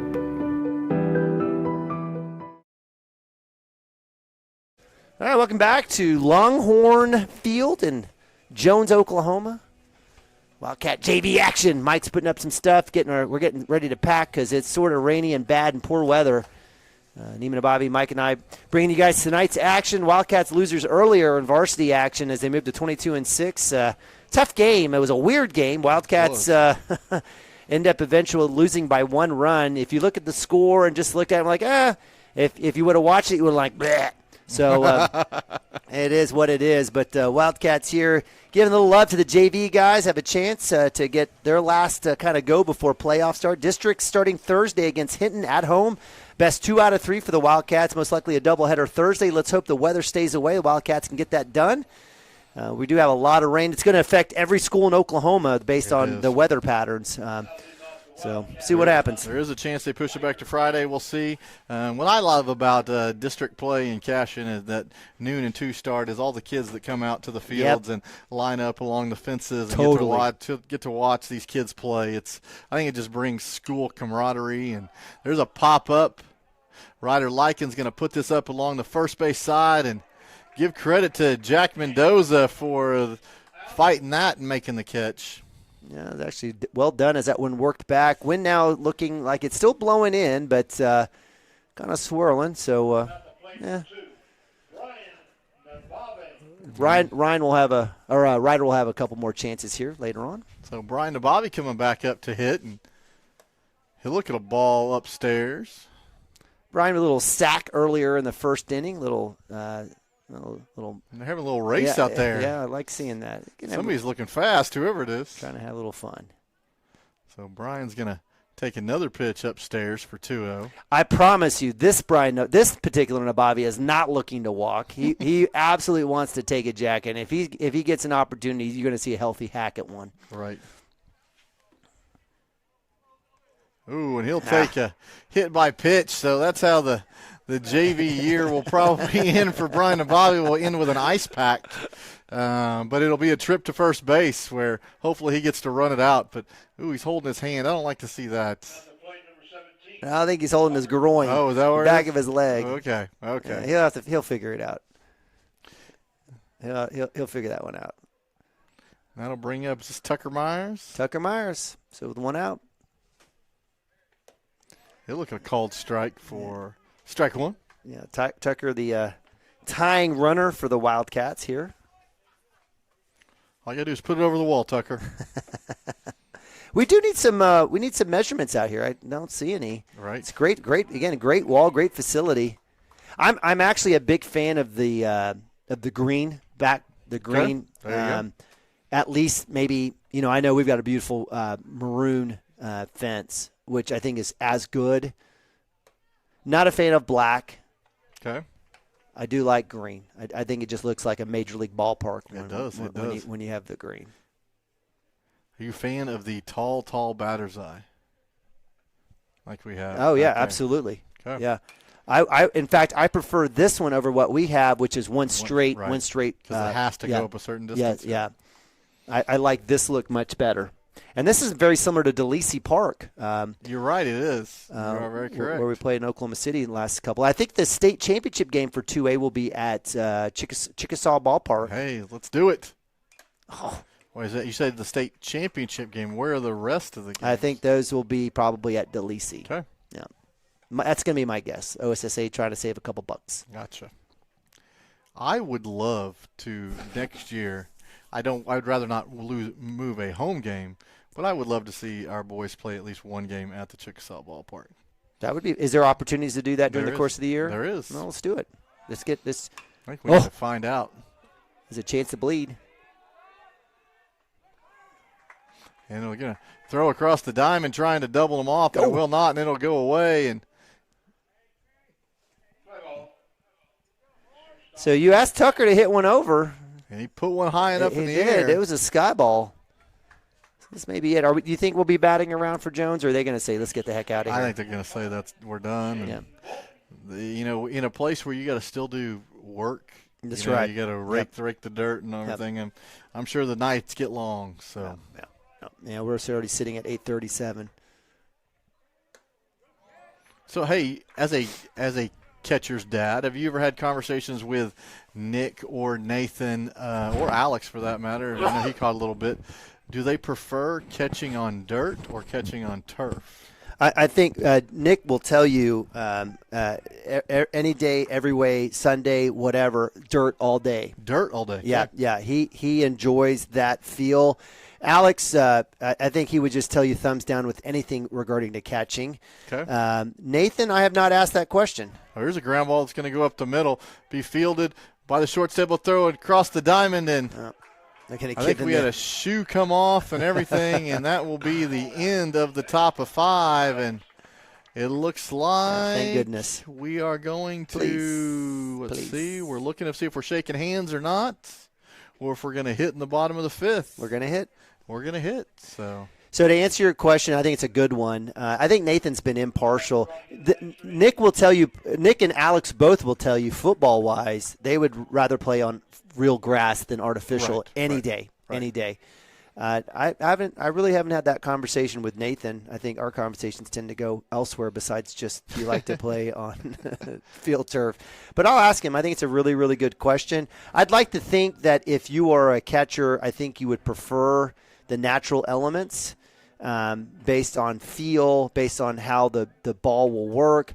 I just feel like, isn't it? It seems like it's faster coming off turf. Right. Well, here's my thought. So it's always on a catcher to block. So a lot of times they have to slide over and block. Well, now if you've had a lefty digging holes over in that batter's box, do you get a nasty hop? And it's not on you, but everybody blames it on you. Yeah. No, that's true. And that's absolutely. And, you'll see that with bunts, a lot of stuff as well, even with softball, with a dirt infield. I totally get you. I think Nick, though, I think he's just preferred the feel of it. But I'll ask him. I'll ask both of them, and that'll be my homework assignment to come back. There you go. No, we appreciate you guys. Been following us all year, numbers-wise for Cashion Wildcats TV. We'll get that here up in a second. It's been a fun year. Mike and I started the year with you guys with when it came with softball, and that starts even before the school even hits. But we started out where Coach Chambers had a great run to regionals, another regional championship game, right? Yes, which was a first, or one for it's been in a long time. So, certainly love seeing that for the Wildcats. And then we transitioned to football, boys and girls basketball, and then here to baseball. And I really appreciate you guys joining us all year round. Let's see what our numbers look like for the year. I haven't done this yet, so. We'll go to August 1st to April 24th. Let's see what we got. And Max Higdon will still be on the hill for the Cashion Wildcats. And with that first pitch, that'll hit number 28. And we'll put a runner on first base to start this half inning. Still churning, still a little bit slower there, but we've first few years that we've done this, it's been fun. We've continued to grow. Mike, you've been a great addition to the family here, taking in for Dirk on baseball, and definitely with your softball knowledge, you're amazing. So we're absolutely blessed to have you, and look forward to another fun run next year. Right. And softball, hey, guys, I apologize. I mean, Nima and I both have daughters that play middle school, so we can't be at every home game for softball because, family's important. We want to watch our kids play as well. At least on the baseball squad here, we got some kids still playing. So we've been able to bring you every scrimmage and every home and away game thus far this year, and so we're going to try to keep that rolling. I know Nima does a great job in basketball and football, making that a complete package for you all. So we're just trying to do it all the way around when we can. So. Amen to that. And if you want to help out, you want to volunteer, you're a parent, a kid, student, teacher, whatever. If you're still listening here on the bottom of fifth inning of the Jones Cashion JV game, all four people that may be listening, we definitely love to have you come out and help out in any way. So, certainly appreciate that. But definitely, I don't think anyone's given me any grief. I hope they don't give you any grief regarding the idea. Oh, it made it to 1899. I didn't want it 1889. We got some technology that was way before time. Wow, that is interesting. That's why we don't have numbers for you. But we'll go to 08, 01, 2022. Hey, and if you have any ways that we can improve the broadcast, please let us know. Oh, yeah, heck yeah. I mean, outside of hitting mute, I think we could do our best. So. Yeah, some would say that would probably be pretty good too at sometimes, at least for me. All right, here we go. So we've had, it doesn't want to do it since August. I'll just tell you, overall, since we've been doing this, we've had 543,000 views. Wow. On Cashion Wildcats TV. So over 500,000, over the time frame that we've been doing this. It's been, I think we're going on full time. I think Alex's senior year we started, and we did some of the football, not all of it. We did most of the basketball, but not all of it. We were not able to do any baseball because of COVID. Oh, that's right. Right. So really 2020, the 2020-2021 season. So that would have been 2020-21, 21-2022, 2022-2023. So this is our third year. So really, you're talking about averaging right around 150,000 folks watching a year. So it's pretty cool. Hey, and please understand, this whole year we had people come to our place. Not a lot of games. We didn't have one that came to us and said, "Hey, we have a TV broadcast we'd like to do." You have something special that you have the ability to watch, and not every school does. That's true. There are 80 schools in the Squirtle family, and they do a really good job. They just maybe not as they don't have the capabilities or the help to get every single as many games done as they possibly can. You're exactly right, Mike. I would assume. Oh, there's a shot in the gap, so they'll go running to the right center field fence. We'll try to get this in. A runner's going to tag third. They'll be coming to the plate. If they're hurry here, the runner was going to try to take three, put on the brakes. I thought we might have a chance at him, but it'll end up being a RBI double. Yeah, good hit, well struck ball. Drake, if he could have caught that, it was over his head, well over his head. He would have had a chance to get the tag as the runner did stumble there, but. No, I mean, you're exactly right. They will do one or two games, or maybe they just do home games. They don't go on the road. But, it does take a lot of work. And, certainly, again, if you want to be a part of it, we will absolutely take any and all help for sure. Absolutely. Pitch.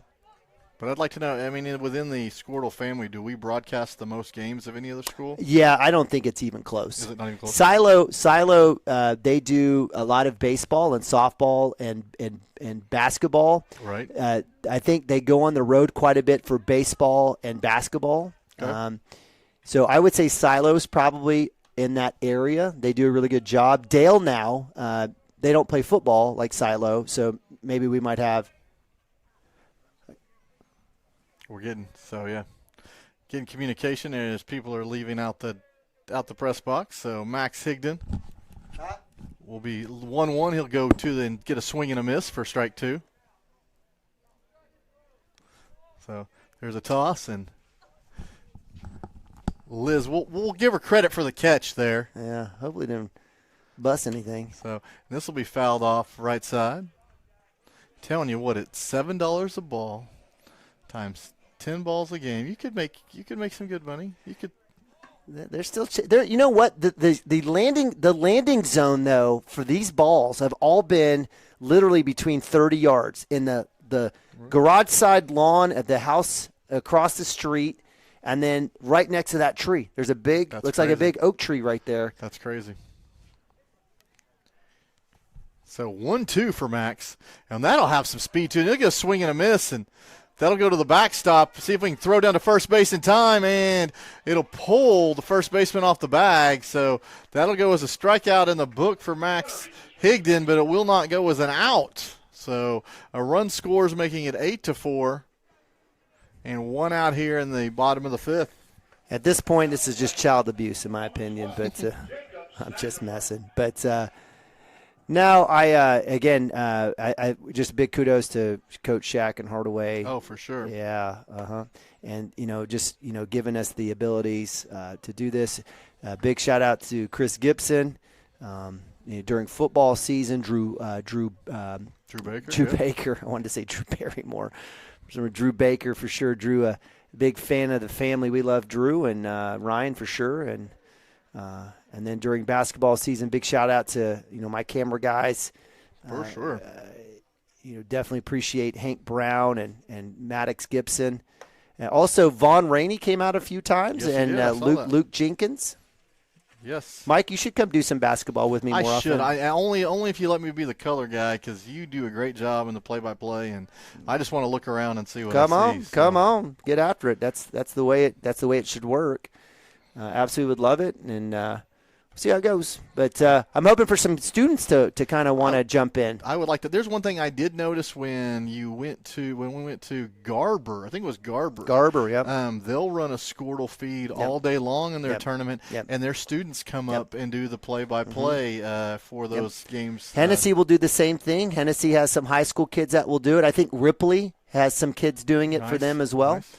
Yeah, absolutely. And there's no reason. We've had a couple of kids jump on. I think Nathan and Derek and Gump and Carson and Brody Nichols have jumped on. I mean, with some of the JV baseball, we missed them today. They didn't want to come up here today. Mark, who you met the other day in the press box, he does the Ripley Squirtle for basketball over there. Okay. So it's a small world. All right.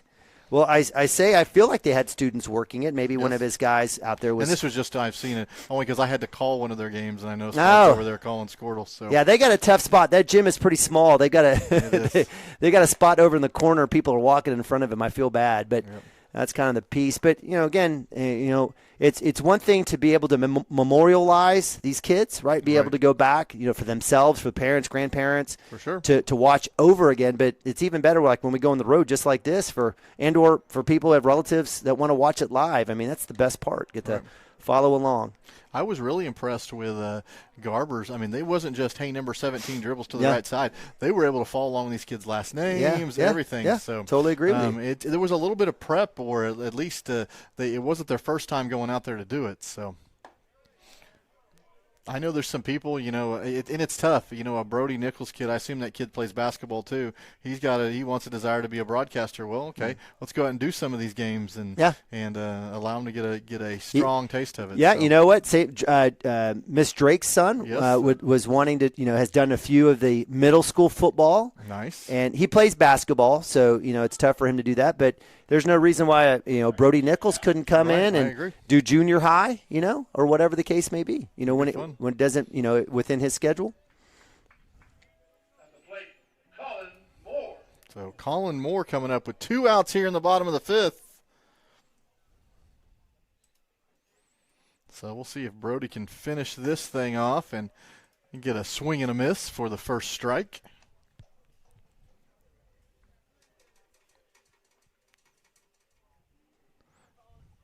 So I'm glad the rain stayed away and we were able to get this one in. Especially speaking that it was the last JV game. Yeah. Nobody wants to end a season on a rainout. No, so. I agree with you. Yeah, I think all things considering, absolutely. So here's the 0-2. They get a swing and a miss, and that's how this game will end. All right, let's do this, Mike. It's 8:51. I want to go home. I'm hungry. Yep. So Hinton, Thursday, what time, what to expect? 12 o'clock is the first game. 2 o'clock is the second game. It's best 2 out of 3. So if we don't get it done, winning 2 on Thursday, there will be a game on Friday. All that could potentially be pushed back based on weather. Please keep an eye out on CWTV. Nemi will keep you posted on the social media side. And come out to the ball game. Yep. Root on these kids as they try to make another run at state. That's it. That's all I got. So, hey, on behalf of Neva Nabavi, I'm Mike Shaline. Thank you for joining us. We will next be up for district playoffs. We'll see you next time, Wildcat fans. Good night.